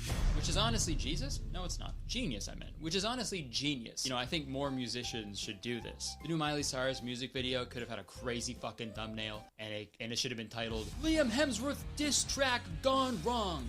Not clickbait. Stop kissing my sister. I'm Brent Rivera, and I hate that. Brent Rivera. So Brent's song is about how when he was a kid, he used to go outside and play, you know, be outside, enjoy the outdoors. But little kids nowadays, they're always on their phone.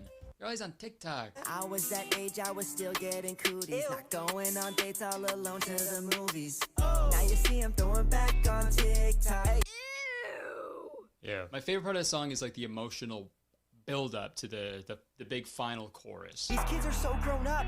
The only thing I was playing with when I was 11 was toys, not girls' hearts. The only thing I worried about was what my mom was making for dinner that night. Was it lasagna or meatloaf? Was it lasagna or meatloaf? Dude. And dude, this whole song, it's like, yeah, being a kid is different now from when you did it. That has been historically accurate for every single generation. You know what I mean? I don't think you need to make a whole fucking song about it, right? Also, Brent, dude, don't get mad at children for watching YouTube videos all day, because if that wasn't happening, you wouldn't be able to fucking spend $25,000 on your plane tickets, little baby boy Brent. Dude, kids are so fucking weird today, dude. All they do is watch videos. But please Don't stop watching my videos. Also, Brent, you were also on your phone all day as a child, making fucking videos, man. There's literally evidence of it on the internet. You did the same fucking thing these kids are doing right now. So it's like, why are you upset? Why are you making a whole song about it? Was it lasagna or meatloaf? And while I was doing research for this video, I stumbled upon something pretty funny. So this song came out 6 months ago. But if we go back through his channel just to 3 years ago, we get a video called Little Kids Nowadays, Part 2. And then 4 years ago, we get the original Little Kids Nowadays, which have the exact same observation as the song, but these are just like vlog format. I feel like little kids nowadays are just like so grown up and so much more mature and technologically advanced than like when I was a kid. When I was a kid, I used to go outside and play with my friends, play basketball, play hopscotch or something. And it's so funny because in these videos, the whole observation is like, kids are just on their phone all day. They don't fucking go outside ever. But in the videos, they're outside doing stuff all day. Like most of the one video is them playing basketball. And I know it's silly to nitpick a video that came out fucking so long ago, you know? Like these videos are 4 years old. But so is Brent's audience, so it's fine. Fuck, it's so funny to stick with the same bit for so long. Kids are different now!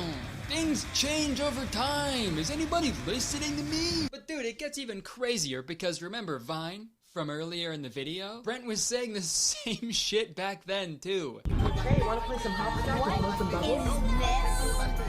Now watch me whip. Several Vines with the exact same caption, dude. The 3 words little kids nowadays are Brent Rivera's like magnum opus. And it is such a basic observation. And it's so funny to make that observation for like 10 years. Because here's the thing about kids, they grow up. And then a new generation of kids appear. You know, I don't know how they get here, but they show up. Like how long does nowadays last? You know what I mean? He's been saying this for 10 years, man. I feel like in like 40 years, Brent's gonna be saying the same shit. Little kids nowadays, they're always on TikTok. Dude, we evolved past the need for physical bodies like 10 years ago. Little kids don't even exist anymore.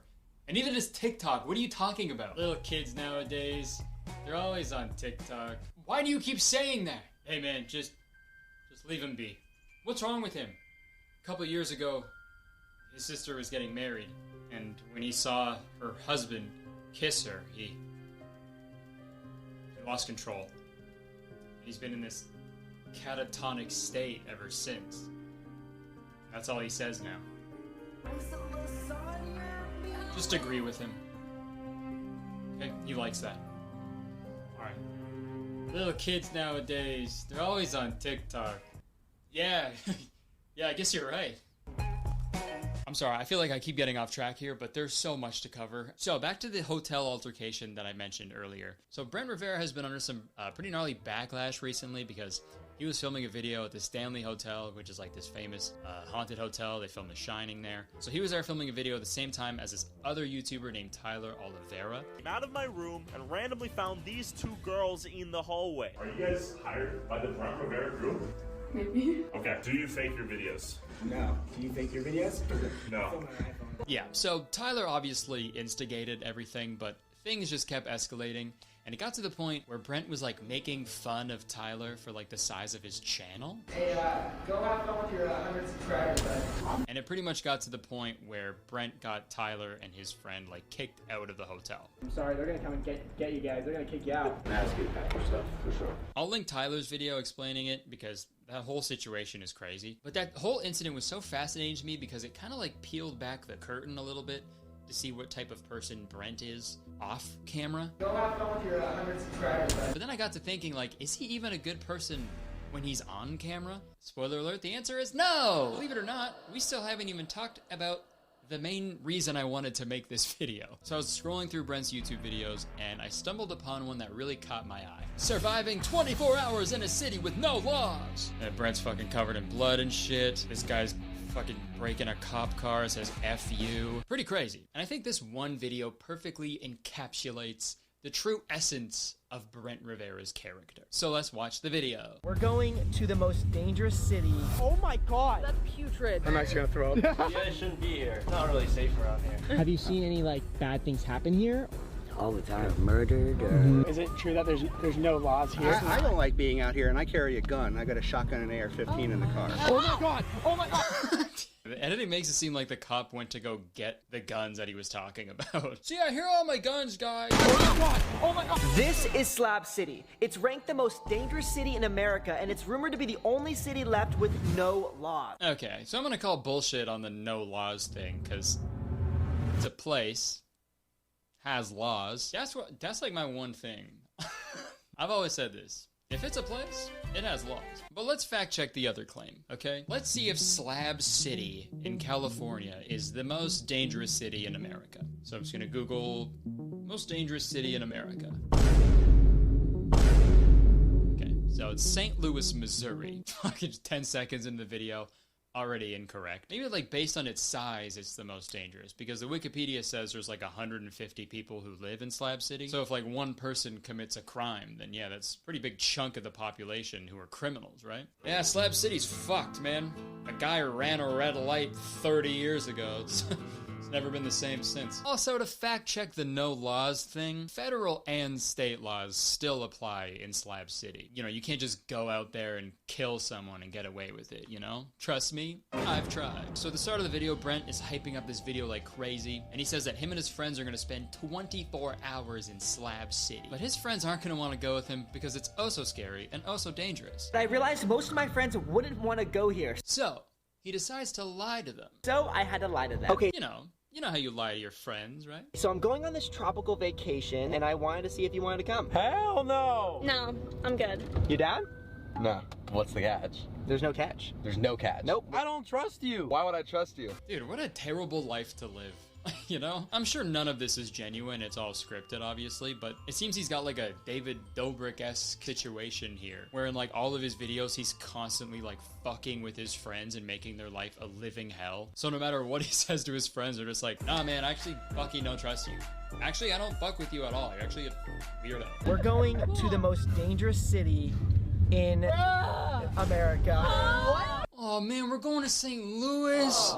Nobody's excited. And they shouldn't be. With no electricity, no running water, and no law enforcement, they're gonna wish they were anywhere but here. They're gonna regret coming on this trip with me, because with nowhere to run and no cops to show up an hour late to the crime scene and shoot the dog instead of the criminal, this is finally the week that I'm gonna kill my friends. All that and more on this week's episode of Hey look, my sister's in a bikini again. Also, there is law enforcement, Brent. You showed us. You showed us at the beginning of the video. First 10 seconds, they're like, here's a cop. No law enforcement? There is, dude.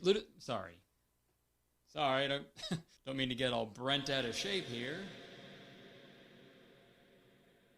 But I hate this video. So they walk around screaming about everything they see until they stumble upon this abandoned building. And this is when something so crazy and so real happens to them. Hey, you guys shouldn't be here. It's not really safe around here. Oh, okay.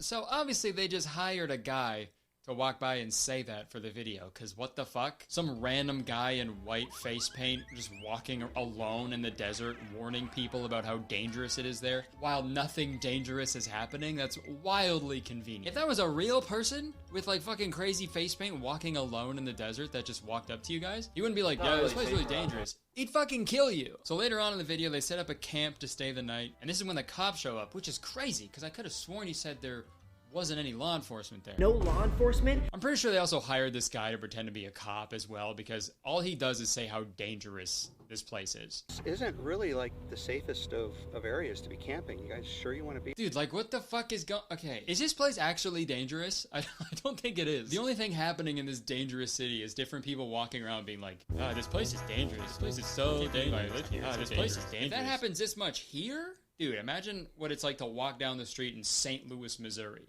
Dangerous. It's dangerous. It's dangerous. God, it's so dangerous. You know it's dangerous. It's so dangerous. So dangerous. There better not be a guy walking down the street. It's so dangerous. But this video's big climax is them sitting around a campfire when some Slab City local, and definitely not an actor hired by Brent, shows up and disrupts their whole scene. Oh, got the fire. Enjoy it.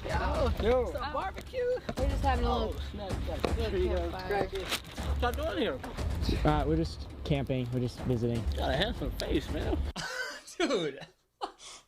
You just had to leave that in, didn't you, Brent? Okay, so you'll be playing the Slab City local. Okay. So at nighttime, just sort of come out to our campfire you know, just mess everything up, you know, really get up in our business, you know, just knock shit over, you know, call me handsome, you know, it's like, yeah, cool, I could do. Wait, sorry, what was that last part? What's that? Oh, I said like get up in our business. No, you told me to call you handsome. You think I'm handsome? That's not what I said. Look, man, I have so much money from little kids nowadays, and I will pay you some of it to come to the camp, get up in our business, and call me handsome. Got it? Okay, got it. Jeez.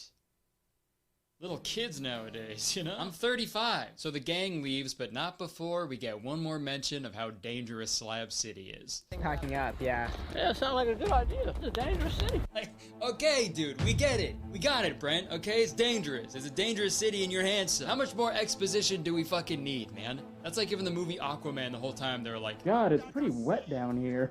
Ever noticed that? It's kind of wet. The vlog ends with them eating Chipotle and them talking about how dangerous Slab City was. Or hearing about how dangerous it was. But when in reality, it just wasn't. I feel like every city is dangerous if you're a loud, fucking annoying YouTuber, you know? I did some research, and the usual cause for police response in Slab City is for use of methamphetamines. It's people addicted to a substance, struggling in life, and then cops being like, oh, you're going downtown for that one. So it's weird as fuck to go there as a multi-millionaire YouTuber and be like, oh, everything is gross.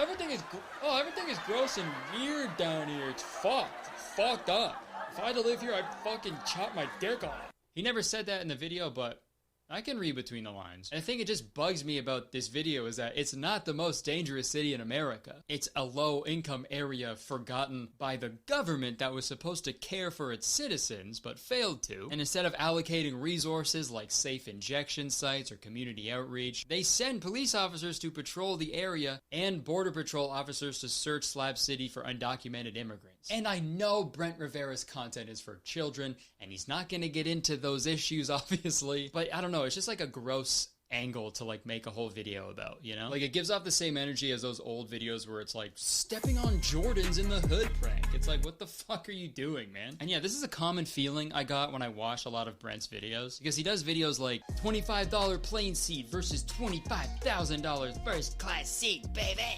I survived $10 versus $100,000 date with Crush. Got the name drop in there. I survived $50 versus $500,000 vacation. People who live in trailer parks are dirty, but underwater is good. And obviously these videos are fucking all over YouTube. They go to a cheap option and then a really expensive one at the end. They're like, the expensive one's better. That's crazy. And each video Brent makes like this is framed like, it's like a game that like some of his friends, you know, it's randomly selected who's going to go to the cheaper one and who's going to go to the expensive one. But for some reason, Brent always ends up going with the luxurious option. Weird how that happens. But it makes sense. It's his videos. He decides what happens at the end of the day, right? Which is probably why his friends don't trust him. But each one of these videos features Brent having an awesome time, spending all his money, and then showing his friends freaking out that they have to go through general boarding at the airport, or going on a bike ride to Subway for a dinner date, or just staying in a regular-sized room during their vacation. And I know they have to embellish and exaggerate these videos for YouTube, but it's just so fucking annoying watching these people scoff and complain about doing things that most people have to do, you know? That's just a part of traveling, that's a part of their life. Where we have to sit for 12 and a half hours. I'm sure you live. I'm a small human. Look at my knees. Oh no, you don't have a lot of leg room. You don't have a lot of leg room in an airplane that's taking you from one part of the earth to the other in a couple hours. No! How are you doing that? How are you surviving? This very lovely, spacious bathroom. Oh, the bathroom in the airplane is small? Oh no! No! Of course it is! Of course, it's a bathroom in the sky, you jackass. And dude, in the date video, a tandem bicycle ride to Subway for dinner? That sounds adorable. That is awesome. Bike rides are sick, and so are huge sandwiches. That sounds like an awesome day. And the thing is, that is more than what most people can afford. So fuck you, man. And for her to be pissed off during the whole date, too. I'm not having fun. I wasted my whole day doing this. Even if that was a disingenuous reaction for the video, I don't care, because if that's how you told her to act, fuck you again. Girls do not care how much money a guy spends on a date. Okay? I disagree. You have to treat them nice. No, like if a girl likes you, she likes you for you. Like she does not care about money. What a great message you are sending to your young audience, Brent. But the video that pissed me off the most was the I survived $50 versus $500,000 vacation. Because, dude, Brent, he's vlogging himself and his friends going on this lavish vacation at a resort in Hawaii. One of us is gonna have $50 to survive in Hawaii. Which is also a place where the locals have, like, publicly begged tourists to stop going there. But hey, it's Brent Rivera. Brent do what he wants. Why would he listen to anybody? So they're enjoying the nice hotel room while his sister is staying at this smaller apartment complex. And they go over there to check it out. And this part is like low-key like hard to watch. Here we have the kitchen area. Okay. How much money did you actually spend on this place? All of it. Okay, so yeah, it's not even that bad of a place. Like there's a whole apartment pretty much, right? Like that's a big space. There's like running water, a fridge, a stove, like everything you would need in a place to like live, you know? But then she drops a fucking bombshell that totally floors the group. This was the cheapest thing I could get, and I'm living with two others. What? You know them? What? I've seen one. Oh, you're doing what? What? You know them? I've seen one of them. What? Oh my god. No way. It is such a common thing for people traveling, especially young people. Airbnbs, hostels, you know, sharing a space with people so it's like more affordable. That happens all the fucking time, and they're acting like she just confessed to a murder. What? What? Huh? You did what? Oh my god. No way. And then they start going through the fridge. Oh my god. What is that? I don't even want to know, I don't think. It's Oh my god. What is that? It's breakfast. How do you not know that? It's clearly like eggs and sausage. It's a breakfast, man. Was it lasagna or meatloaf? Dude, I don't even want to know what that is. Me personally, I had a skateboard for breakfast. Is that your leftovers I see? No, that came with the place. Well, I'm gonna do you a favor. What a fucking piece of shit. I'm pretty sure this is someone's home, and they're like renting out a room for her to stay in their house. And then these fucking assholes walk in, they're like, oh, this place is gross. What is this otherworldly food I've never seen before? Better throw it out. And then he throws out a stranger's food. Man. That's so fucked up, man. And like, dude, imagine being the person living in this home who's being generous enough to open their home to someone. And then picture that person watching this video. I didn't throw them out, dude. Those are my grandpa's leftovers. No, I know. Okay? It's from his favorite breakfast spot. He passed before he got a chance to eat them. Well, I don't know where they could be. And I haven't had the heart to throw them away. Okay, they're the last piece that I have, showing me that a part of him is still here. I know. Okay, and now they're gone. I didn't throw them out. Trust me, I would not have done that. Okay, well, we'll find them. Hey, sorry to interrupt. You're gonna want to watch this video.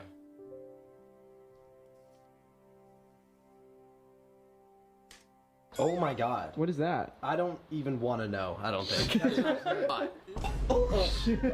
bad. Put it back. You were not eating that. Is that your leftovers I see? No, that came with the place. Okay, well, I'm gonna do you a favor. I'm gonna do you a favor. They just threw it out? This literally looks like a jail cell. Well, surely they regret doing this, right? Dude, I don't know. This video that I'm making right now, this is much longer than I wanted it to be. I just thought I'd make a little silly video about Brent, but I feel like the rabbit hole just kept going deeper and deeper. So I'm sorry this video is so long, but I just get so frustrated when someone has such a massive audience of young, impressionable little kids nowadays, and then with that level of influence, they make a bunch of lazy, derivative, ugly, yellow, consumerist, vapid bullshit, and then go on to act like they're doing the Lord's work when someone calls them out. Do you fake your videos? No. Do you fake your videos? No. And I think Brent is like actively perpetuating harmful ways of thinking, especially for children. And it just makes no sense to me, especially with his sentiments. So Brent, don't complain about little kids nowadays being materialistic or vain, because if they are acting that way, it's your fault. No. So what's the most dangerous city in America? Any city that Brent Rivera is in, okay? Watch out.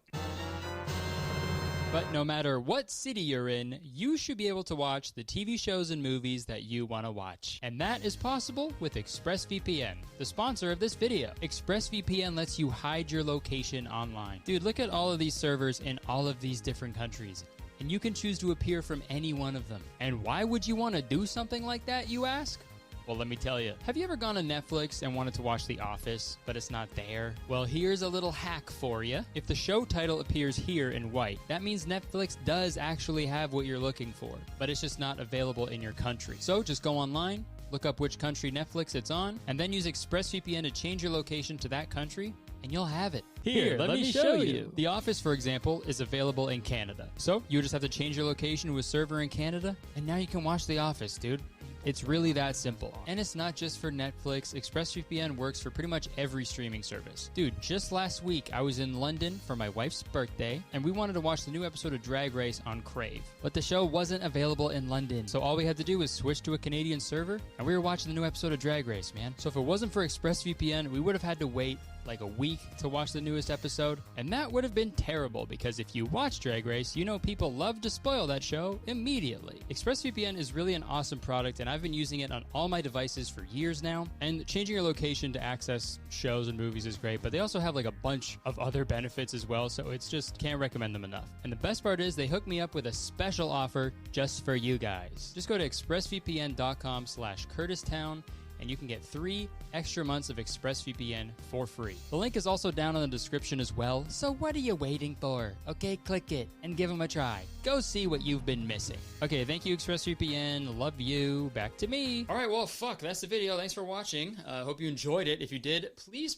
press the like button, because believe it or not, 1 like equals 1 mysterious breakfast that I've never seen before in my life. You can leave a comment, let me know what you thought about this whole thing, let me know what you think about Brenty Boy. You can press the subscribe button if you want, because as soon as you do, you become a valued citizen of Curtistown. And if you didn't know, Curtistown is the best place to live in the world, and I'm the mayor, so you have to be nice to me. It is the law, but that's the only law in Curtistown. Okay, there is one law, so we got one up on Slab City. You can check the description for my Instagram, my Twitter, my podcast, my gaming channel, all that bullshit that I do. I'm going on tour. That's pretty cool. I don't know. All right, thanks for watching. I would stick around, but unfortunately I have to go. I have to go aimlessly wander the streets of Toronto and tell people how dangerous it is. So, sorry. Peace. And Ludwig, what did you mean when you said you weren't going to do daily uploads anymore?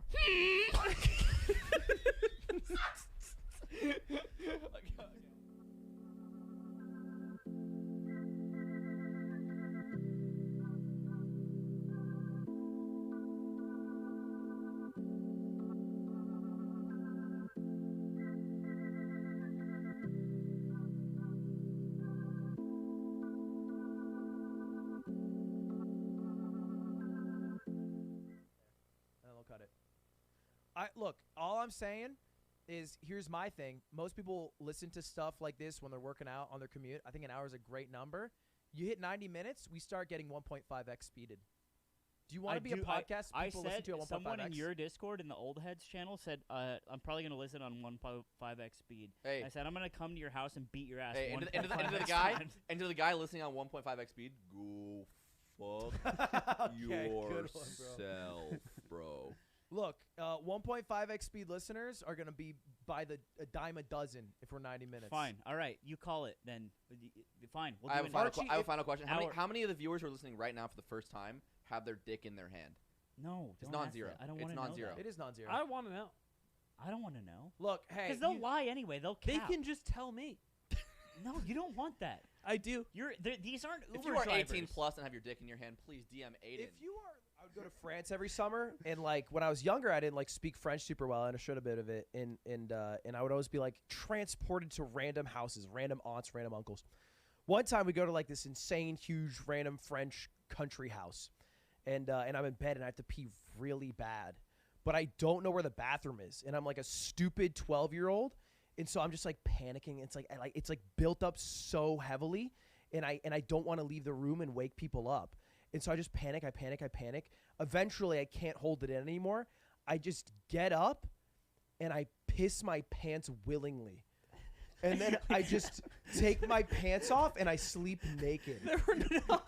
That's what I came up with as a solution. You see no other option. I know. I just panicked, and I just pissed my pants. At like 12 years old, took my pants off, and there's a giant puddle of piss on the floor, and then I just went to bed naked, And then like French people, like they wake up at like 9 a.m. They're like, oh, pourquoi t'es pas raisé maintenant? Il faut manger la petit déjeuner.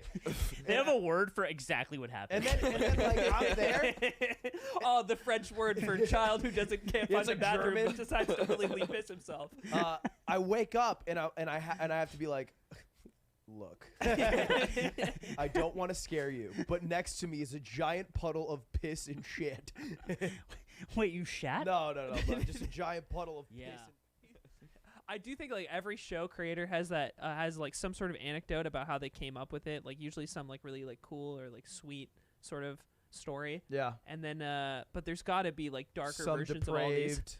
Like I don't want to know the Dan Harmon logs. Oh god. Dan Harmon is a troubled man. Like if I made a cartoon show, it'd probably have to do with like fucking dripping out of wearing a diaper while I fucking. It would be like a walking gonorrhea dick that just leaks everywhere, and he's made fun of it for it. It's a sitcom. What's up, Leaky? What's up, Leaky face? Dude, I literally had where to all the adults wear diapers. Paper towel. I know I keep bringing it up, but it was traumatic almost. I had to put paper towels in my pants to catch it was a front diaper. Yeah. And I told Dan about it, which is Nick's boss, and he was like, "Oh my god, I'm so sorry you have to wear a diaper." All Right Man was a little less chipper that week. All Right Man did not shout as Doesn't loud hit as as hard. he could. Hey, diaper fact. More Diaper diapers time. are sold in Japan for adults than for babies. That's not true. That's true. I believe that. What? Yeah, they sell more adult diapers because they're declining Their birth population rate's so low. in birth rate. And people live so long. For adults. Oh, it's not a sex thing. It's just old people Wait, what shitting did in you their think? pants. Oh, you thought like everyone had Why gonorrhea? would you jump to that No, conclusion? not gonorrhea, but like when you say adult diapers, I thought of like a healthy adults wearing diapers as for sexual gratification. Yeah, and that's what I thought. And that's what That I was thought. your first Yeah, thought. that's a weird first thought, man. My first thought. That's got to be a weird first decent thought. slice of the pie chart. That's what I'm How saying. many people had their first thought as that though? That was Japan their first thought? does have some, weird, very prevalent, I feel like, trends related to sex like that. Oh, well, yeah. that's why I jumped right to it, because, diapers, No, it's bro. grannies But and it's Grammys. old people. Grandpas and grandmas. Grandpas and grandmas. Mima and Mimo. Does that mean they shit in diapers more than they shit in toilets? No. I think they're. Well, I don't think that's what it means at all. Yeah, I don't know. I don't know what it means. I'm just. One time, he tells me this story about the time he went to an orgy, and he said he was like 16 or 17.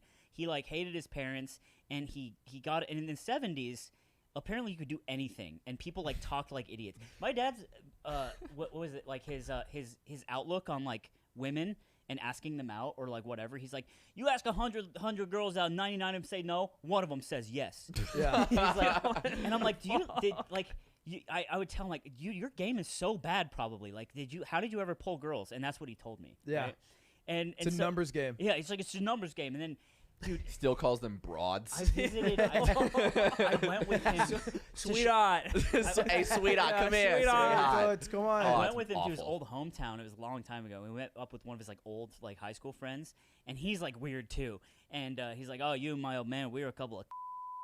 And I'm like, what? And I'm like, no in way. my head, I'm like, who? I have never heard that Dude, word. That's a Dark Souls enemy. Up until you told that story the first time, I've never heard that phrase. And I'll say it ever. now when I'm trying to make you guys laugh. I'll pull out, and it's just like really crass. It is Dude, so it's crass. so, Holy dude, it shit. cuts It so is hard. I do jarring. not like that at It'll all. get this video demonetized, actually. Yeah. So my dad, We will have to mute out that word.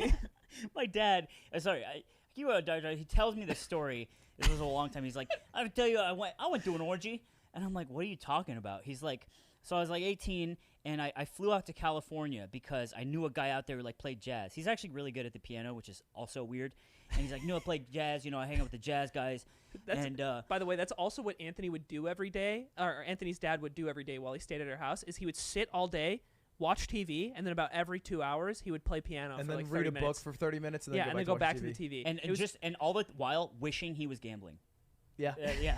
Just a man of culture all around. And so he's like, I went to California and I I met up with these guys and they took me to this like mansion. It was like this rich people's mansion, and I figure out it's an orgy, and everyone's like taking their clothes off and they start having sex, and I'm like 16, right? And so I start, I take off my clothes, and he's so crass, dude. He's like, and I start pulling my pud in the corner. No way. He said this. Like, I start pulling my pud. He's like the lyrics of a Primus song. Dude, pulling my pud. Pulling my pud. I've never heard that word. Never heard pud in my And life. he's like, and I go up to this, this call woman, pud every day. and she's like naked, and I'm like, hey, and he's like talking about himself, and he's being a prick. And he's like, hey, could you possibly perhaps like suck my dick? Mostly, Dude, Ludwig. me bringing up daily uploads. That's your Ludwig? Wait, Yeah, this is distracting. I can't. I'm trying to. Sorry, go ahead. This is our clip channel. I'm trying to farm right here. Boys, look. Go ahead. Let's start from the top. And action. No, you have to ask. You have to ask me like, hey, what did you mean when you? What did you mean when you said you were gonna stop daily uploads? So, dude, I cannot do it if you're gonna do this. I got you. I'm done. He's over here pulling his butt. Okay. He can't focus on the clip. And Ludwig, what did you mean when you said you weren't going to do daily uploads anymore?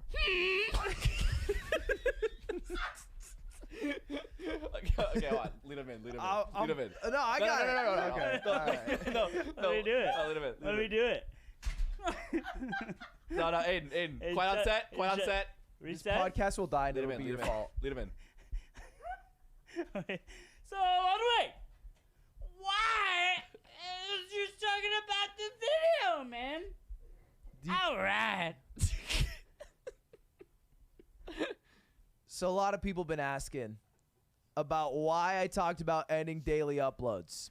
What they asking about? Very simply, I actually think it's a good idea.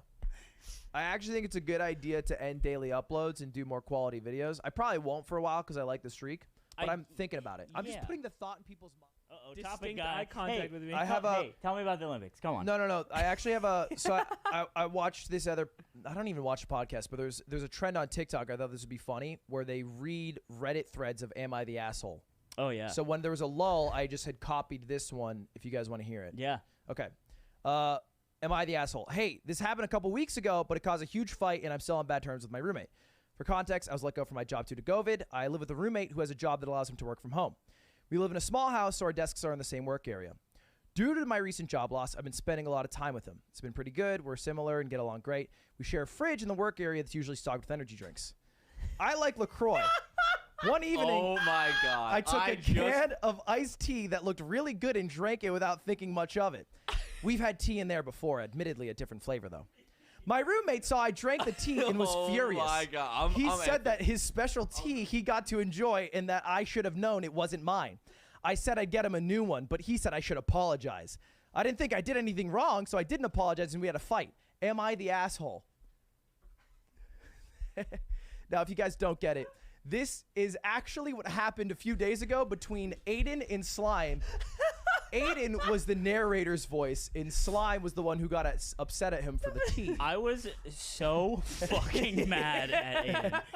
Yo, dude, I had to chill out. I took a video while this was happening. You thought it'd be funny. I thought it'd be funny, and then it was real quick one of those things where you go, and you put the phone down. By the way, we're fine now.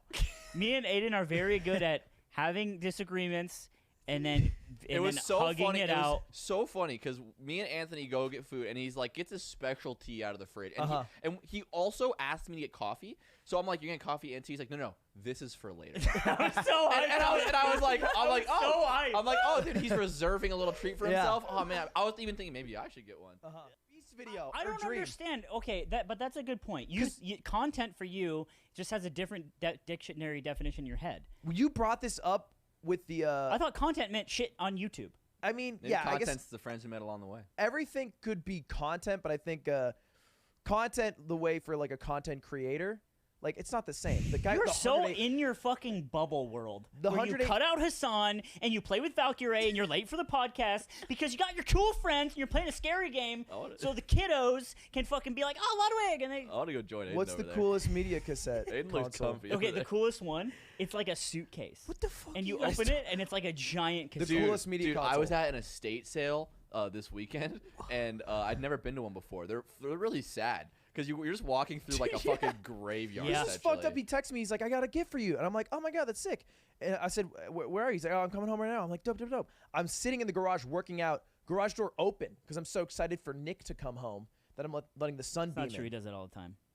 I'm so excited for Nick to come home. No, he does that still. No, just give Every me single something. time. Just give me No. something. Because all content is on YouTube. Bald. Go on. Yes!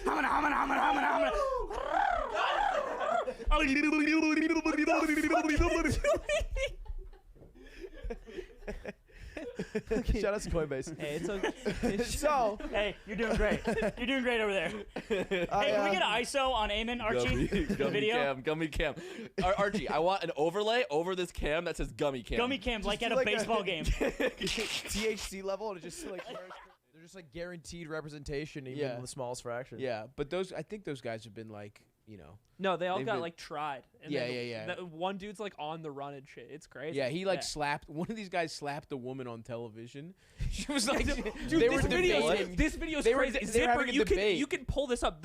He's like the leader of the political Yeah, party, yeah. and he's on like a talk show on a news show, and in the middle of it, he just gets upset and he whips the one woman on the panel in the face. He slaps a and then woman in the face. and then they just pull him off the show. But They're then like, come on, buddy. He stayed the leader of the party for like the next 3 Oh, yeah. years. Like nothing happened. The fascists weren't like, hey, come on, man, respect women more. Yeah. They were like, hey, like Zeus. Did he kind of like observe a bunch of people and he was like, her?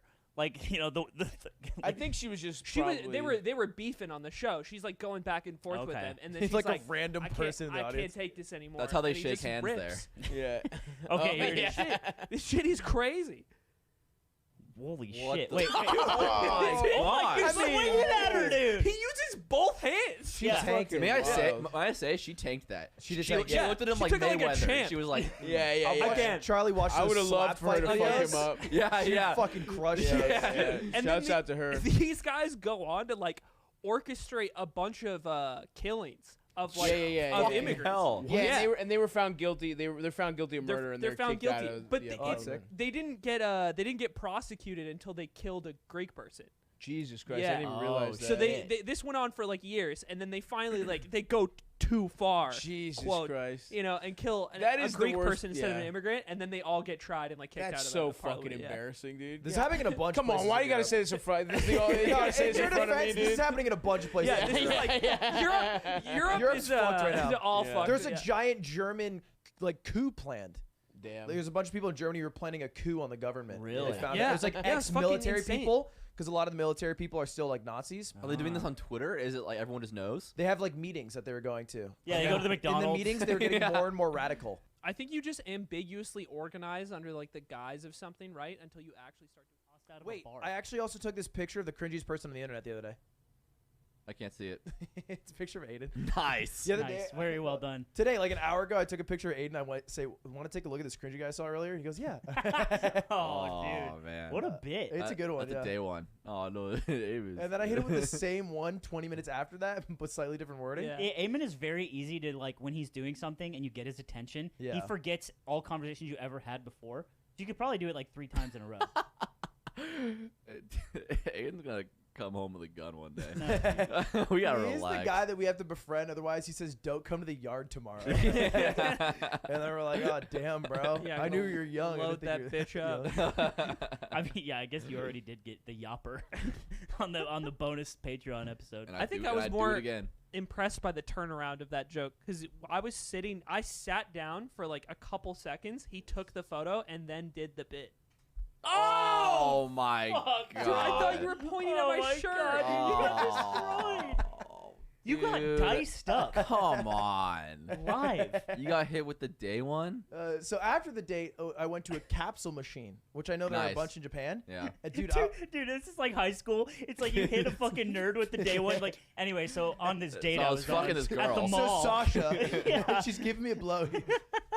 And he's pulling his phone. He's writing his manifesto right now. He's adding to his list. He's playing Down by Blink-182. He's putting in his AirPods. Yeah, I'm addicted to capsule machines because I was kept rolling for Kirby. Yeah, he got me a bunch of Kirby's. Are you fucking serious? Yeah, I put like $20 in, and I put all my didgeridoos to try to get Kirby. Yeah, I 'Cause got one wanted to get him Kirby. Kirby. I got a Sleepy, DDD. I got the whole Where was cast. my capsule, bro? I did get you a small present. Okay. That I have not given to you yet. You're waiting for the right moment. Your birthday. You weren't. Yeah, you're next year. I have been absent. Yeah, you've been away. I haven't You've played. been I haven't played a video game in so long. Who I'm typically attracted to, maybe she's On the little younger low- end. She's a little lower, Yeah. lower on it. Wow. Yeah, But- and you said it was a boys' club, and now here you are telling this hard hold on. 3 that you don't want her. You weird old Swedish. Telling bum. this, not what I this said. soft 4. That's not what I this said. poor soft 4. Sing Mamma Mia again, you bat. But in my head, I'm like, she's still cute, like, and I'm fucking in Sweden. Like, this would be cool. This would be fun. And I've told you this before, but when I'm really drunk, I think You're the Nick, real you, Nick and- just killed. I just Nick just killed murdered the a fly. fly. That was For the that was bug spot zapper. on. First No, try. no, no. No, I wait for no one. He's better than I'm the the he's bug better zapper. than That's the machine. real bug zapper. That was This good is man versus execution. machine. Elon won't beat us. He needs to prove we don't need that. Yeah, when and the your apocalypse balls. comes. So the result is you don't go with her. So hold on, I feel like I had like the next step in like what happened, and now I can't remember. You said it'd be fun. You're in Sweden. Oh, I was gonna provide the context of like so when I'm drunk, I'm like the easiest person alive. I will if I'm wasted. This is probably maybe a bad thing to put out there, but if I'm wasted and you ask me to have sex with you, I will probably say yes. Wow, I okay. will, Only 15 after telling people to DM you. Wow, bold man. and if you're over the age of 22, like Yeah. it's No, it sounds like you're soliciting the bat signal to be like it's a yard-shaped No, signal. no, And you're I'm like, just- if I'm I'm just drunk, I explaining. will. Lady's house, and they started like dating. Wait, hold on. There's a lot of missing. He 'Cause just went to her home. Here's the thing: Just where I showed grew up, the adults were very irresponsible, and they would often drink with students. That's not what she looked like. Wow. But it's also not far away from what she looked like, Zipper. Really? Yeah. How old was she? She was like double his age. This is an Aiden situation. This Come is an Aiden on, situation. dude. Oh, I can't call it an Aiden situation. Hey, Double?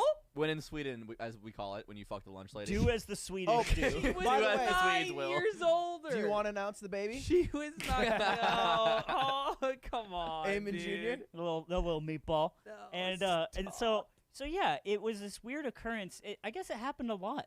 Now that I'm thinking about it, a lot of people from my school ended up having sex with the adults when they got out of the school. That's weird. And that's weird, it is guys. weird. Why was it like that? That's the grad party. You Oh. that's your grad Either party. way, this in guy. Colorado, you get your diploma by fucking a Yeah, faculty you member. have to when I earn it. went to Really low graduation rate out there. when I went to my high school reunion, one of my like friends in high school, he was like my best friend in high school. We fell away as you do sometimes. But we start talking, we catch up, and he's like, dude, I'll just make up a name. He's like, I fucked Julie's mom, and I'm like, no way. And he's like, yeah, dude. And I'm just like, how? He's like, I don't know. We just got close. And I'm like, He's this like- is so fucking How? crazy. He's like How do you 10% just luck. It's not out of pocket if it's true. It was like everyone's gassing themselves up and someone was French and they said the French have big penis and I said well I refute that. Yeah. And no one laughed and she kicked me out right after and it felt terrible. See, at least I made it to See, top 3 it's based on nothing but my wits. That's a good gamble though, because it's like it's a porn star. It's like you could I thought she would like a small she dick sees you for as once. honest. She sees you as Yeah. honest and funny. Yeah. But instead she was like, the numbers don't compute. Yeah. Delivery. Please, more big dick. That's what I want. It's, Like- it's delivery because you said earlier in the episode smoking that shit that made the king jump, but Yeah. you said it in a way that kind of throws it away. And for all our comedy nerds out there, delivery is everything, and you fucked that up. Yeah, thanks, man. Appreciate the insight. Oh, Write that one down. Come on. Oh damn. For the audio listeners. Look at it dent in. Look at it dent in because there's Slime- nothing there. Slime tapped Oh. the tip of Ludwig's penis with his finger like a. How we doing, girlfriends? We still in there? We still having a good time? No, I Hope will you say are. there's a time in which I really appreciate you, Ludwig, as like trusting me, which doesn't feel like it happens a lot. You withhold affection a lot because I've told you I love you a lot. You've I think never told me or apologized to me for anything, but there are times where So Friendsgiving. You remember Friendsgiving when I had gonorrhea? Yeah. And I had my diaper on, and I told you, and I was like, I have gonorrhea, dude. I You're like, remember "Oh, because I shit." walked by the bathroom. You went. We're moving so fast. That was my most memorable part of Friendsgiving too. So I'm like in a weird state, right? I have gonorrhea. It's Friendsgiving. You It's a have planned group diapers. activity. So much happened. There's a lot going on. Yeah, a lot. Melee happened, and there's a lot going on. And you came up to me and you were like, "Hey, you need. We're starting at like 7. You need to come down. And for the little W's, you need to farm little W's." He basically said, "You need to come entertain our guests because you're funny." Yeah. And that meant a lot to me. Wow. And also, when you like have me on.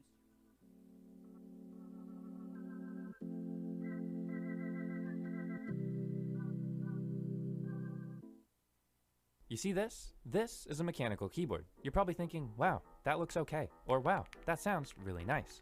And you're also probably thinking, that's too expensive and not worth my time.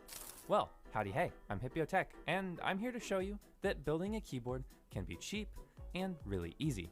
How am I gonna show you that? Well, I've gathered a keyboard expert and a keyboard noob, and I'm gonna be putting them to the test to build 2 different keyboards. However, there's a big twist. The pro gets a tiny budget, and the noob gets an unlimited budget. What is this gonna show you? That it actually doesn't matter whether you're experienced or have a big budget, keyboards can be fun and good. Speaking of fun and good, over 69% of you aren't subscribed right now, and you're probably gonna get help from this video. Can you just help me by hitting that subscribe button? If I hit 1 million subs this year, I'm gonna dye my hair blue. So first, let's give the expert his stuff. We're gonna be giving him a Gamma K acrylic K61 Pro. Have you seen this board before? Never. Have you seen budget boards before? No. Okay, this will be absolutely great. And for Josie, we have this, the Melitrix Zoom 65V2. Except a whole bunch of things I don't know. Now, as far as keycaps and everything else goes, that is a secret that I'll be revealing soon. Oh. Now, even though they had a budget, I decided the keyboards for them. For Toby, he got the Gamma K K61. It's a keyboard that you can get for around 80 bucks, and it's not too bad. But for Josie, we went with the Zoom 65, which starts at 175. Let's check it out. Here's some things. Oh my god. This is a bag for a single screw. If that's not expensive, I don't know what is. Good to see Noah, the cat, is helping out. Oh my god, that's heavy. Wow, it's my color. For those of you who don't know, Josie's favorite color is yellow. Ooh, that's fancy. You've built one keyboard before. Yes. So you're not a total noob, you're just... Struggling. In here, you might notice... You might notice is a PCB. My PCB has a screw. While Josie figures out how to unbox the keyboard, Toby, you're gonna be modding it. Okay. Now, you're the keyboard expert, so please share with the class. How are you gonna mod this keyboard?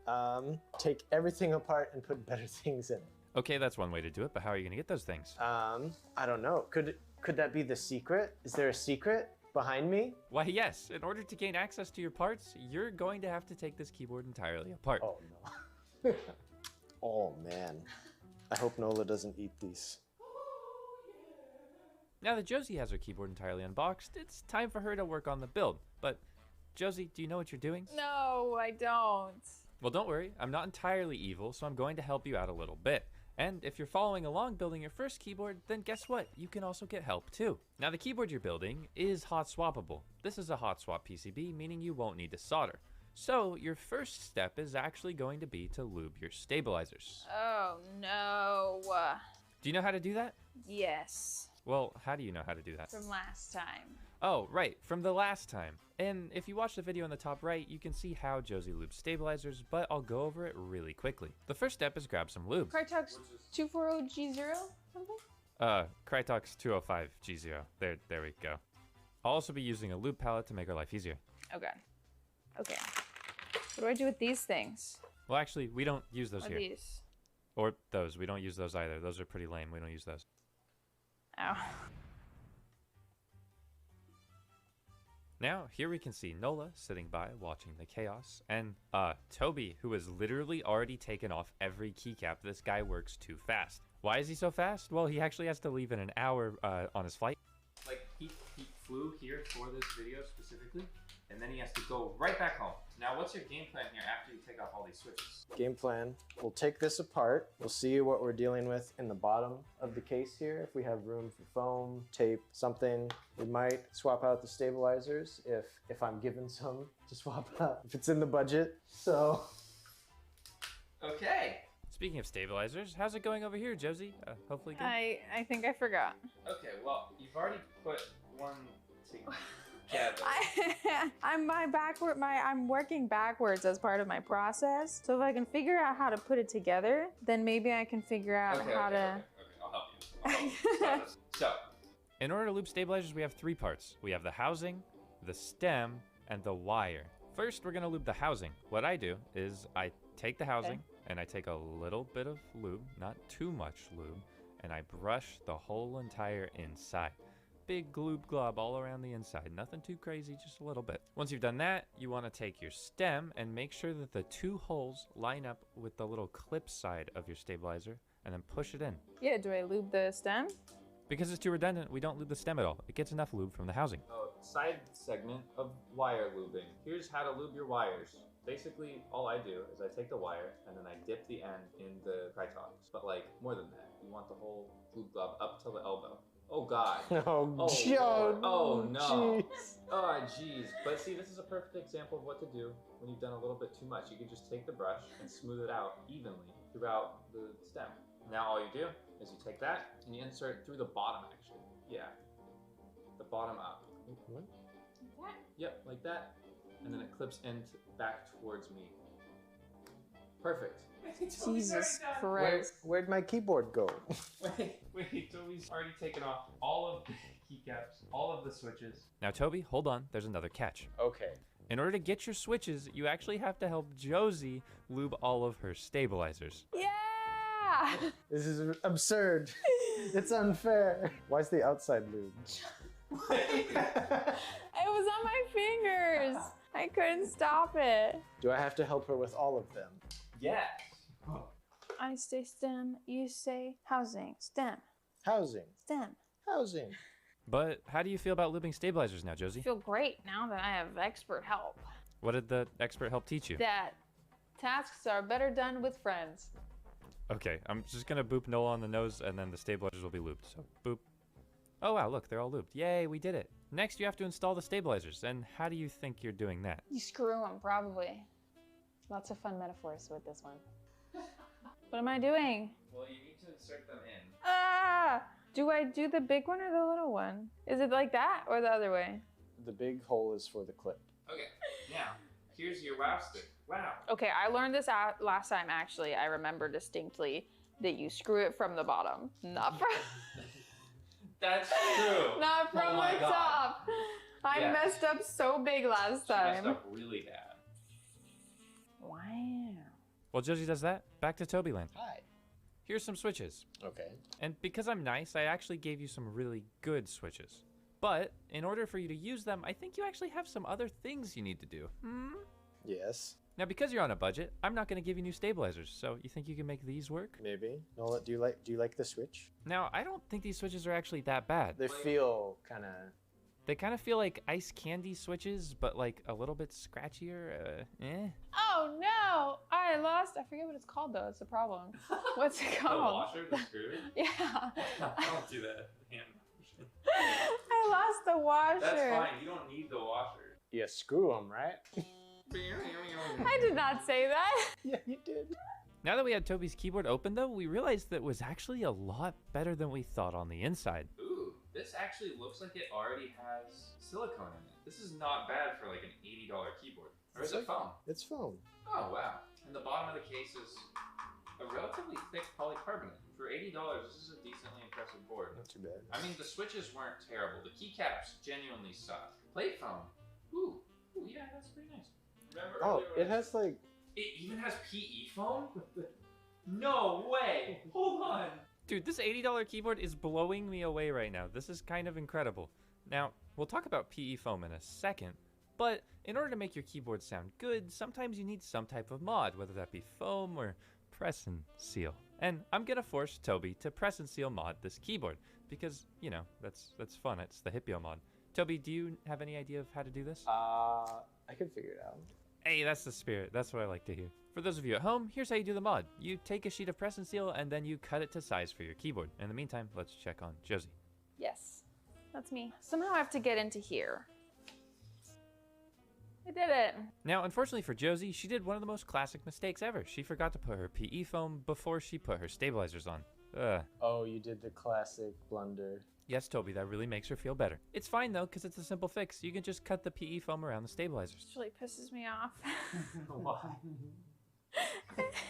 It'd be like making a pair of pants and then being like, oh, I forgot to put the pockets on. Let me just sew them on top of the pants.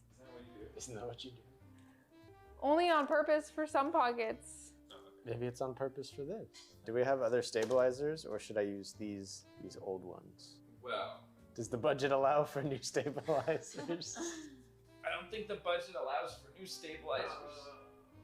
He's really done this. Now, if I gave you all the parts, that wouldn't be as fun. I want to see what you can do with the keyboard that you're given. You know, but I'm not totally evil, so I am going to give you a special gift. Oh. Here's a couple $1 bottle of Permatex dielectric grease. Oh, thank God. Why do you like dielectric grease so much? I like it because when you go to put lube on the stabilizers for the wires, you need a really thick amount to go inside, and it's really hard to achieve with Krytox without breaking your bank. So doing this, it's like a cheap, very thick, like usable alternative. It's very nice, and you don't have to brush it on like a silly person. You don't have to come up with janky solutions to someone else's mistakes. What do you mean? Pockets to the outside of the keyboard. I'm a beginner! I feel like these are like 300 level classes that I'm taking right here. You know, my hope here was that beginner keyboards are as easy to build and customize as an expert keyboard. Okay, that actually worked. What'd you do? So this keyboard has a little, it's either an on-off toggle switch or like a Bluetooth or something. It must be Bluetooth. And since I'm gonna be attempting to put this thicker piece of foam in there, I had to make a cutout for the on-off switch because otherwise it would do nothing. So, good job. Will it work? I have no idea, but it'll work better than without doing it. How do I fix this? I'm a fabric manipulator and I can't manipulate this fabric. I figured this would be the easiest part. You would think. It's got me in a chokehold though. You know how they say. What do they say? Your favorite enemy puts you in a chokehold. What does that even mean? I don't know. Who says that? Who says it? I just took apart one of these stabilizers, and I don't know if the camera will pick this up, but they have like the saddest little amount of factory lube. Oh my god, wait, that was from the factory? It's literally the smallest amount. Like, it would have been more respectable if they did nothing. I think so. It's like lube condensation. It's like so, it's like so minimal. It's like my indie rock band name. Okay, what do I do next? You've got a couple folds. Josie's about to become the Joker. It takes one bad keyboard. That's fine. I have a question for you. Yeah. Did this board come with instructions? Yes. Do you need them? Do you want them? I do want the instructions. Okay. Well, I feel like now they won't help. They'll help. They'll help? They'll help. Okay. Okay. Here's a build guide. Okay. Take the switch foam and place on the PCB. Measure the holes. Then add the stabilizers. Oops. I need the standoffs. So in this case, we actually don't need the standoffs because we're using a thick sheet of foam in between the plate and PCB. Are you sure? Because this says the two of them are not optional. I always make, don't do that, so. Okay. I think it's just extra effort. I always make don't do that. I always make don't do that. I just picture this is like, you just gave Josie one of those like 10,000 piece one color puzzles. Just said. Is that how this feels? It looks like it's wearing like two sweaters. You know how when you wear two sweaters and the sleeves get all like bunched up inside of each other? That's what this looks like. So you've added your foam in between the plate and PCB. This is going to improve the sound of the board. Sick. In my opinion. Next, you're going to be adding switches. Oh, Lord have mercy. Now, for your switches, I'm going to be giving you some switches that are good for any beginner. Why? Because you don't have to lube them yourself. Oh, what are these? These are Wuche Studios WS Yellows. What color are they? Yellow. Which is like the board. Yellow. And when you put switches into a board for the first time, you're going to want to support the PCB from the back. So you're going to want to hold the back of the hot swap socket as you put the switch in. And that's just the first time, or? Well, every time, but it's when you're a beginner to keyboards, it's really important because you might push too hard. Oh my god, Toby, that's so much lube. That is so much lube, Toby. Might be a bit too much. They're not gonna work, bro. It'll work. It'll work. Write that down. It'll work. It'll work. It'll work. And now Josie has put in her first and second switch. Now, she's starting at the corners and then working her way in from the corners because this makes it a little bit easier to put the switches in without having your plate warp on you. And she's doing great. And Toby's also just putting more lube. When lubing really, really budget stabilizers like this, with dielectric grease, just dipping it in like this is honestly pretty good. I think you put way too much lube on. No, I'm gonna win. It works. See, it works. It's gonna It be works. thick. It works. One really important thing when building a keyboard is checking your posture. So make sure you check it. What do we want? Posture. What do we not want? Scoliosis. Guys, I can tell that joke because I have scoliosis. I discovered that they put the switch in sideways. It's not beginner level architecture here, mister. You just mean that they Because- put that specific switch sideways? Because, yeah, I was looking at it and I was like, well, I don't see the other hole. And then I was like, that hole's sideways. And I was like, well, there's the other hole. What? ¿Por qué? Why? Maybe because it wasn't going to fit there if it wasn't sideways, the socket. Interesting. Because the switch will still work even if it's sideways. That's crazy. Okay. So we have the stabilizers lubed and in. Thing is pressed and sealed. So we are ready now for new switches. Now, since it's this style, I don't want to set this in and put in the switches. I want to preload the switches. Why is that? That way, I don't have what's happening over here as much. I need an expert like Toby helping me. So I have this little piece of foam on the back to support it from the back. And then I'm just gonna press the new switches in here. And then we're gonna load it in. And it will hopefully go together. Now, I've given you a couple basic cheapish beginner switches. Well, what do we have here? So there's brown stems. We all know how people love brown stems. Bro. We have these black ones. Do you want brown switches or black switches? Well, since they're so popular and so well loved, I think we have to go with the brown. Browns! Woo. At first, you kind of wanted to die. Yeah. Just to change apart. Well, I have to say I was being a bit dramatic. That's what I realized. I remember, like, in your first video, you were just screaming half the time. It was great. I was not. What do you think? Is it going to turn out good? I don't know. I don't know. Josie, do you think yours is going to turn out good? Yes, because it was made with love. What do you think of that weight? It's heavy. Oh, you can see me! Hey! Hey! It's me! Honey, hey! Which feed do I use? That's your preference, actually. Oh, how Yeah. fancy. They give you both, so you can decide. What color keycaps am I using? Yellow. Sick. Now, Toby's almost done with his keyboard. Oh my god, he's putting on. Oh my god. Oh my He's god. putting the final touches on. This may not actually work because I opted for a piece of foam in the bottom that might be thicker than you probably should put in. So we'll see if it closes. If it doesn't, too bad. I don't know. I don't know. We'll see. Now that you're following the instructions, Josie, how do Yeah. you feel about this? Well, the instructions make it pretty manageable, pretty Okay. doable. On a scale from 1 to 10, how difficult is it? Well, I watch a lot of hippie tech videos, so not too difficult. Wow. What the heck is this sound? I thought you watched bibliotech videos. I've Those never are in like seen 7. these. No. You need it close. Close. Wow. Look at that. That actually was pretty clean too. Friends. So now that this is done, now we need keycaps. And I'm sure there's some convoluted rule for what keycaps Hippio is going to give me. Oh. He's kidding. Ah. Okay.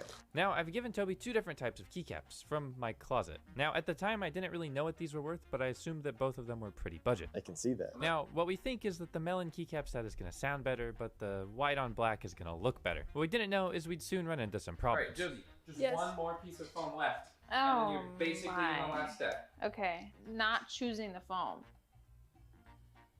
So now Josie is blowing us all away by actually assembling her keyboard. Hard. Hard, why is it hard? Because there were so many steps. But you got through it, right? Yes. It is what it is. Don't be like Hipyo. Just follow the instructions. Toby, I've got some fresh new keycaps for you because let me just roast Keep Straw real fast. Keep Straw sent me these keycaps. They're supposed to be a nice little budget keycap offering, black on or white on black. The space bars are so warped that they're completely unusable in this build. The space bar is not good because we're having an issue where sometimes when you tap it, the opposite end is tapping the case. Oh, it's warped.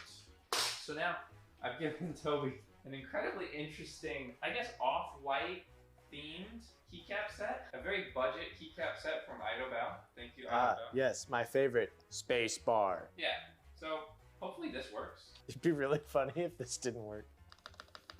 Okay, no, that works great. Yeah, it was literally just Keep Straw with their terrible keycap set. Well, actually, should I give you GMK? Do it for the meme. Do you want GMK or do you want budget? I want cute ones. Whatever is gonna look the cutest.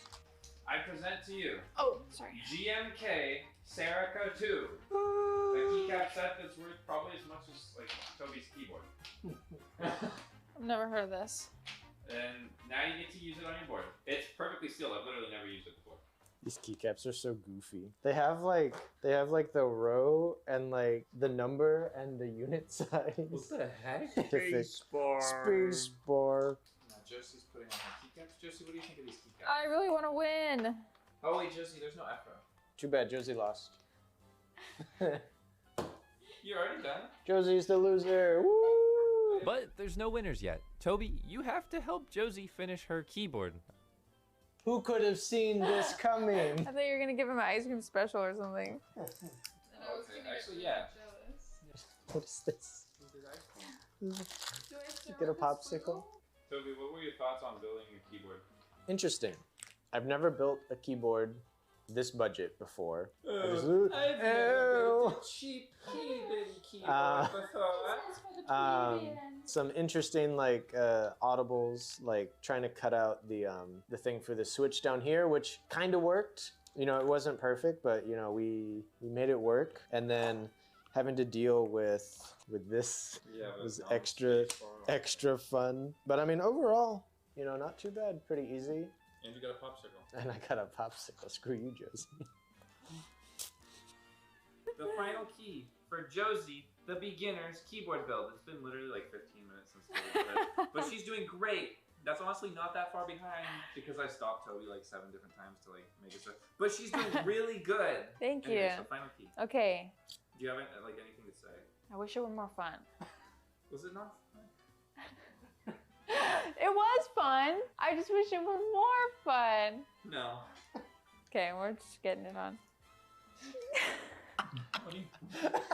Just press down. Stop laughing at me. I'm struggling. Just press down. But it's not finding it. Oh yeah, flip this switch. Well, it's a beginner mistake. That doesn't reflect poorly on me as a person. And beginner mistakes are fine because you're a beginner. Yeah. Yay. All right, now you can. Okay. Ooh, that takes a little bit, but there we go. Ooh.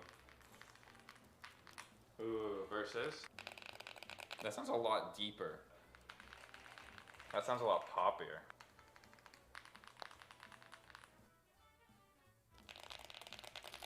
Well, you know, I think keyboard expert, you managed to make that sound really good. Thank you. However, keyboard beginner, What? you also managed to make that sound really good. Thank you.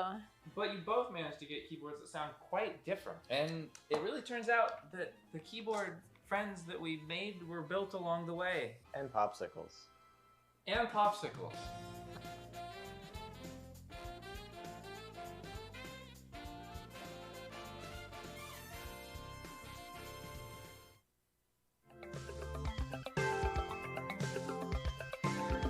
What is up, people of the internet? Welcome back to another episode of the Waveform Podcast. We're your hosts. I'm Marquez. I'm Andrew. Nah, I'm David. And today, on this episode this week, we've got TikTok introducing a paywall for content that includes 20-minute videos, Spotify's AI DJ we want to talk about, and we'll wrap it up with the objective top 10 smartphones of 2022. No disputing the list. We'll get into that one too. It's fun. But first, usually we leave our huge breaking news segment for the middle of our video. But this I think this is the biggest news. too to hit. big. Probably the biggest story in 2023. Like we can't like bury the lead. Like if people realize that we didn't talk about this at the top of the episode, like we're in trouble. Like this is the biggest story probably of our generation. So let's just get right into it. New yellow iPhone 14. This I didn't see this coming.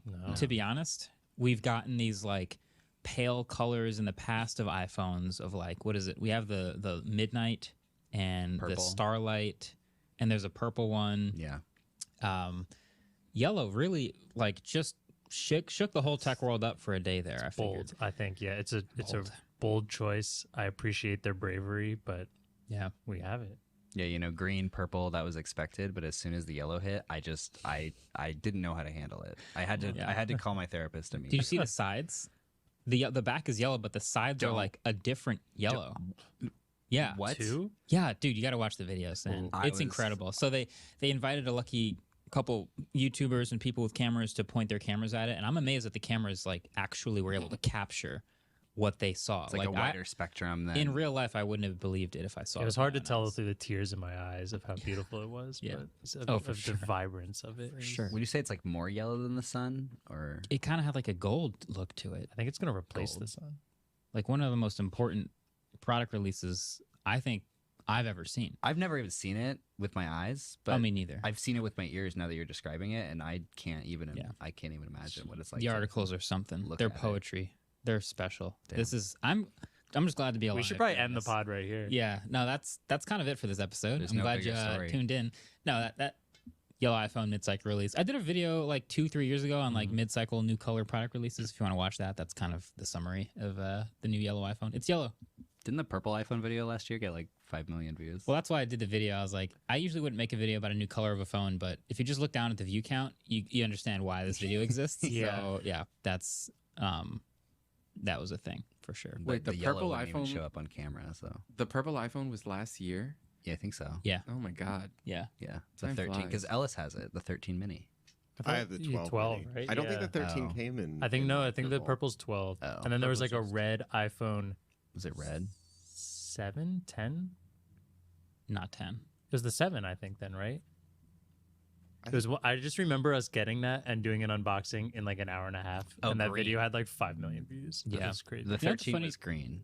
You know, it's actually funny. Kind of some of these new colors. Everyone's like camera settings and everyone's color correction is a little bit different. So Yeah. you kind of have to like, if you watch 3 different videos on a new color, you might actually not really know what the color is because they'll look a little different in each video. And that's especially true with the red because it was a really saturated red. Yeah. And that notoriously will oversaturate the red channel of people's cameras, and then it will start to peak and then look pink a little bit when it was not pink at all. Fun fact. I can't prove that my red is the same as your red anyway, though. That's so. true. In my brain, I know what red is. And I hope everyone listening and watching also knows what red is. Just a different red. Yeah. Anyway, TikTok. On the clock. We have a TikTok headline. So TikTok introduces paywalled content. Kind of a trend that we've seen on social media in general is enabling creators to make more exclusive content behind a paywall for smaller audiences. Like Twitter already does that. Instagram actually already does that. And so now TikTok is doing that. I mean, YouTube does it also. YouTube, exactly. So I'm just going to read the bullet points here, and maybe we have some reactions to it. So it's called Series, which lets creators sell collections of videos that you can purchase. Each collection of videos can have up to 80 videos in them, and those videos can be up to 20 minutes long.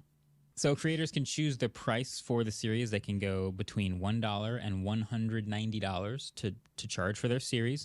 At launch, 100% of the revenue goes to creators, minus the App Store and processing fees.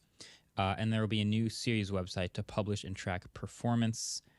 That's it.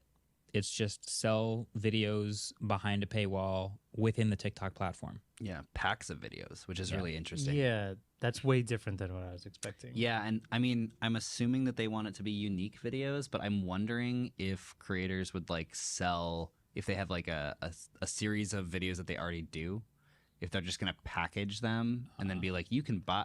But what does it mean to buy a digital product especially on TikTok, that you can already look at for free. It would Yeah, I have to think be a unique It video. would have to be a new video. Yeah, maybe you do like a series and you have parts 1 through 8 are for free on your thing, but then parts 9 and 10 are behind the paywall, something like that. Or you could do like, if you're a cooking TikTok channel or something, you could do like, we're going to do a Thai package, and then it's like 20 Thai videos. Yeah, that's an idea. Yeah. I went from seeing the title of this that you posted, thinking this is an awesome idea, to reading this and thinking, I don't think this makes any sense at all. It's kind of like Quibi. Really? I mean, so it's up to the creators to decide like what this extra content's going to be. So like when Instagram did this, you can be a paying subscriber or supporter of an Instagram page or whatever, and then there will be specific stories and posts that only paid subscribers see. So it might be similar photography to your other photos, or it might be special, behind the scenes or something, like extra content, whatever. Same thing with YouTube. YouTubers can choose what they want to be just for the paid subscribers. So that's what I thought this was going to be, but this makes me think it's different now, because when you're saying it can charge between $1 to $90 for a series, it makes it seem like you are going to create a series of 5 videos, charge X amount of, say, $10 for that, the and then package. just that series is unlocked. Right. Whereas like YouTube and stuff is you subscribe for extra, and I then see. like you also open all the past stuff that was like that. So it is a little different. It's TikTok like should do buying that. a movie on Google Play Movies or on Apple TV, basically. Yeah. You're buying a digital product that only you have access to. It would have to be a really great video. Yeah. To pay for an individual video. Well, that's why it's there. I don't think they want it to be individual. They Well, I want it guess- to be multiple videos. Yeah, ideally it's multiple videos. That's like harder. If TikTok did like YouTube subscriptions, I think it would make perfect sense, and allow 20-minute videos in there, because then it can be like, I'm going to make my regular TikToks that got me popular, but I can also make some 20-minute deeper dives. Or if you could do paywall live streams, where you could do paywall like long Q&As that are 20 minutes, and then whenever you subscribe for that month, the creator gets, that seems perfect. It's like the Patreon model, right? Yeah, I think like the cooking example that I said before, I think that could really work, because you could do one TikTok video where like, we're making pad Thai. I have a whole collection of like Thai food videos that you can pay for. I was just gonna say about like travel. You could do like one TikTok to be like, I'm going to Colombia next week, and then 90 videos about like the cool things to do there.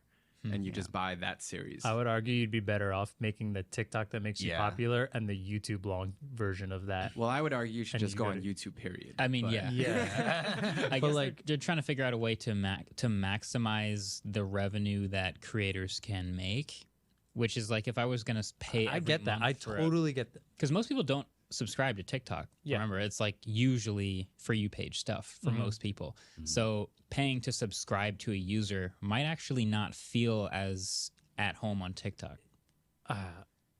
I think it feels more at home than doing weird charged like video on demand things.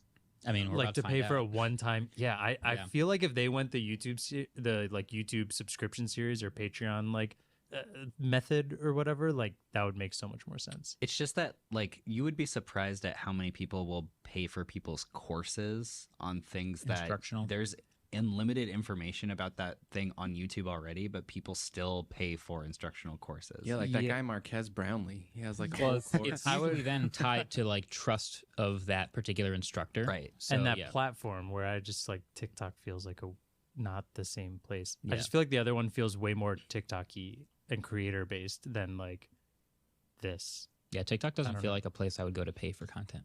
Pay for in general. specific content, Yeah. not even just like extra content. Yeah, I mean, it's cool that it's an option, and I'm glad TikTok is thinking about ways to diversify a little bit in that way and offer it at least, and maybe somebody takes advantage of it and it looks really cool and people get ideas from it. I think that's why I think it would be amazing if they did it the other way. You may be underestimating the power of parasocial relationships. I think you're overestimating. I feel like it feels less parasocial relationship if I buy a person's specific video rather than get like to open the curtain behind the scenes of Remember, like extra OnlyFans videos exists. that they will make. I think that's a different. That is I think people it's- paying for individual pieces of content because of the parasocial relationship. Oh, that is individual pieces of content. Huh? Yeah, yeah. I think it's a subscription on both. tougher.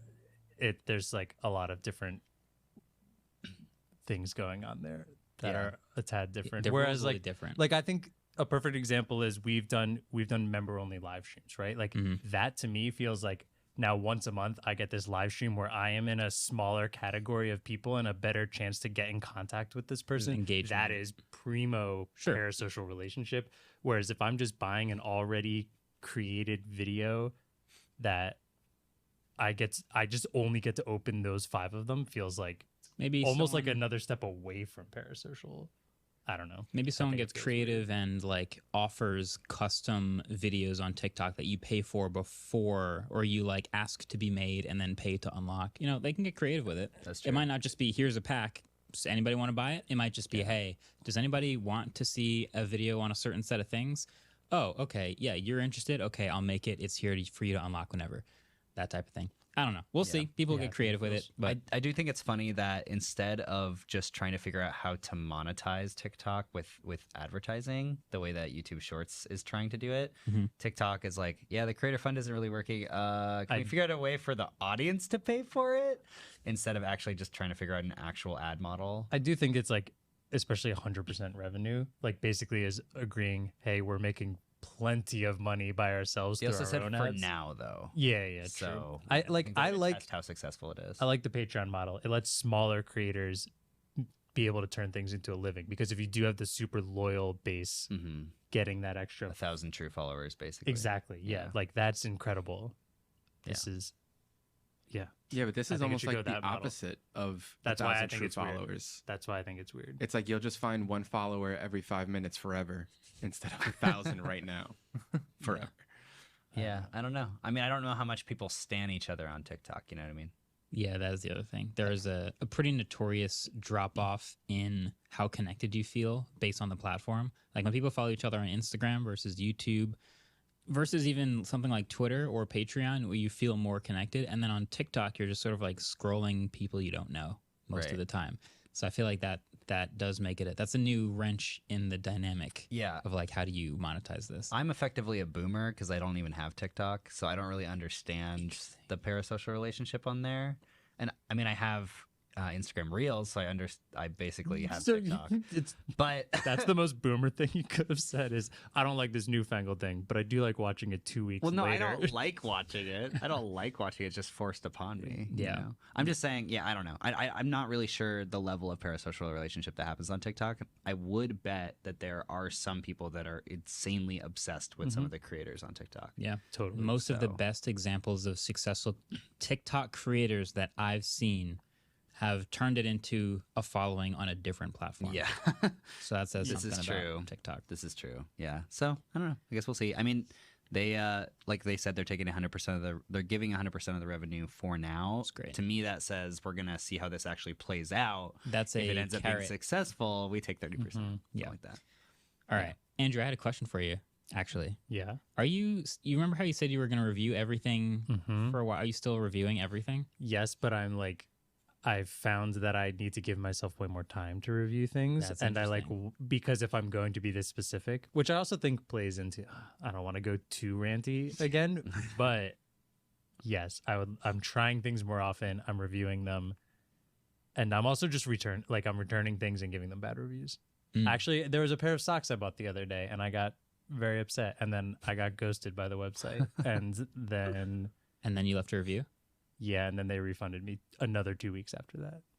Dang. So my review's probably deleted. But oh yeah, for sure. That worked out my question, I have just been thinking, I have these several weird review scenarios happening to me at the same time that just made me think of like, how do I review this product? And am I just reviewing the product, or am I reviewing the overall experience? Can I clarify real quick? You're not talking about like something we're doing for work. You're talking about like a more personal thing that you can review on a website. Okay. So they are actually personal purchases that I've made. Okay. So here's one of them. I bought a year and some change ago a table, a marble, like a small counter height dining table from Wayfair. I'll just name and shame. I mean, I can already tell you 2 stars. Okay, so it was a great table, and it lasted like that year and a half or whatever. It looks great. It was sturdy. Everything I liked about it pointed towards like, I never reviewed it, but if I did, this would be 5 stars. And then a week and a half ago, it just broke spontaneously. Not quite full shattered like that tempered glass thing that we have, but I have a picture of it and we'll put it on the podcast where like the side of it just kind of like broke open. Like cracked, like big crack. Big crack, yeah. Like sharp, dangerous crack. Like fit your pinky up to your first knuckle crack. Yep. Nice. Yep, pretty bad. So this table just breaks out of nowhere spontaneously. I'm like, whoa, that's really weird. Was it because it was sitting in the sun? I don't really know how to diagnose the problem, but it clearly broke. Like, okay, well, I can't keep this table or keep using it. So I go back online and I start looking for other counter height, similar size tables that would fit the same look. And for like an hour, I'm going through all these other options. I'm reading reviews. Oh, this one's built cheaply. This one's plastic. This one doesn't, it's square instead of circular, all these other things. And you know what I landed on? The original listing for the table that I bought. And I started reading the reviews for the table and everyone loves it. Nobody mentions it breaking. So I'm like, is it still 5 stars even though it broke? I called them. I was a year and a half out. So they were like, oh, yeah, it's out of warranty. So we can't do anything. Sorry, you're kind of screwed. And I was like, all right, well, I need to buy another table. Am I going to buy the same table because everyone had great experiences and it seems like nobody else is broke and maybe it was a freak accident? Or do I go with a different lower rated table? I don't know. I'd probably buy the same table. I might. Are you allowed to edit reviews on Wayfair?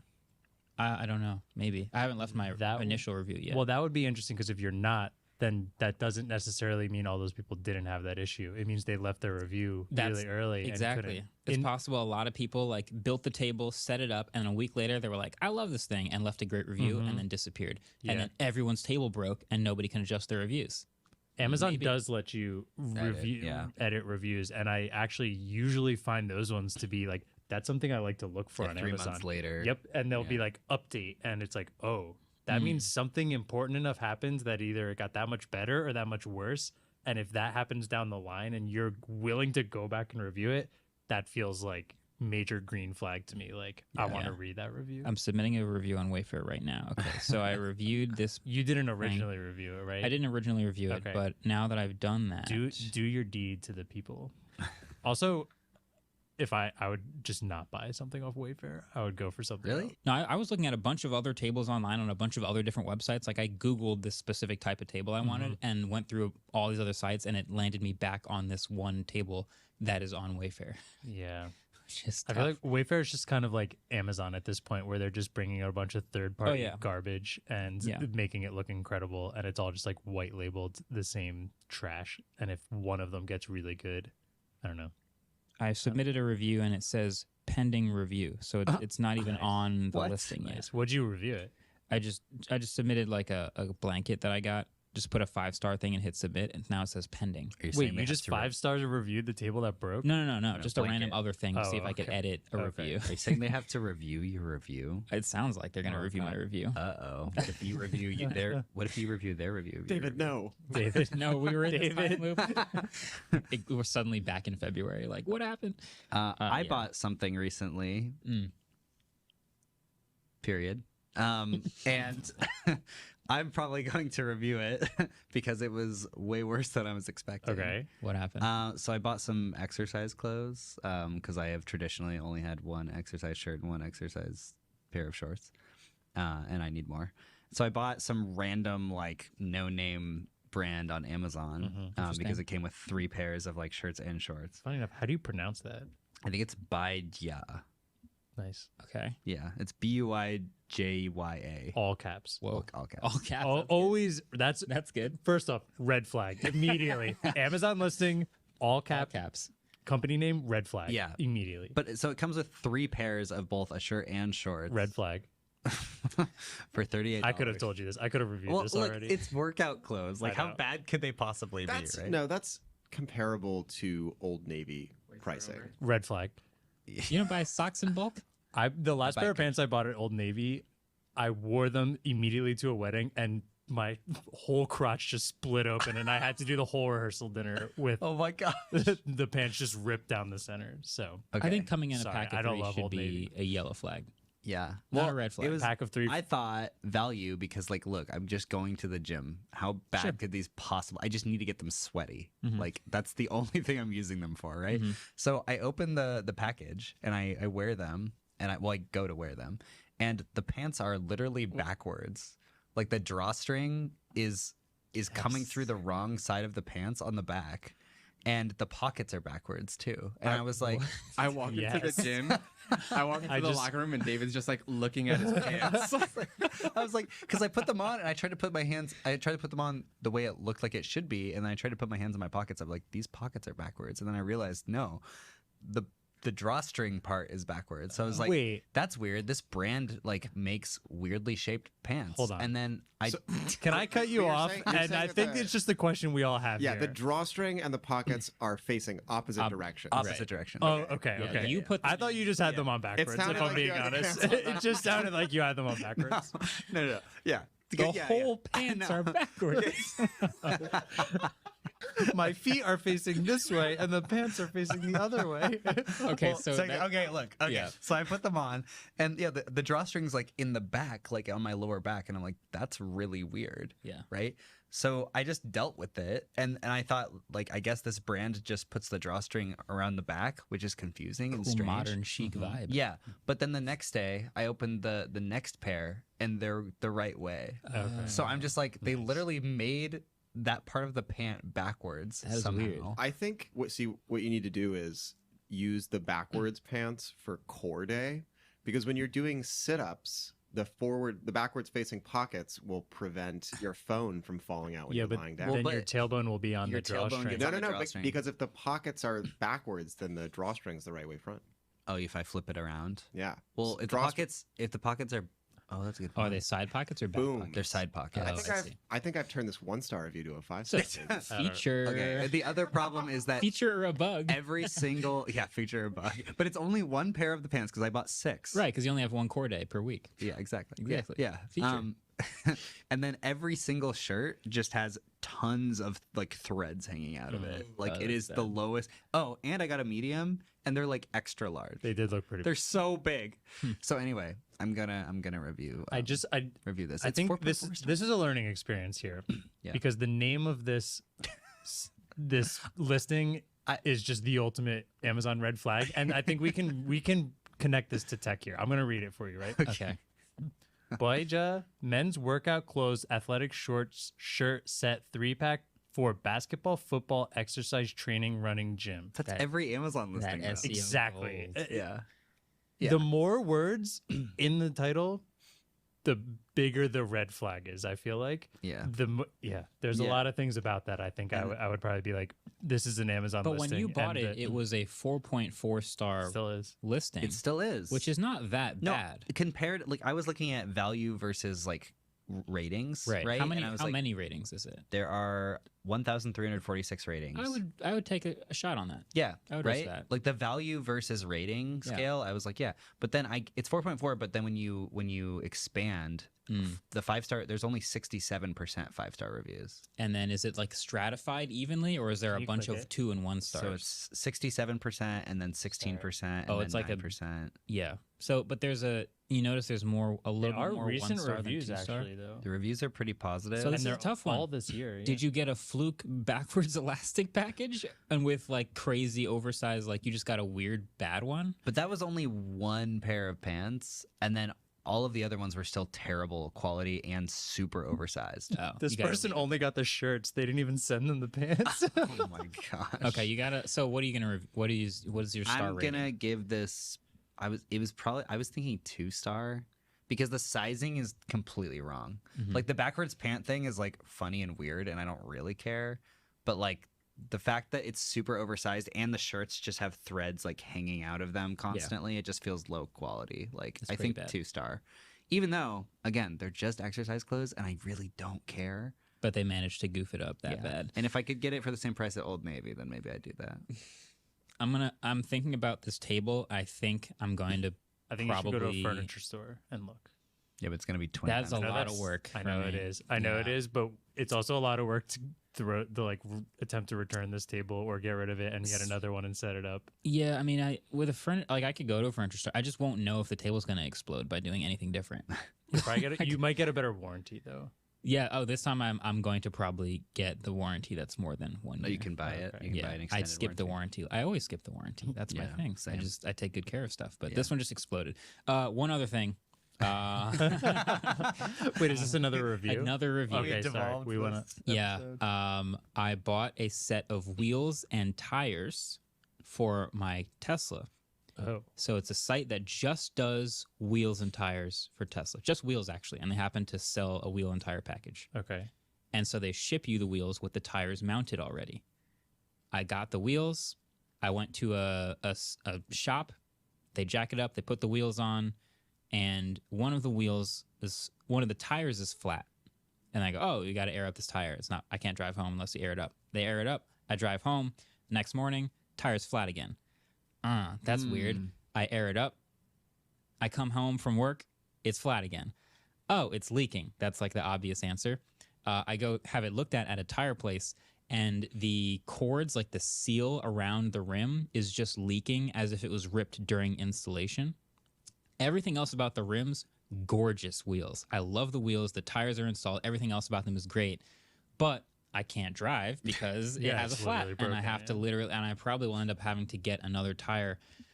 What's the star rating? Well, you're also, I mean, it sounds like a fluke, right? I mean, they'll replace it, right? What's their return policy? I think that's what it'll depend on. I would wait until customer service. Yeah. Are you gonna need to get 2 tires to match? If you have to get new ones, he's gonna have. No, they're all matching. I will have to. I'm guessing what I'm going to need to do is they damaged the tire when they mounted it, so I'll have to get one new tire and get that installed. That's the second time you've had work done on a vehicle where they kind of damaged it a little bit. Wait, but you said the tires were installed already. Yeah, they mounted the tire onto the wheel and then shipped me the 4 wheels with the tires. Oh yeah, so the company, not the place you got it installed at. Right. Okay, sorry. The, I thought you meant company that installed them just like took them and put them on the damaged car it, for sure. Yeah. They didn't do anything bad. It's the shippers who like put the wheel and tire package together.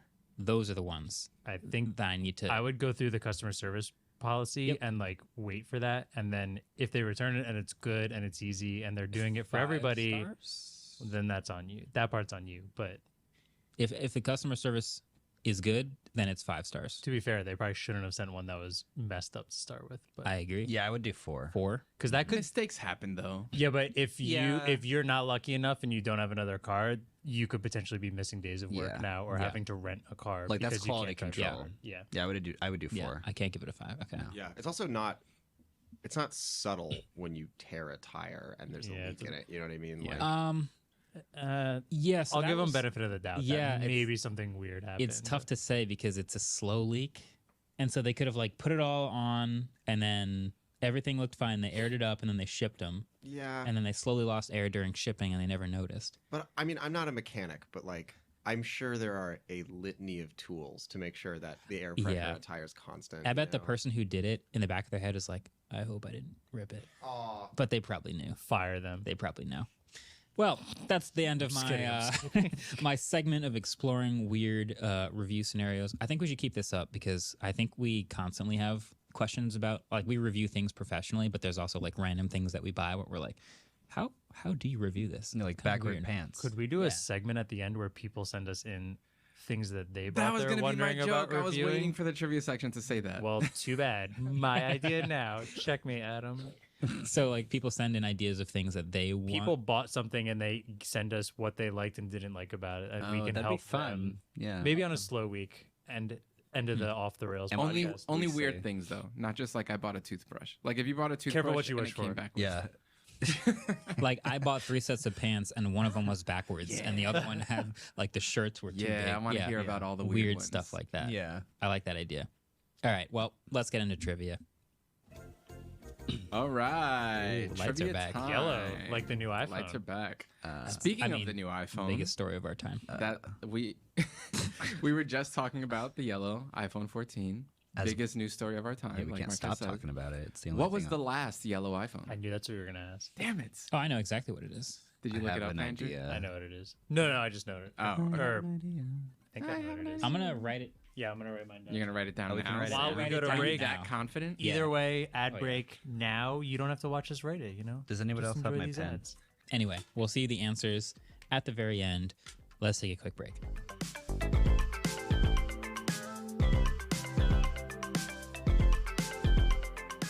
Support for Waveform comes from Indeed. In a perfect world, your gut would never steer you wrong. That clam dish that sounded so awesome wouldn't make you sick. That pair of overalls would unlock the next phase of your personal style. And the latest hire would just fit in seamlessly. Indeed knows, though, that your gut doesn't always bat 1,000, and that's why they're here to help. Indeed makes it easy to attract great candidates, schedule interviews, and hire your next awesome team member all on one platform. So it's designed to save your time, deliver high-quality applicants fast, so you can get back to making those overalls work for you. Want to speed things up even more? You can use Indeed's Instant Match to actively invite the perfect folks to apply, making it even more likely that you'll land someone great, no gut required. So Indeed knows that when you're doing everything for your company, you can't afford to overspend on hiring. Visit Indeed.com/waveform to start hiring now. Just go to Indeed.com/waveform. Indeed.com/waveform. Terms and conditions apply. Cost per application pricing not available for everyone. Need to hire? You need Indeed. All right, welcome back. Let's talk about this AI feature. The yellow iPhone? This was this AI color. No, it's Spotify has a new AI DJ feature. I have feelings about this. I have thoughts. I don't actually have this feature yet. I've been reloading Spotify. You're on the my only phone. one that doesn't have I'm it. somehow, We yeah, all I'm the have only it. one who doesn't have this beta feature. It's like the opposite of what normally happens. But hey, okay. I didn't have it until literally 35 seconds ago. And you have it now. Yeah. So like, maybe I'll get it soon. But here's what it is. Okay. So you know what AI synthesized voices can be? AI DJ is basically like it'll play through a playlist, which Spotify can curate playlists, but it'll also include like a radio DJ voice that like talks you through the playlist as if you're listening to the radio or something. So it'll just be a guy going like, hey, I'm your Spotify DJ. Your first few songs are from your high school days because you listen to this artist a lot. Plays a few songs. And then it comes back and it's like, time to change up the mood. I have some more songs from the, and it's just like a radio AI thing, whatever. It has some scripts that it reads. I'm not going to use this ever, but it's AI. Everyone who has a company has to do AI in some way. So here's Spotify's AI. I'm gonna let David go on it. Like let David talk on his, because so I was in your DMs. David likes it. Adam likes it. Marquez and I were super skeptical of it. It's dumb. I think I Ellis love was it. You skeptical gotta too. try it. You I tried it all last night and all this morning. So And I have still notes, don't but I like want you to talk about. I want you to talk, and then I'll show you my notes. Okay. So the voice map that of the guy that is talking to you, there's only one voice, but it's based on one of their early employees. Okay. So they got like a lot of his voice, and then he's got a are DJ generating voice. text. He yeah. does. Yeah. Sounds like a DJ. And they got script writers and a bunch of other people to like kind of decide on how he was going to talk, how he was going to mix it around. But I really enjoy it because like I was just listening to it this morning, and then it's like, yeah, we're gonna throw it back to the music you were really liking in 2018, and I was like, damn, this is kind of nice. I mean, it was. How about you just play the song? Yeah, but it does it for me. I mean, yeah. I think this is my initial thought was, that's cool, but it's because you have a playlist called My Top Songs of 2018. I do, and it's just playing that, and I can go back to that. But like playlist. the fact that it's jumping around to a bunch of different stuff. That is the thing I like about it. And like I think that we're always on a sine wave of wanting more control and wanting less control. Mhm. Like the reason that people watch, there are like what is it called? That TV channel that just like cycles through TV, but it's online, but it's streamed. I don't remember that. Do you remember Stumble Upon the website? Yeah, that random. sounds like that. Where like random. yeah. Wow. Yeah, I think that people are in a phase where they kind of don't. They have too much choice, an overabundance of choice, and they just kind of want to be served stuff. And the fact that like regular radio, right, has no mapping to you. It's like a billboard, right? Yeah. It's like you're going by a billboard. It has probably has nothing to do with your interests. Radio is the same way, and it's probably if you're listening to 96.9 The Eagle, it's only going to play classic rock radio. But this one is tailored to the music that you've liked over the years, and you can hit the DJ button to be like, I'm not really into this, and over time it will better match your taste. So it's like a better version of what Spotify already does. Okay, so I would like all of this without the DJ voice. I was gonna say, so like there's just like an endless there's playlist already without the DJ. Yeah, voice. there's like lots of good playlists. It's got like a hip hop mix that's tailored to my hip hop listens. So it's got a bunch of hip hop artists I listen to, and then radio sprinkles in some more. Then there's a pop mix. Then there's a Kanye mix. Then there's a Drake mix. Then there's a Deadmau5 mix, a Muse mix, and they're all like because those are things that I've listened to. And so it'd be cool to have like a throwbacks plus modern whatever, like, but I don't want the voice at all. But he like, gives context too, and it's like So I like. Yeah. I think we all agree that Spotify is really good at making these playlists, right? Yeah, that's the thing. Like Discover Weekly, all that kind of stuff is incredible. Like they do a great job at that, and the tailored to you part is super important. I do like the fact that he jumps between them. I kind of wish I could just say like, here's a bunch of playlists I have. Can you shuffle between playlists and then like a mega do that playlist. without the voice? That'd be cool. I think that would be cool. He sometimes talks a little long. He sometimes is a little quick. He like he Mark has just bumped his head into the mic. Some of the things he's saying is basically just like the scriptedness of it is just essentially explaining the name of the playlist, because it's like here's the songs you liked in 2018. It's just popular 2018 songs that you listen to. I also have noticed with a couple bands or like artists, he's got a very grocery store self-checkout vibe where it's like, you really liked songs from 2018, so you're gonna listen to Banana, and like it's just like it says the name of the artist really poorly. Some are totally fine. Some of them they tried to pronounce Foo Fighters, and I thought they said Firefighters, and I was very confused. Which this brings me to my next point. The immediate thing I thought of this is like radio. How are they going to bake ads into this? Oh no! Because it's only for premium subscribers.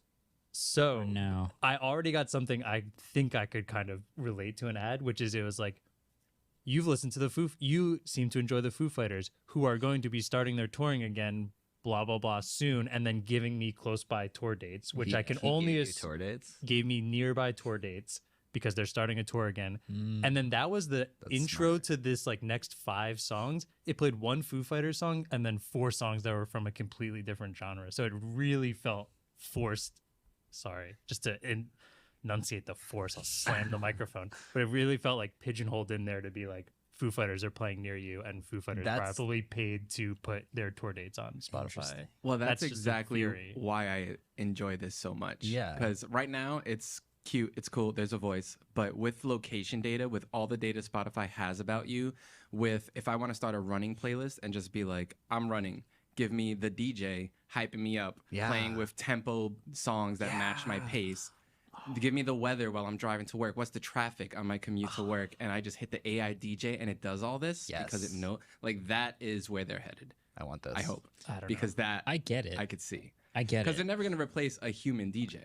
Yeah. Like David was saying, it's like a human DJ is broadcasting to everyone. But if they could get an AI DJ to do the same things but be very specific to you and your tailored routine, to you. That's it's useful. over. It's like the Google Assistant of your audio world. Yeah. Listening. Yeah.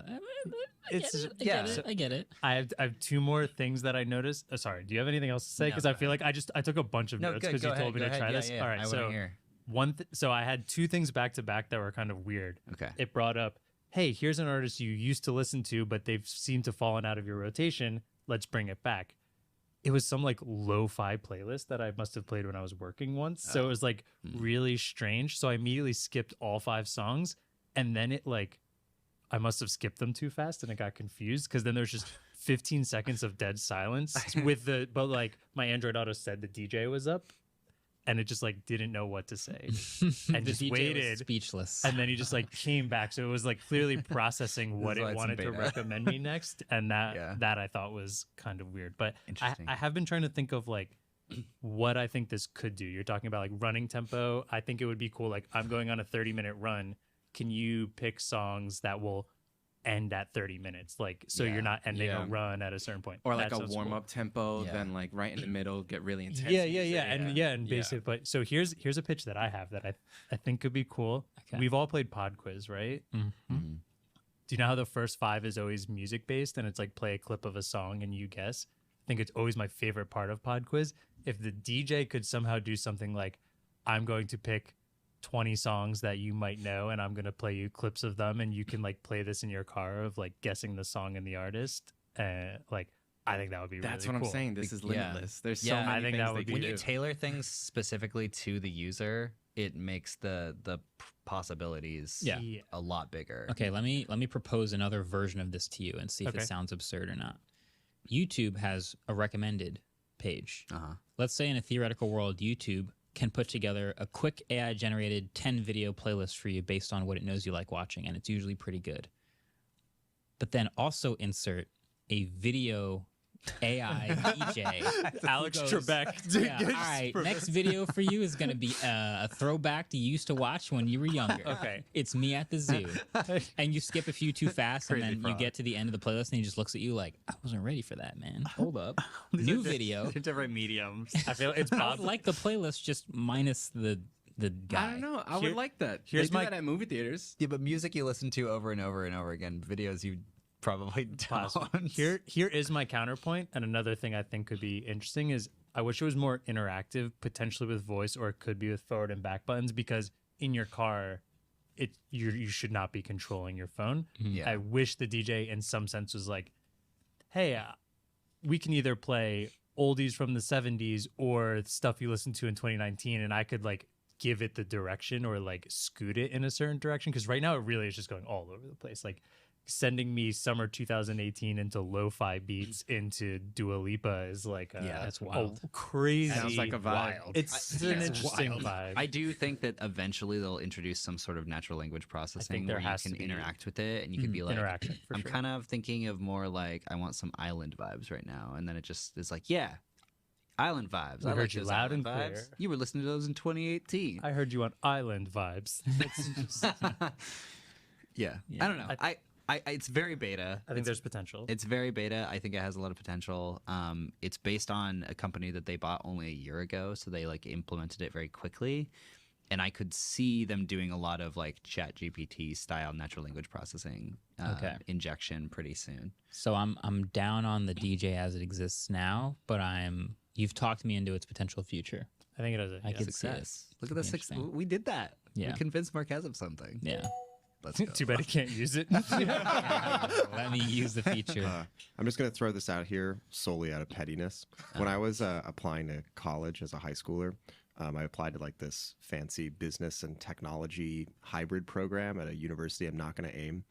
And I wrote an entire essay about how Pandora's Music Genome Project was worthless because all the important data as far as music went is going to be user data and listening data, because you never like a song because you liked another song that sounds exactly the same.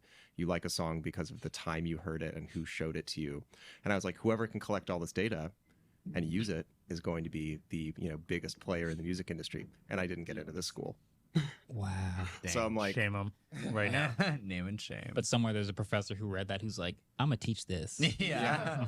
So I won't name them. It rhymes with Schmuniversity of Schmothern Schmalifornia. I love naming and shaming. Yeah. I love shaming the schools I didn't get into. It's my favorite. Stanford, Cornell. Yeah. It's whatever. Yeah. It's no big deal. It's fine. Northwestern. So there's one other thing we wanted to mention, which is it's not AI, is it? It's a Microsoft Machine Edge learning. machine learning, so slightly adjacent. Super resolution. Super resolution video. Yeah. This, okay. Well, I pitched this to you this morning about talking, and Yeah. you had some strong thoughts. Do you want Well, me to read the and then you can? Sure. Yeah, okay, cool. Yeah. So very quickly, Edge is introducing a new feature that can use machine learning to upscale online video content to create higher resolutions.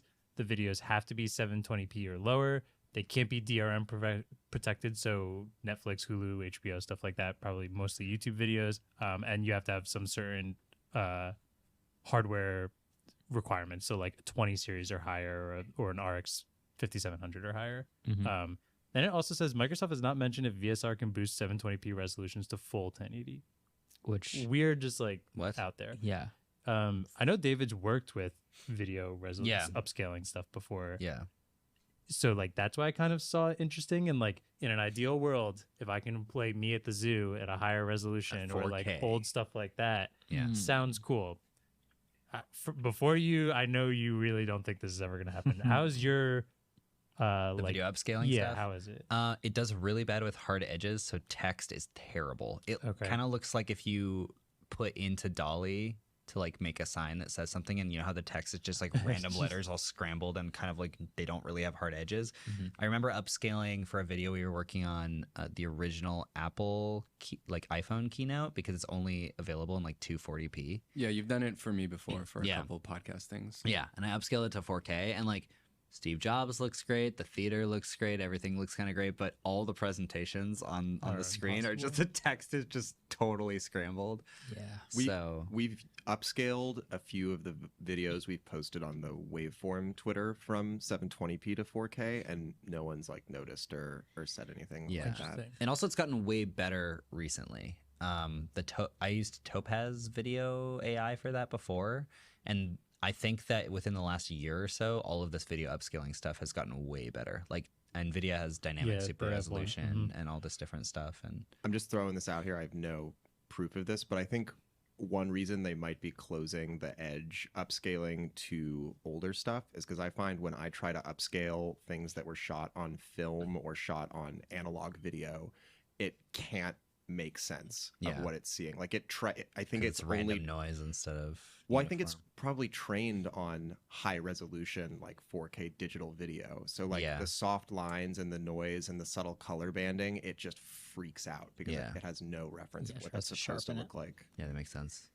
Yeah. My take on upscaling is it's generally not good. Generally. So I've used various, and I think also this is source dependent. So upscaling, like I've seen a lot of really like interesting demos of upscaling video technologies on a TV. And it's like, I will play a 720p video on this TV with the TV's upscaling technology turned on and it'll look like 4K. And then I play it and I'm like, it looks like sharpened 720p. I know what that looks like. So I've never looked at the result of upscaling and thought, wow, mission accomplished. It looks like the higher res version.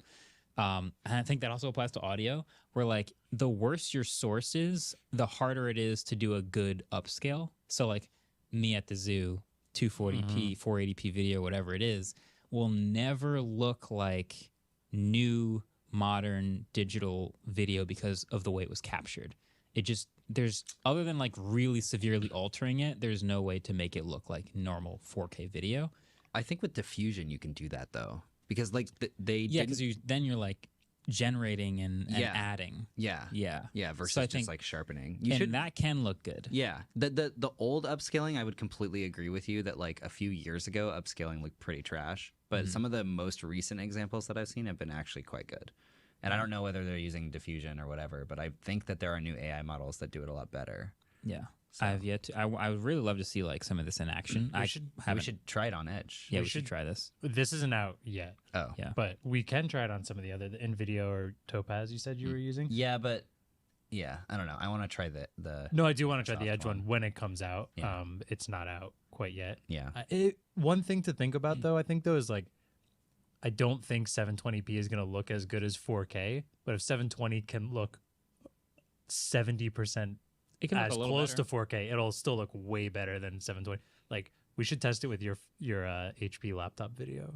We should upscale that bad boy because that's rough lighting, and I think the tonality is still going to look exactly like that quality. You won't of get more video. dynamic It'll just be range. You sharper. won't get more. Yeah, it'll be like a nice sharpening filter. Yeah, with like a little more detail in some of the finer lines, maybe. So now we need your YouTube DJ to play old YouTube videos upscale, so then we can just flashback YouTube. Remastered. Here's when you were watching a lot in 2007. HP Elite Chromebook remote review. Minecraft tutorials. Tutorials are good. Yeah. That's funny. All right, we're going to take another quick break to talk about the top 10 phones in the world in 2022. Objectively. But first...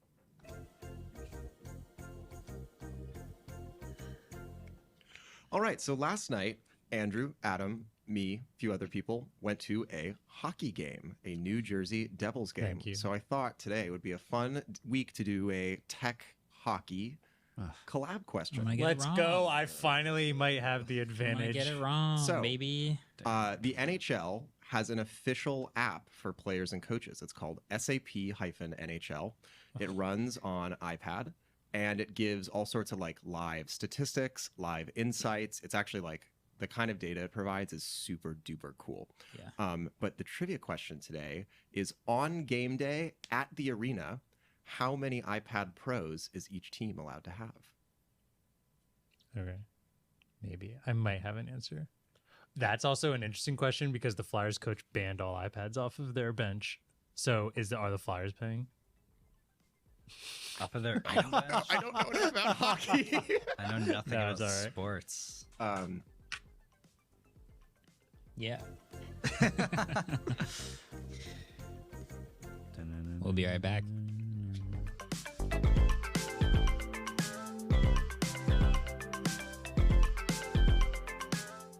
Support for this episode comes from Gigabyte. So from their top-tier gaming to powerful content creation, Gigabyte is looking to take you to the next level with their next-generation laptops. So Andrew, I know you've been using Windows laptops. You play games a lot. Did anything on the Aorus page stand out to you? Yeah, it kind of made me sad at how the specs of these laptops are so much better than my desktop at home. I'm just going to read specs right now. Okay. Core i7, up to 64 gigs of DDR5 RAM, a GTX 4070, and a screen that can do either 1440 165 hertz or 1080 360 hertz on a laptop.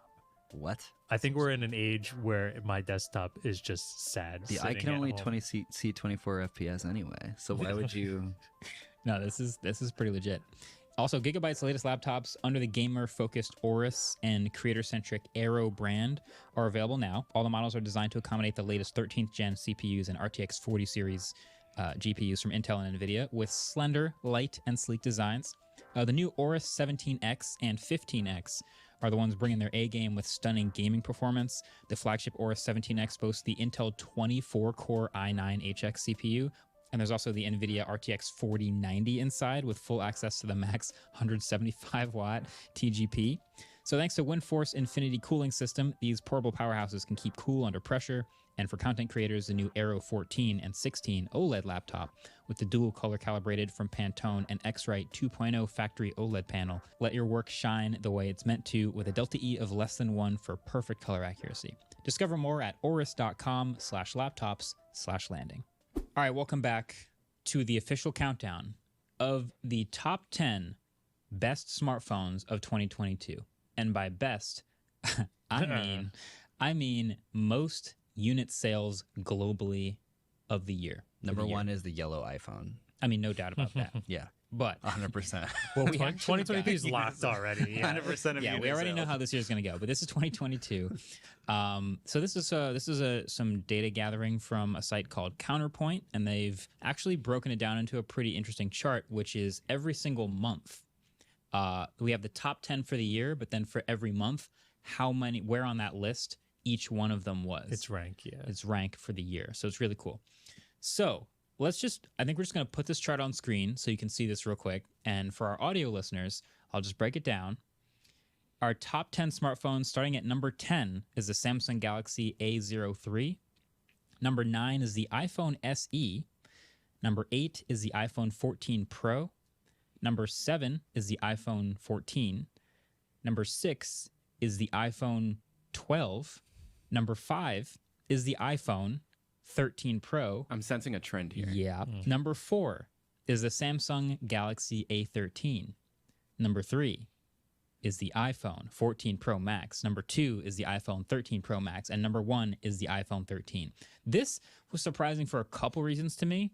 Number 1, this is global. Yeah. So I would expect this in the US, right? For sure. But there are a lot of other markets and a lot of other regions where I don't expect to see much on the premium iPhones like at all. Like a lot of countries, a lot of regions just don't buy premium iPhones like that. And that also we don't see premium phones from other manufacturers that are competing with the iPhone. So then you look at the month to month and it gets even more interesting. Obviously, the iPhone 14 series didn't come out till September, so they don't have anything listed on this list until September, where the iPhone 14 Pro Max debuted at number 1 and was number 1 for September, October, and November, and then gave up its spot to the iPhone 14. and it stayed at number 2. So the Pro Max is the one that's actually selling the most volume, and it sold so much volume in those 4 months that it became the number 3 best-selling phone For the on the year. planet for the entire year. That's insane. That is a lot of volume. I mean, obviously Apple sells the most volume right at the beginning of the release, but that's gigantic. Yeah. Then the 14 Pro sells a lot, the 14, the 13. People are still buying the iPhone 12 in such mass that in January it was the number 4 best-selling phone of the entire month. In March, it was and March in the world. and 3 April and and May and June and July was all top 5 every single month. People just buy iPhone 12s regularly. That's insane. I mean, the iPhone 13, the 11111111244. So people That's its continue ranking. buying the That's iPhone 13. For real. crazy. Yeah. Yeah. This is like also really disheartening for like Samsung. Yeah. Because if you're Samsung, first of all, you wish that your premium phones would sell in the same mass and be your most popular phones. But clearly here, it's the A13 and the A03, which are like $190 phone and $100 phone, selling the most volume. And number 2, instead of buying a cheaper Android phone, people are buying old premium iPhones, Right, an iPhone which is really 12. interesting. Like people would actually go buy an iPhone 12 at what I presume is not a very steep discount from what we know about Apple's pricing. Yeah. They'll keep it in the lineup, drop it by maybe $50 to $100, you know, when they put the like graphic on stage. So yeah, this is It feels this is crazy eye-opening. because like the amount of phones that Realme and Redmi, A and, like, lot. all of these guys make so many variants of all their phones, and you would imagine that they would ship like hundreds of millions of units. And in some markets, they do. sell a Like lot. like in India, they sell like crap loads. Yeah, in China and like Huawei I think that phones. that is probably part of it though, is like because this is by model, when Samsung and Realme and all have like 30 too many models, and then models. those 30 models each year or That's whatever, like it's so possible. much. So There's so one many interesting variants. thing about this graph is between the 3rd spot and the 10th spot is 1.7% to 1.1%. So like 10 to 20 could be neck and neck, and that's where we could see a Mhm. bunch of other Samsung phones, a bunch of other Realme phones. The other thing here though is the number 1 spot is 5% of total market share globally was the iPhone 13. Yeah. And then the next closest was half of that. Yeah. Apple totals about 15% of all global market share with these charts. So this is a type of chart then that favors Apple because they have so few models. Yeah. Mhm. And that they're not the number 1 global manufacturer of phones by volume. I mean, they might be like number 3 or something like that. I think Huawei surpassed them for a while a number of years ago, but now I'm sure they if it was dropped by a lot. volume, I almost wonder if they would even be top 5 now. I wouldn't be surprised if they were, but you think of like Huawei, Honor, Realme, Samsung, Oppo. There's just so many phones. Samsung, yeah. But they have so few models that in order to get a model at the top of this list, It's easier. It's easier when they have less models. So yeah, it's still like Samsung still has like clear flagships like S23, 23 Plus, and 23 Ultra are kind of like their flagships in the same vein as these iPhone flagships, but they didn't crack the 1% mark, so they didn't end up on this list. Yeah. Yeah, I mean, it does still seem like Apple has a huge amount of market share. Like Samsung is above them with, Q4 of 2022. Oh, Apple was above them. I don't know. Yeah, they sold 70 million phones of Q4 of 2022, and Samsung sold 58.3 million phones. You know, also another stat that just keeps blowing my mind more and more is in the US how dominant they are among young people. So like you think of like what's a dominating market share for a smartphone in any one country? You'd think like 50% for one company is pretty crazy. That's 60% is crazy. 70% is like dominant. And then the numbers of like people in the US ages like 18 to 24. 18 to 24, it's like 75%. no, it's like 90 plus. It's like an insane percentage of people who specifically get pressured into the iPhone and the ecosystem because not only do all their friends already have one, but their parents have one, and it's just like the communities have them. And it's just the phone in the US. Well, it went up from, I'm trying to remember the years, but within a 5-year span between, I think, 2014 and 2019, it went from 40% of 18 to 24-year-olds in the U.S. owned an iPhone to 75%. This is just a recent article I pulled up from Phone Arena. According to their survey, 9 out of every 10 teenagers in the U.S. own an iPhone. 87%. 9 out of every 10. 87%. 9 out of every 10. That's insane. Most people Yeah. in like that age bracket, like 13 to 19 or whatever. So it's crazy. It's crazy how dominant they are in this one country, but then it is kind of eye-opening to see a global chart where it I think translates. the global thing is what surprised me the most here, because I know we talk about Apple a lot because we're US based, but we clearly get a lot of comments that's like, Apple's not big where I am. They're way too expensive, or like import fees, all this stuff. And like, but I think it said they're most popular in US, UK, Germany, France, and China. And like, if you just really can dominate a few markets, you really can dominate global sales. Like, it's pretty crazy. Yeah. I think that really shows the power of the ecosystem lock-in, especially in that age group. Like, if you're not able to use the thing that the social dynamics of the other people your age use, you're going to get outcast, and that's the worst age to get outcast in, because you're trying to make friends, you're growing as a person, and it's a Ouroboros. It eats its tail, because the more people that get pressured into getting an iPhone, then they become part of the amoeba that pressures other people to become part of their amoeba, and eventually the smaller amoebas just get completely eaten, and it turns into one. And they grow out into crabs.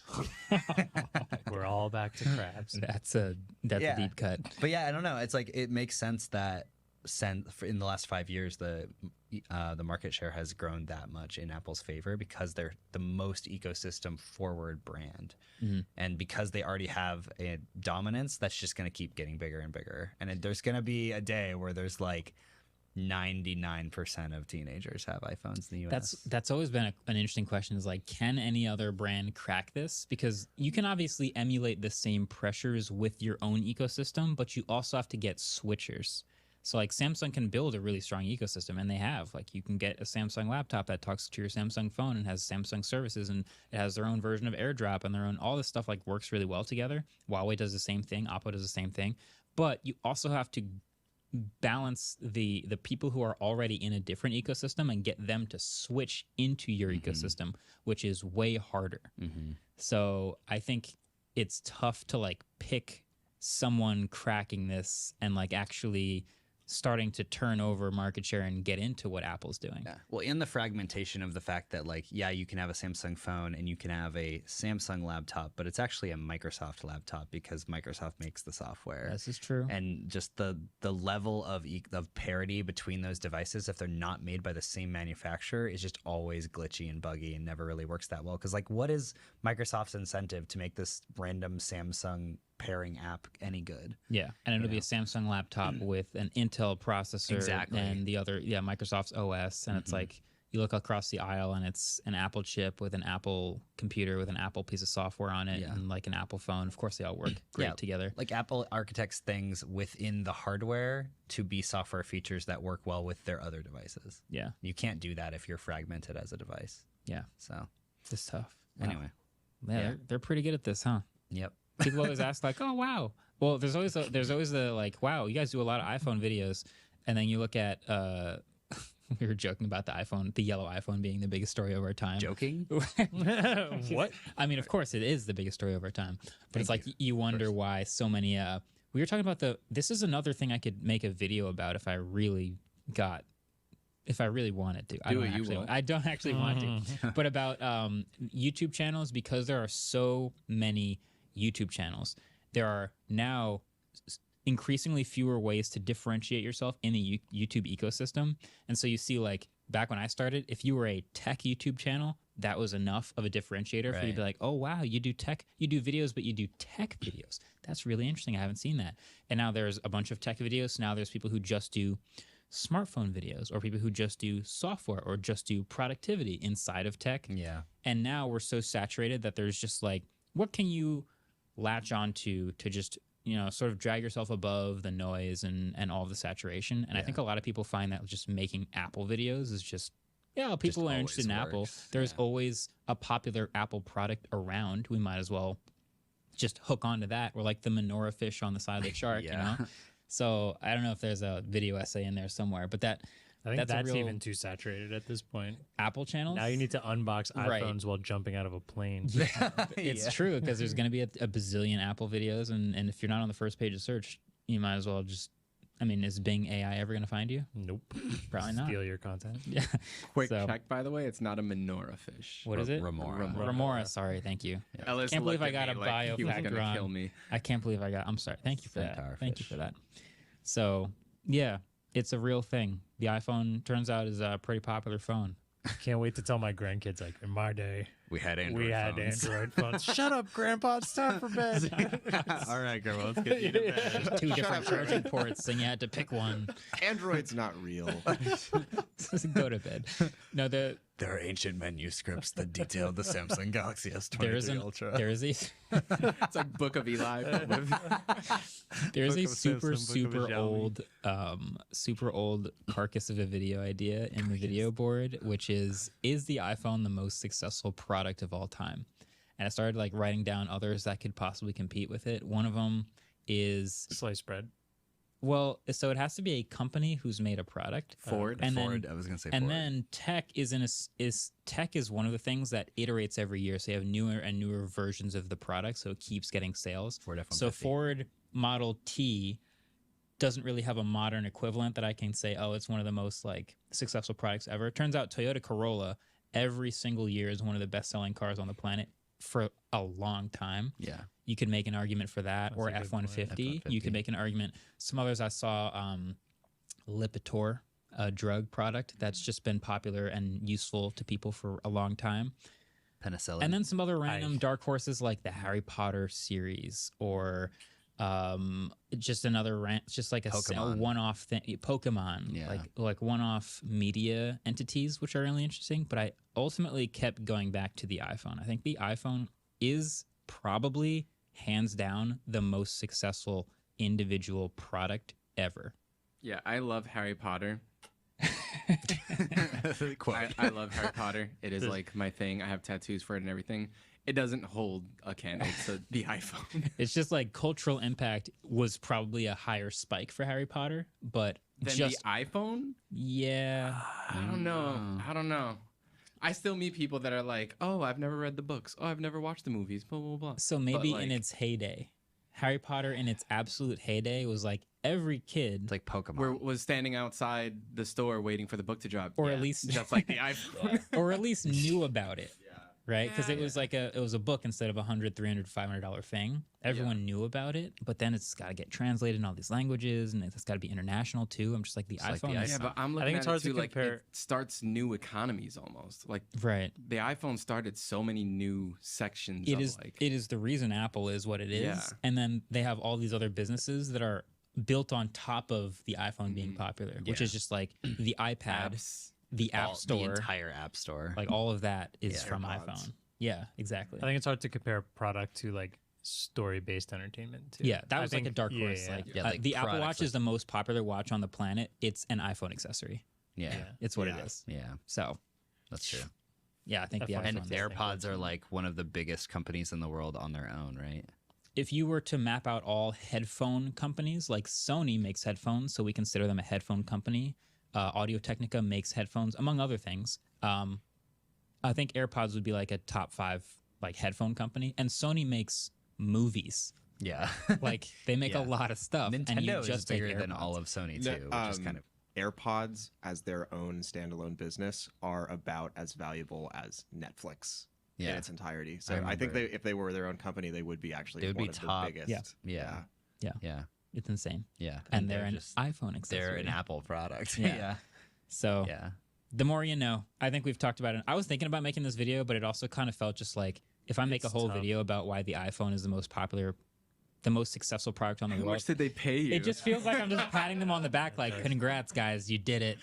You Yeah. really did it this time with the iPhone. Take a victory lap. Make a yellow one. Yeah. exactly. They wouldn't dare. So it is what it is now. It's a podcast thought. I think that's appropriate. Pod thought. Hashtag. Yeah. David wants to talk about Well, yeah, just enter a. It's kind of a quick thing. Yeah, I guess this is perfectly from what we just talked about. Yeah.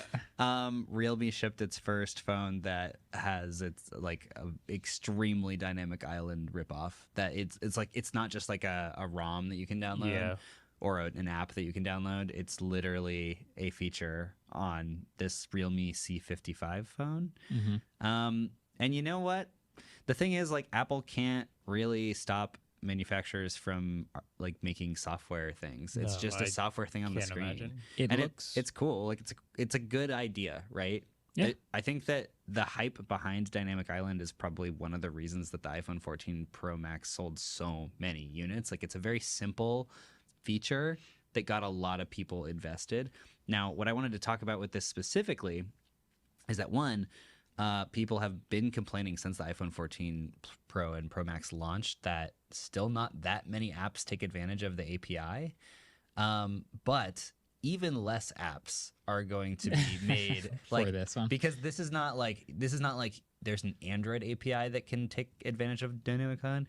It'd be like Realme would have to be like, hey guys, Uber, the calling C55, all developers, the Realme C55. Like every single time a company releases like a fringe product, they always go like, and we opened the API so anyone can make anything. Like Razer's done this a ton of times with like their weird products, and nobody makes anything. It's tough. And the fact that Apple can't even get enough manufacturers to make stuff for the Dynamic Island, it's like, Realme is just gonna. There's gonna be system information, charging animations, whatever. The charging animation looks dope. Terrible. Wow. Wait, I haven't seen it, so I don't know what to think right now. Look at this. Tell me this isn't a tenth of as good as what Apple's is, and I'm saying that because they wrote Super VOOC in the charging animation. How could you? It says Super VOOC. Why would you put that on the And top also, of the phone? you know what's funny too is it says 99% right next to the battery icon that says 99%. Exactly. This is This is what I would call in my redundant. day a poor use of space. This is crazy. I mean, the space is there, right? It's a software feature. This is funny because it's just a regular webcam hole punch cutout. Yeah. Like I do like having stuff at the top as basically like quick switch. I think that's what was cool about Dynamic Island. They needed to do it more so on the full pill cutout. If you're gonna do all of this for charging, why is this also here? I'm not talking about this. I'm not talking about charging. I agree with you on that one. But I think to what David said, like, and it's not even necessarily Realme's fault. It's not Samsung's fault. It's Android in a million different specifications where like to ask a developer to do that is like, please hire an entire new branch of this development in order to get it to work. So if it's not working on Apple, which has like 2 models that are exactly the same, where it's so much easier, and we see this in a million different apps, and it's just an unfortunate side effect of the Android. Yeah, I mean, I'd say the reason that there's still not that many dynamic apps that take advantage of Dynamic Island is because yes, it's Apple, yes, it's the iPhone, but it's still only 2 models of the iPhone. Yep. Yeah. I would bet you that when the iPhone 15 comes out, especially if Dynamic Island comes to the regular model of 15, we're going to see every app manufacturer taking advantage of trying to find cool app ideas, developer. things to do with it. Yeah. There's a couple cool ones now. My weather app does it. Uber does it. Spotify does it. So we'll see. We'll see more. Yeah. Super teaser. We kind of have some of our own firsthand experience in this now too, which is kind of interesting. So it is what it is. It's a shameless clone, which is what The Verge called it, and I agree with that. But that is it. Okay, that concludes our iPhone section of the podcast. Wait, but did we talk about the yellow iPhone yet? Oh, right. There's I a almost trivia forgot. question based on the yellow iPhone. Oh, is there? Well, then let's do trivia. We read it already. Oh, right. I did that already. Okay. Anyway, the last trivia question. All right, so trivia time. Quick update on the score. Of course. Marquez has 8. Andrew has 7. David has 10. That's right. David's in the lead. That's right. Wow, that changed. Yeah, Andrew, you gotta get on it. Yeah, catch up. And also, before we do trivia, we did hear feedback, and we are going to make this much faster. We are doing very strict time limits, and we will try and cut out dead space, so you will just hear the question, and you will hear the answer, and you will like it, and you will rate it well, and you will not listen to my rating restrictions, and you will give it 5 stars. You're welcome. Thank you for that very concise explanation. Okay. You're welcome. We're making this longer than it needs to be. I've already written. We could have just had the delay in the trivia, but now we delayed the entire show. It's future proofing. I've written my answers. First question. Yeah. So, just got the yellow iPhone. What was the model number of the last yellow iPhone? Model number? Yeah. The model. The model. Oh, Not wait. number. I mean, same thing. What was the last iPhone that was yellow? Yeah, okay. Yeah. Yeah. So you have until the end of this music to write down your numbers or answers. Okay. They're not numbers. I just may have confused myself a little, but yeah, we wrote it down. No, Adam. I did not change my. You changed yours from before. I'm just saying. What? Mine's still what I wrote the first time. You're changing it? You better hurry up. We this got music's about 3 to end. seconds. Okay. All right. Flip them and read. Okay, I had to really think about that one. Oh, yeah. Well, Okay, iPhone. I wrote iPhone 10R. That's not the no. latest. I wrote 10R. Really? Nope. iPhone 5C. Nope. Is there a 12? iPhone 11 11. Was it was the yellow? last yellow That iPhone. was the one that Really? the last Okay. one that came with yellow. Okay, because the 11 was when they first didn't they basically the first time they made the Pros like quite a bit better, so the 11 was almost just like Oh, an 11R. yeah. Yeah, that's Basically, why. yeah. Oh. You know what's funny? I thought about that too because the 11 always skips my mind. I always forget it exists. The 11 was basically the 11R, but they just like shifted 10 everything RS. forward. It Yeah, was the 10 RS. 10 RS. 10 RS. All right, next question brought to you by I really thought I had that. Ellis. No. In a regulation NHL hockey game, how many iPad Pros is each team allowed to have? What is it called, Andrew? Is it a bench? Bench, in yeah. their little rinky? So like in one team's bench, how many iPads are allowed in that bench? Not assuming it's 2 because there's 2 benches. Right. Not in the arena, per bench, per team. Per team, Okay. how many iPads are allowed on game day in the arena? Per team in the arena on game day. Is We it shot in in the the dark. arena? On Yes. game no, Not I'm per in the team. bench, I thought. Wait, per team or not per team? Per team. Okay. On the bench, or is this including If I smuggle like one up the their rafters. because they have like analysis people outside of the bench. This is on the bench. Okay. Final A answer. bench, if you guys want context, a bench holds 3 coaches and 20 players. Here's the reason We're out it's of time. important because during the week outside of game day, they are allowed X number of iPads per team. All right, flip him and read. Okay, Why? Great. Did you write O too? So I Oh. wrote 0 Okay. because I thought it was a trick question because like the NFL doesn't allow any iPads because they do services, but then I changed it to 2. That's You not wrote an 2. That is the kind of question I would write, but That is a yeah. great. I wrote 3. I Okay. wrote 4. Let's go. Nice. So on game day, they're allowed 4, and in the rest of the week, they're allowed 2 per team. Yes. Interesting. That's exactly what my thought Did you process know was. that, or did you just get a nice little guess? Well, I originally wrote 2, and then I didn't. And then Ellis said they go up on. I game almost day. changed to 4 when he said that, but I didn't. I assumed 1 for each side of the bench and 1 for the coach. One of the coaches. Marquez, take us home, please. Thanks for watching. We appreciate you guys. Please suggest topics for future questions so that we can catch up to David. Yeah. Catch you guys in the next one. Peace. Bye. Wait for was produced by Adam Molina and Ellis Rovin. We were partnered with Vox Media Podcast Network, and our intro outro music was created by Vane Sill.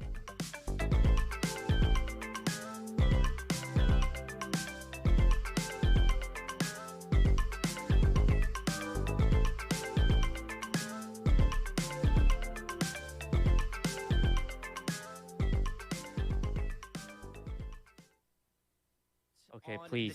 There's a lot of people there. Can we just? I didn't ask him if he wanted me to cheer for his team or against. Hey, everyone on my team is dead.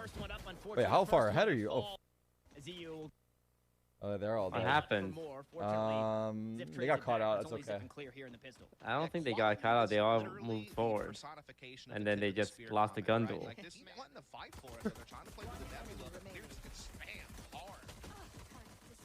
Screen share? No. Refusing to Wait, what give happened? this one up. Oh, you guys have Clear echo? does collect the spike, Ooh, but pays sorry. for it with his life. Sorry. And it was only to assist that middle if All right. need be. Let's go one.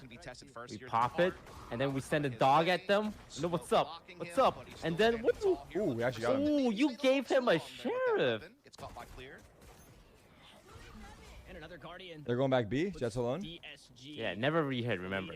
It's actually the strat. If they rehit, they're dude. This strat Never that we've rehit. come up with, I think it's the solution to this game. Oh, what's this Wii stuff? I came up with that. Oh. You weren't part of that, bro. Wait, we came up with it together. We can't take full credit. No, I mean, you were there. No. It wasn't that you were there. It was like I acknowledged the situation. No, bro, you were there. I don't know if you came up with it. I don't know if you even said. I'll give you 40% after this Let's conversation. go. What's up? Wait, they're actually ecoing them. What the Wait. Okay. Oh my god.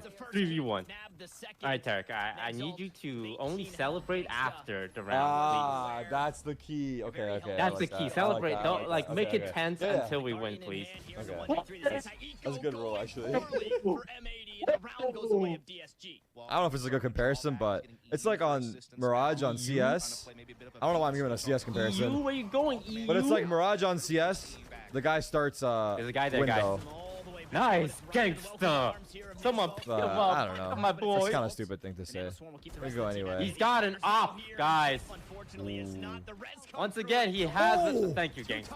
Thank you, You got gangster. 3, bro. What do you mean? Thank you, gangsta. It was like about fucking time, gangsta. This guy is an op crutch, Does man. this guy know how much clout Op you crutch. guys? He's shooting your players' bodies, dude. Op crutch. You could cancel them. Look at these guys. They have no idea. There's 3 here, though. Oh. Oh, he got sucked in. Jet knives. He's gonna updraft from Oh my god, that's a 4-man scan. I don't like this. I don't like this. Don't rehit, right? Oh, bomb's down there. Don't rehit, never rehit. But leave the bomb. Leave the bomb. safe. Oh. Are we sure that was your technical? It wasn't. It's not looking like it. Go back to pistol rounds. We're good at that. Eco rounds. I'm more concerned that if they lose, he'll leave me to watch alone. Nice. Good timing. Good timing. So We I know hope where it the goes op map is. 3 at least. Don't peek that. Or 2-0. Nice, Exalt. Ooh, flash. Ooh. Oh, full flash. It's right. You're good for 2. Take those. We play post plan. Post plan. No, over peak. He's covering his teammate though. He's covering his teammate. Look at the crossfire on the left. They don't clear that, I think. Wait. Good trade. Oh. Wait. Everyone's dead. No, wait. The guy Art got shot in the ass. Who was that? Steel? We It's got good. They're gonna fake it. They're gonna fake it. It's good. They're gonna use the KJ ult and the Astra Wall. Everyone's gonna rotate. They're gonna run to Koala, kill him, and take B for free. Actually, they're splitting A. Wait, can you see the future or something? No, they're splitting A. I was completely wrong. They're gonna KJ ult, Astra Wall, and split A, and they're gonna kill everybody. That just seems smart. Ooh, check the wall. They're flushed out with the KJ ult. They can't move up. And now they have to respect the wall with the KO molly behind. Holy. Oh, where you going, Xander? Stay behind the wall. Dodge that. Jump rope. Jump rope. Ooh, wait, what's this guy aiming, huh? Ooh. Where you looking, John? Yeah, where you looking, John Cutie? Huh? Ain't so cutie no more, are you? Yeah, tell him, Toast. John Cutie. His IGN is his name. That's so weak. That's so like you That's can so be weak anything. sauce, dude. Yeah, Couldn't be man. me. You call Couldn't yourself be your me. real name? And the Viper here as the spam is through and it looked good. Yeah, you're not watching your Right. flank? That side of the wall was clear. Yeah, you Still like that, stands, and huh? the rest of the members for Yeah, M80 come back, come back. Come with the can't quite op. say the same. Still plays the backstab here. You think I left? You think I left? They don't find the kill on this Shoot him. Nope. Shoot him, I'm Steel. actually still here. Shoot What's him. up then? Shoot him, Steel. You're gonna save Get the that op? You're gonna save the op? Yeah, you gonna I save didn't the think op? so. Oh, he's saving the op. No, no, you're not. No, you're Oh, not. he's gonna save the op. No, you're not. Wait, apparently John Cutie's real name is Muhammad. Come on. Now we Do fake that it. thing. Now we fake it. Then we walk Do to the thing, Koala. 21. No clear. Do the This thing. guy He was said, op. he said, do the thing, 21. Yo. This guy, does he use this anything but an op? What does he do on offense, man? He really puts the noob in Koala noob. What a noob, man. Seriously. Yeah, you're blind, aren't you? Oh, you're gonna repeat that? You're not him. You're not him. Oh. 1v4? Okay. That ain't that. Okay. All right. It looks like the times we win are when we take mid control. So, let's take mid control. Control the mid. Turn HRTF on? It's my f***ing ears, dude. It's okay, we have info on the op now. They say, hey, We know we're that he's playing upping the- art. the So now we B can main, jump we're at him playing the B together. main. This time we want to try and play mid. They've got the op on the angle. Fortunately, a Nebula smoke from well from Steel will actually allow Koala to stay on this. Now we know where he is for sure. Now we really know. And now we definitely know. Yo, this guy, all he does is okay. You got 4 Yeah, kills you with can op an real op on cool. eco round. All right. So hard to op, bro. One shot kill. You're not him. You're not him, bro. I mean, Koala's just a freak. KJ on the lurk, ready for the peak. He's everywhere on the map. Don't peek I think this. he's picked every Don't angle peek at least this. at one point. In Oh. the map. Oh my One God. shot kill, And he's got bro. the support though from EU, so it's not even that risky. Oh man. Should we be They ready should for nerf that? the op. They should change the op. Change the op to the marshal and then remove the marshal? Yeah, I don't think one-shot gun should exist in the game. What about the judge? I mean, like, okay, one bullet gun kills. One bullet and one shot, kind of, you know? Yeah, they Tomato, should have tomato. guns that can kill it. Doesn't seem likely. Clear. Now they're trying What if they brought an op back to kill their op? We're not playing like ourselves, man. Time out. See, look at the util. Now they know it's an Odin, which is just as scary. If they're trying to lurk out towards mid, they have to be up. Wait, he bought an Odin and dropped it on the ground. That's a free gun. No, they took This it back to fool. flower. They took it back to flower. Oh, that's cringe, man. Learn to share. 4 on A here. We saw 4 kills with the This is operator. good. See how much they can find here as Nismo splits the team. Koala gonna be good for 1. The rest of M80 finding their way. It's okay, 9-3 curse. We're guaranteed 9-3 curse, and best case, we get 8-4. Just incredibly daunting here. See that right there? Give him confidence. Next half, we knock him down. If we lose this round, I ain't watching with you. What the f? Yo, I've been extremely supportive. I have said only good. Angle on R to get that intel, fade back, drone, continue to get information. Maybe on that's the push, problem. You're gets being that too rotation from Nismo supportive. to drop What do you the want back from on me, entry man? point. You're not I'm trying to- yourself. Again, they're just running PSG through a blender at that point. You're throwing They off have the plenty vibes of right people now. to focus I've on the chat. short Have you side. noticed? Chat. Have you noticed? I've literally been 1-to-1 toast. 1-to-1 to toast. You're being too positive. I'm following his vibe, dude. He sets the vibe. I follow it. That's it. That's it. Now it's you're too on vibe. You're too on vibe. Nothing I can do. This team sucks ass. I said it. This team sucks ass. They keep running into the fucking op. You happy I said it? Why the f are we Yeah, running keep into the more op? of those, Why the more f of- are we running into the op? We know the op's there. We don't use util. We keep peeking him. What's wrong with us, dude? We want to play this game for money or not? You know, we're not gonna pay no f***ing losers, dude. We Yeah, have more. a Keep round. going. You're doing great. You You're guys doing will great. lose your fucking contracts. You hear me? The money will go dry eventually. I know we're getting a second team, but it don't mean I'll drop the first team. You motherfuckers will be on the streets before you know it. Before you know it, so help me God, you lose this round. So help me God, I don't kick you to the curb. You think I'm playing games? You think I'm playing games? Pick them. Actually, remove it. Tweet the announcement now. Drop this team. Drop this fucking team. I'll tweet it on your behalf. I'm tweeting it, actually. I'm taking fucking CEO. Too much. Reel it back a little bit. All right, my bad. Do you like that or no? I got us to a 3v1, dude. I got us to a 3v1. Nobody's been able to do that. We've yet to see I will that. not take the fucking blame for their fucking incompetence. I won't take the fall for this team. Exalt by himself here, falling asleep on the angle. Can Koala just to do it again? Completely seized up. The guy's got no health dust, and he does it again in the pistol. Timing on that first batch of utility. Did he just say Dash. Wait, the cash said A little bit ahead of it and was able to get a second frag because of it. I'm a The third snitch. one was bonkers. I'm pretty sure I heard I don't know how that happened. he just called me a He just got Ace! And there's Ace. Don't peek clear. They know. They know we're and peeking 6, peekers. dude. How is he They know we're 25? peeking peekers. The OR team that beat What M80 the on this dude? map. Check on PC. This is when people on LAN play together. They have USBs with cheats installed. You know about this, Tarek. Tell Yeah, him. everyone cheats on land, but online that's hard to do. Towards that moment. He's cheating. He's too good. Looking like M80's about to C9, waltz into a please pretty sign him. Easy 11th round. They're clearing the. I heard his buyout's pretty low. Sign him before map 2. Before you lose him. Dude, I'll pay your buyout, man. Before it's too late, sign him before map 2. There's just not really any retake power for DSG right now. Yo, get him the fuck out of the series. He's cheap right now. Sign him. Some economic damage, some aggressive forces here in the Vandals. Flash comes through, sees right behind it. Koala's just so good on the timing. EU this time will help him out. And this is the moment where Steel said to the team, Looking like if gonna we're see a good, little bit of activity at we A can lobby. prove it How right do you- here. Do you know that meme actually? What was that? Who's that meme from? What mean? Oh, never mind. Okay, you don't know it. Oh, where you going, huh? You going Kuala Noob? I thought he was doing the Taco Fallen meme. He does not account for Ziff's position. That's the raid boss down.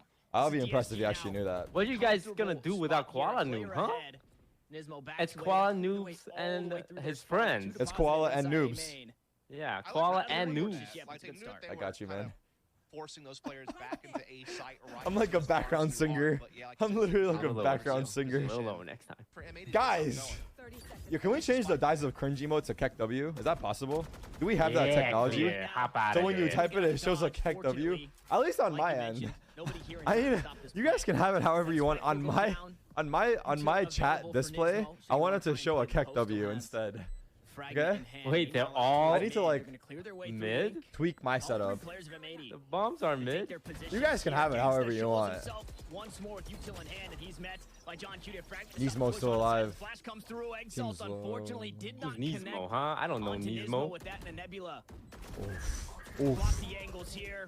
Exalt wins these. Alright, no joke, Toast. You need to mute your stream, mute your mic, and go into the Discord after this and give him like a Nate shot speech. Alright, Lily, practice with me. Practice with me. If you go into the team speak of the team right now, what would you say to them after the map? Like, what would you... Over, guys. Fucking over. What? That's what you would say to them? Over. Look, maybe we'll still qualify on the fourth place. We still got TSM next week. Okay, they just made a roster change. We have a chance against them. It'll be fine. Once more. Oh my god, check the scaling, bro. A bit healthier in doing so as Koala.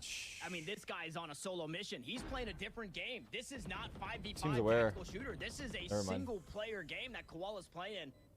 And this guy is about to 100%. Wow, and he's playing getting all the discipline. trophies here. To be fair, there was a lot of utility that helped him get into heaven safely there. So that was a little bit more pre-planned than just Koala throwing a haymaker into heaven. But I like how he retreats back pretty quickly here. There you go. Nice, Exalt. Fucking genius. Exalt to be the one that slows him down. However, Nismo and EU just battle in the back almost Ziff, please, immediately. give me one round. We need the tiebreakers. For DSG as they work their way back onto this site. Nice try, boys. Nice try. We'll get him next match. What's up, dudes? I just want to give a quick reminder. If you haven't hit that subscribe button, smash that shit right now. I appreciate all the support. You guys are the best. With that smoke, they'll back away. Oh, Koala Noob's there. Everyone, go see, please. No, bro, he already had a good game. He can't have two in a row. Gonna try and take it away elsewhere. Push him. 5-man push him. Seriously. If they kill him on pistol, he's done for the match. No joke. He's blinded, full blind. He can't turn. He ends with 0 kills. Just for them to get a lobby control. Like, they hadn't even got down the long A stretch. So, I mean, he is just putting a lot of pressure on. Now, Ziff, though, thought he might have found himself a little bit of timing here, but Xander waiting for it. He's able to get it. Got one, too. Wait, that's bad, too. It's bad on both sides now. Yeah. Shoot the box. Wall bang. Bang the wall. Watch out, he's about to cast magic on you. He's gonna flash off. Sorry, we're playing contact. It might not even be needed. Koala capitates clear. Still gonna try. All right, play for stats. We'll make sure it's Get too here. hard to do. The ankle stunned. Gangsta flashed. Shock darts at his feet as he tries to dance around. That's right, just pistol. NT, boys, NT. Just pistol. That's what we said last game. The top, we've yet to see their future matchup against the guard. They're not quite out of this one just yet. Clear on. Unfortunately, not expecting that angle back sight. So you want to watch the second match of me? Round for DSG like we saw on Pearl. Yeah, but that's gonna be in 2 hours, right? Yeah. Because this is going to a game 3. Damn right. Let's go. Let's get this bread. Let's focus. Let's get this bread. Let's get this bread. It's the game 3, baby. The bread man's coming. Yeah, I mean, the team play for M80. Guys, really just all I ask is just some rounds. Today has just been. You know, we got shrug those tiebreakers.